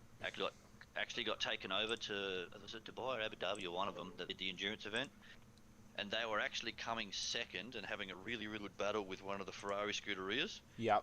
And until they fucking misdiagnosed a gearbox issue and swapped out a gearbox when they didn't actually need to, and that went out of contention. Yep. They had I think it ended up being a diff issue, which would have been a hell of a lot quicker for them to change than the gearbox. But yeah, they thought it was the gearbox, changed it out, put themselves like a good 15 or 20 minutes or something that it took them to do that behind, and then they were sort of out of contention. Yep. But it was pretty cool. Like just watching the reactions of some of the drivers when they come and sat in it, but it was like before race and whatnot, and they were talking about Bex, and then like a lot of the I can't remember his name. I think he's knighted. He's one of the top F1 aerodynamic designers. Yep. And literally he's just going, it's got how much horsepower? And like, they're just like, oh yeah, 600. How much torque? Yeah. Like, oh, yeah, however much torque. And he's just like, Phew. He goes, what would you do it if you got hold of it? He goes, oh, instantly up the roof, make it lower. Yeah. Up the roof, make it lower, and it will go faster. Yeah. He's not fucking wrong, but No, that's right. Yeah, no, definitely not yeah, wrong. like literally, there was one particular officer. He sits in it, and gets behind the wheel, and he's just like, "Oh, you sit low." And he's like, and then he like literally looks at old mate. He's like, "How much horsepower?" And he's like, "Oh, 600." And old mate's hands just come off the steering wheel. He's like, "Oh, what?" He's what? Oh, it sits quite low. Shit. No, very low. I can't remember the name of it, but it was a good. I think it was actually on YouTube that I discovered it. It's actually a bad watch. Yeah, right. I might have to have a look at that. Can you remember the name of it? Let me do a Google search. Yep. Young fella's frickin' sorted for now. I'm gonna go up skis. I'm gonna give you guys as much of a view as possible. Turn the gain down. Save all of that. Save that. And let's get some of this back. This is just a little bit of a play. And I'm going to use the sequential shifter. Did they use a sequential shifter or was it paddle shift? I don't actually know. I haven't watched it yet. Which one are you talking about? Are you talking about the Camaro? The new V8? No, the Camaro. Oh no, I don't know. I can't say I saw any wood of it. Sounds so good.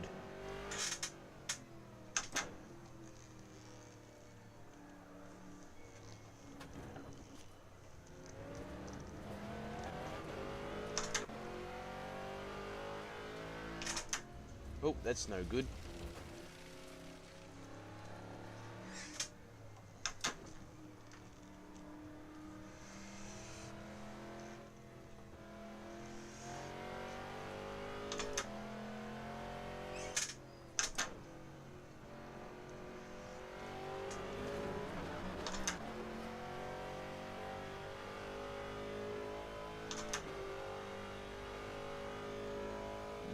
yeah, I definitely sequential. I'd for sure.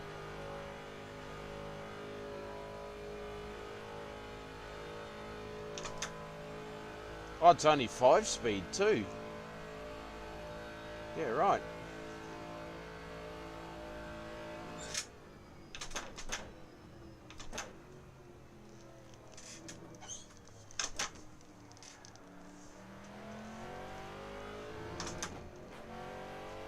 Ha! Wouldn't turn there while it was riding over the curbing. I reckon it was lifted the front wheels off the ground.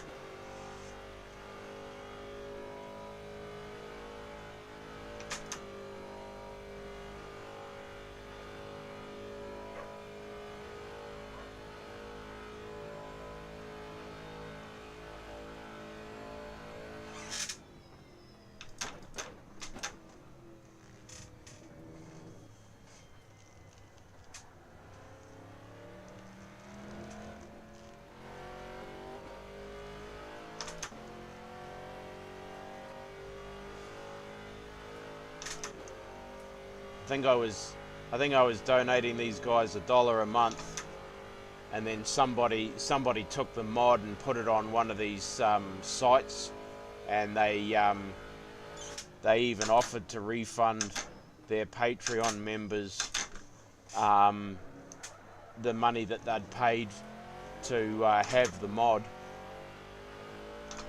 I just said, nah, mate, you're all good. There's just some real dogs out there that frickin', you know, just gotta ruin the whole frickin' thing. I mean, $1 a month, dead, they spend more than that on alcohol and cigarettes and drugs, you know? Just such a dog act.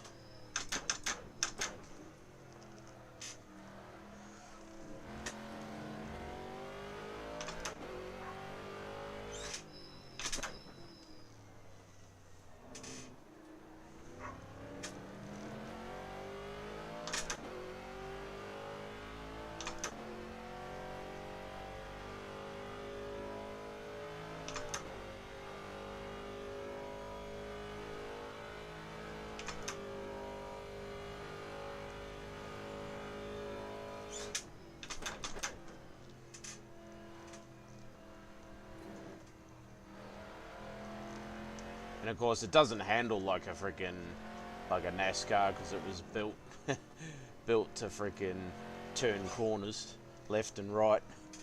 Oh, I should say, sorry, it was built to turn right. Well, that'll be a lap. What's happening now? I don't know. They're doing another left turn.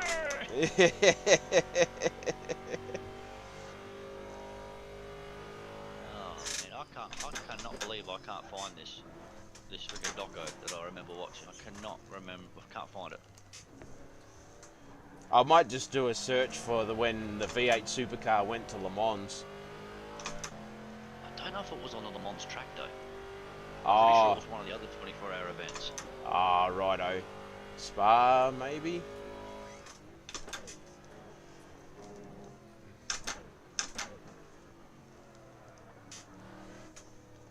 I don't reckon it was Spa. For some reason I'm thinking it was Dubai or somewhere else that does a 24-hour. Oh, okay. Yep. Oh, like one of the Creventic series races.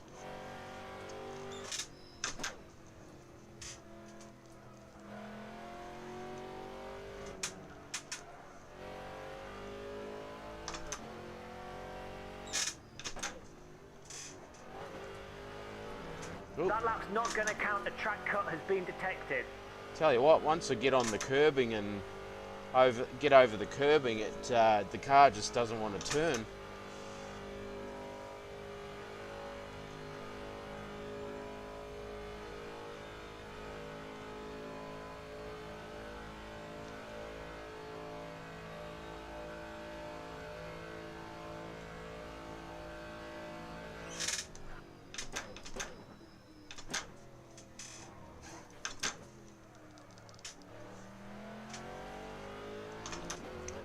Might have to reset the gear ratios a bit.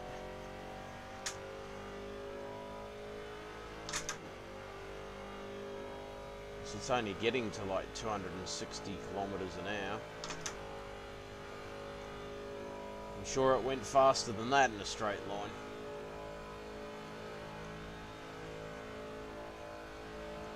I have to keep looking, but I'll see if I can find it for you, and I'll send you the link if I can find it. But yeah, I can't remember the name of the dude that was driving it either, but yeah, they were doing really well with the louds and shit. Right. Anyway, I'm gonna disappear and look after these kids to get through a bit. Okay, mate. Talk to you tomorrow.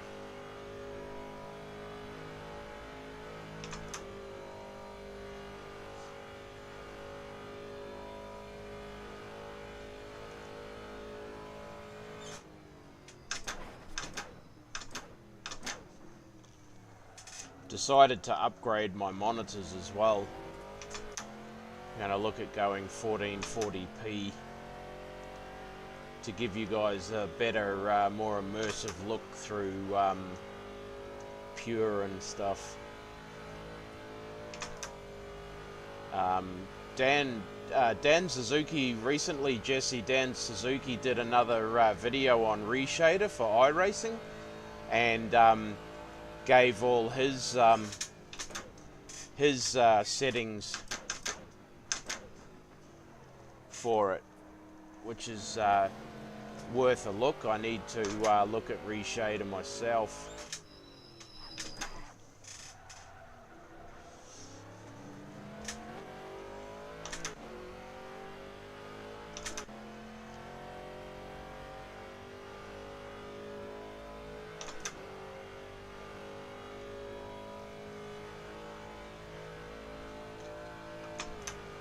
Sorry, what brand? Sorry, Jesse. What was the what did I say? Asked that you're asking about brand.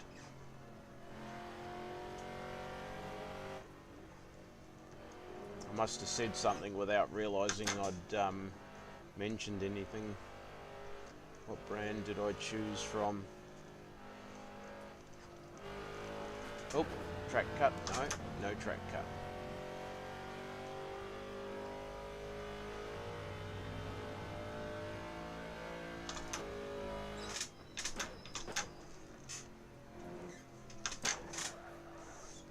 Oh, I asked John, the guy that I bought all my sim racing gear through. I think it's Samsung Odyssey G55s. I asked John what he uses because obviously he builds. Samsung G55s is what I'll be getting, 32-inch. I'm also going to talk to the guy that's building my computers, because I run AOC monitors at the moment, and they have a 1 millisecond refresh rate, so they're really good. They've been awesome. In the 8 or 9 years that I've had them, they've given me absolutely zero issues.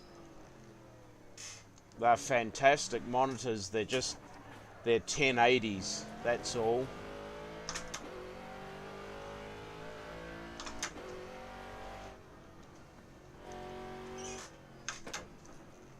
And my computer will be capable of running 4K, so I want to make the most of it.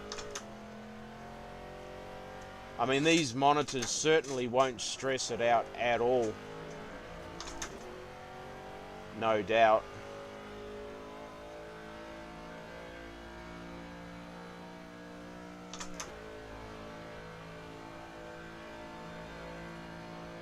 Yeah, so Samsung G55 will be what I'll be looking at going for.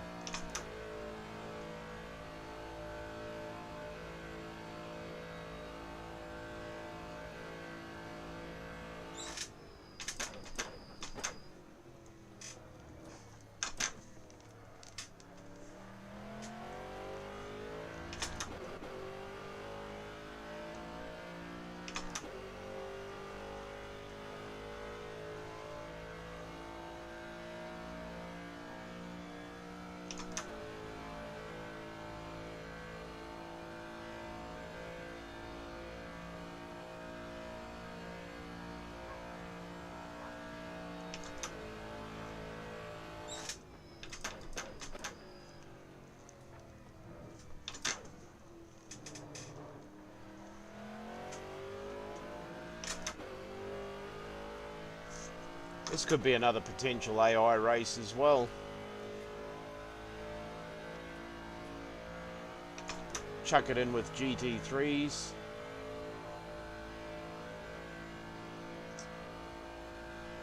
Righto.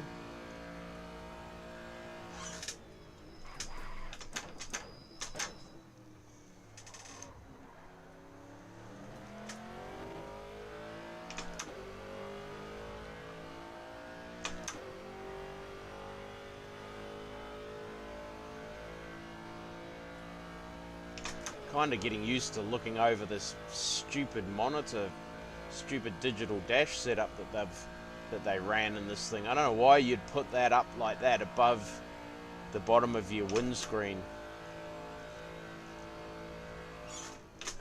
Completely obscures your view.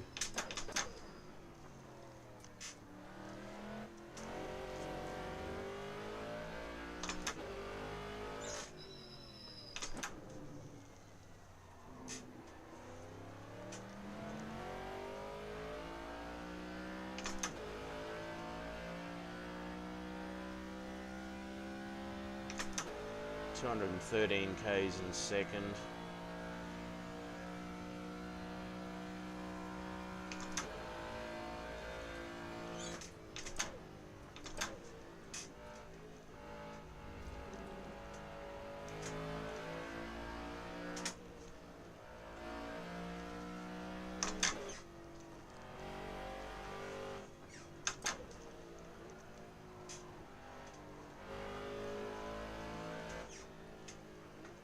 Ah, that's so Viotech like. The marshals are saying you cut the track, so that lap won't count.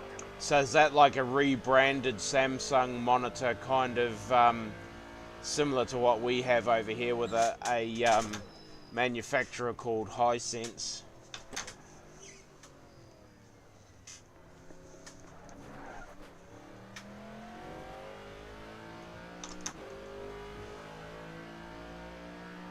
Yeah. Yep. I actually I looked at ultra wide, the new Samsung Odyssey, I think it is 59 inch or whatever. It's like 2,500 Australian dollars. I definitely can't afford that. I was thinking about going ultra wide, because ultra wide seems to be because then that'll put less strain on my system as well. I can get 4K graphics without, you know, it trying to render over multiple screens.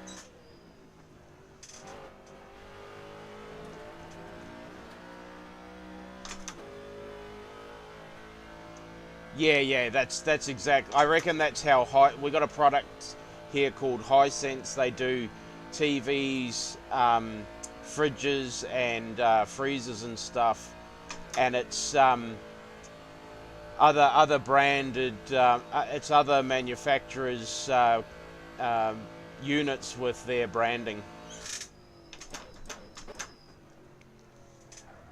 at a much more affordable price. Or it's the it's probably Samsung itself offering the same product branded as their secondary brand to reach a wider market, which tells you how much they're building them for. And they're still making a crap load of money out of it.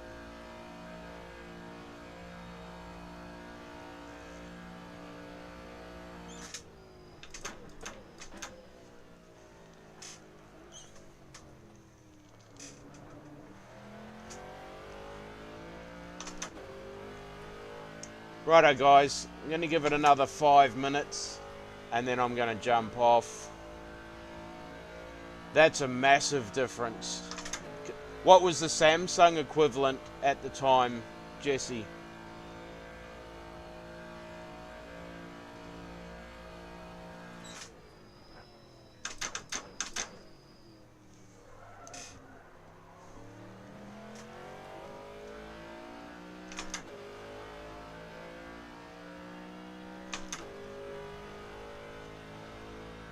Oh, okay. Yeah, great products. Great products. Actually, what my 55-inch TV is in my gaming room here.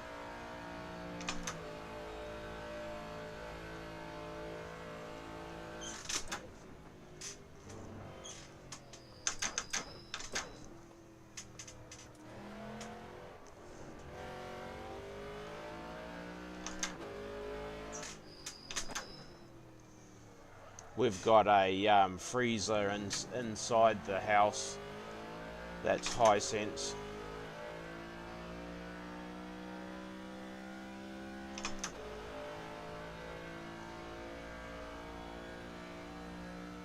Yeah. Same as here.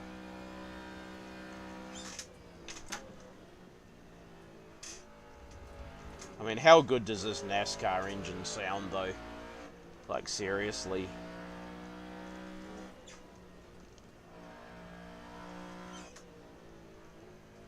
Yeah.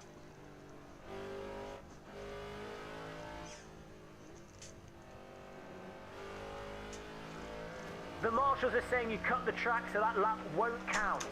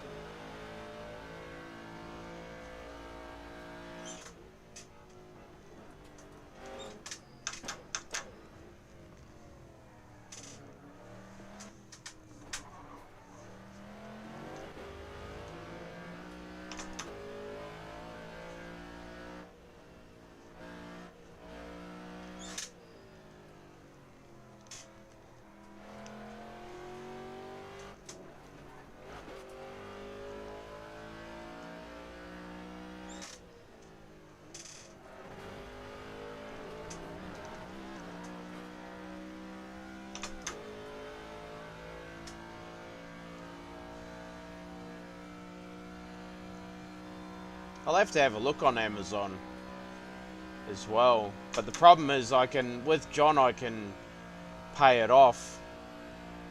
We have a thing kind of like Zip Pay or Afterpay, where you don't pay any interest. It's pay like a $8 a month administration fee, I think it is.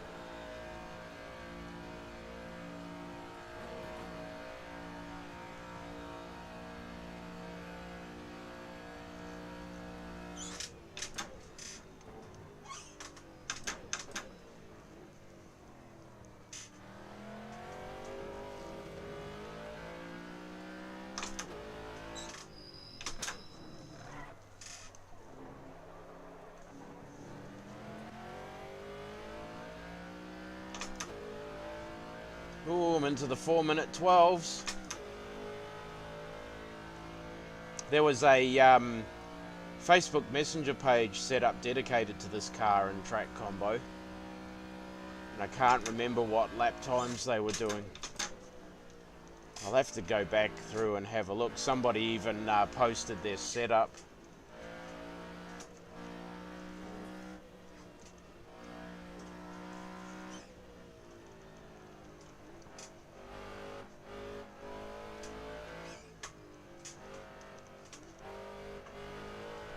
They're saying you've cut the track, so the lap has been Oh, invalidated. bugger off. Did not. 4 minutes 11.4, possibly.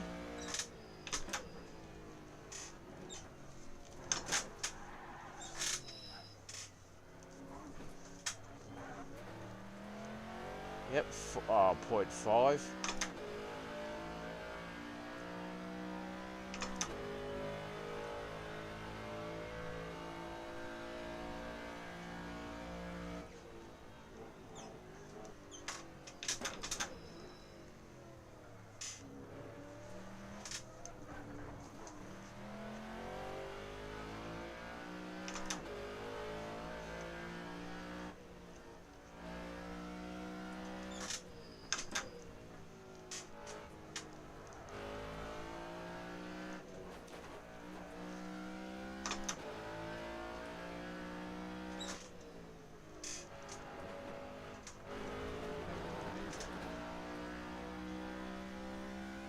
I mean, in iRacing, that would be an off-track. 3 second slowdown. Have you noticed how good the slowdowns are now, though? You can clear them so much easier. Last lap, guys. I'll bring it into the pits at the end of this lap. Or maybe I'll just cross the line and then exit out.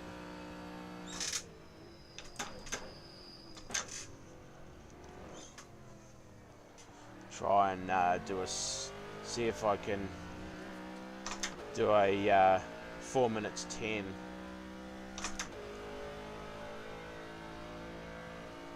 What's my tyre pressures? Front tyres are way too high.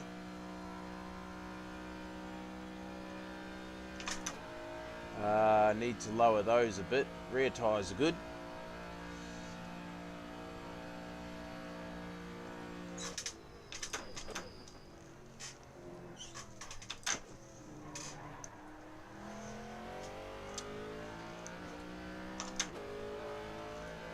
Yeah. Yep. Yeah, because I was getting slowdowns and I was just a little lift and it was enough to clear it, and it cleared it quite quickly too.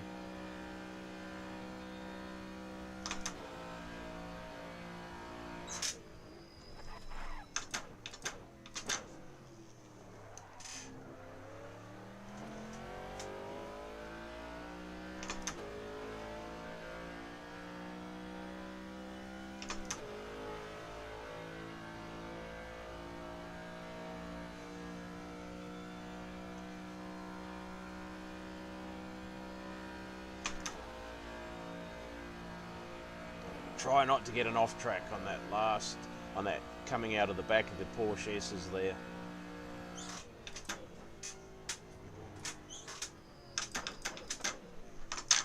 Oh, neutral's no good.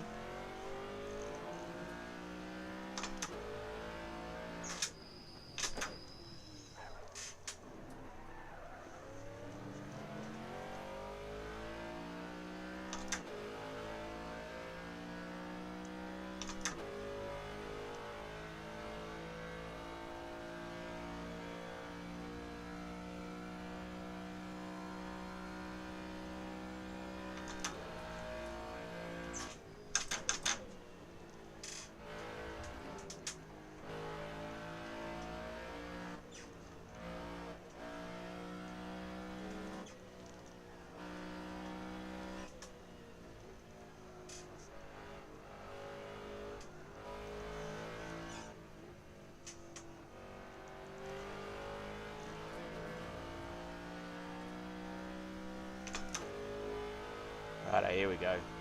Possible 210 if I don't screw it up here.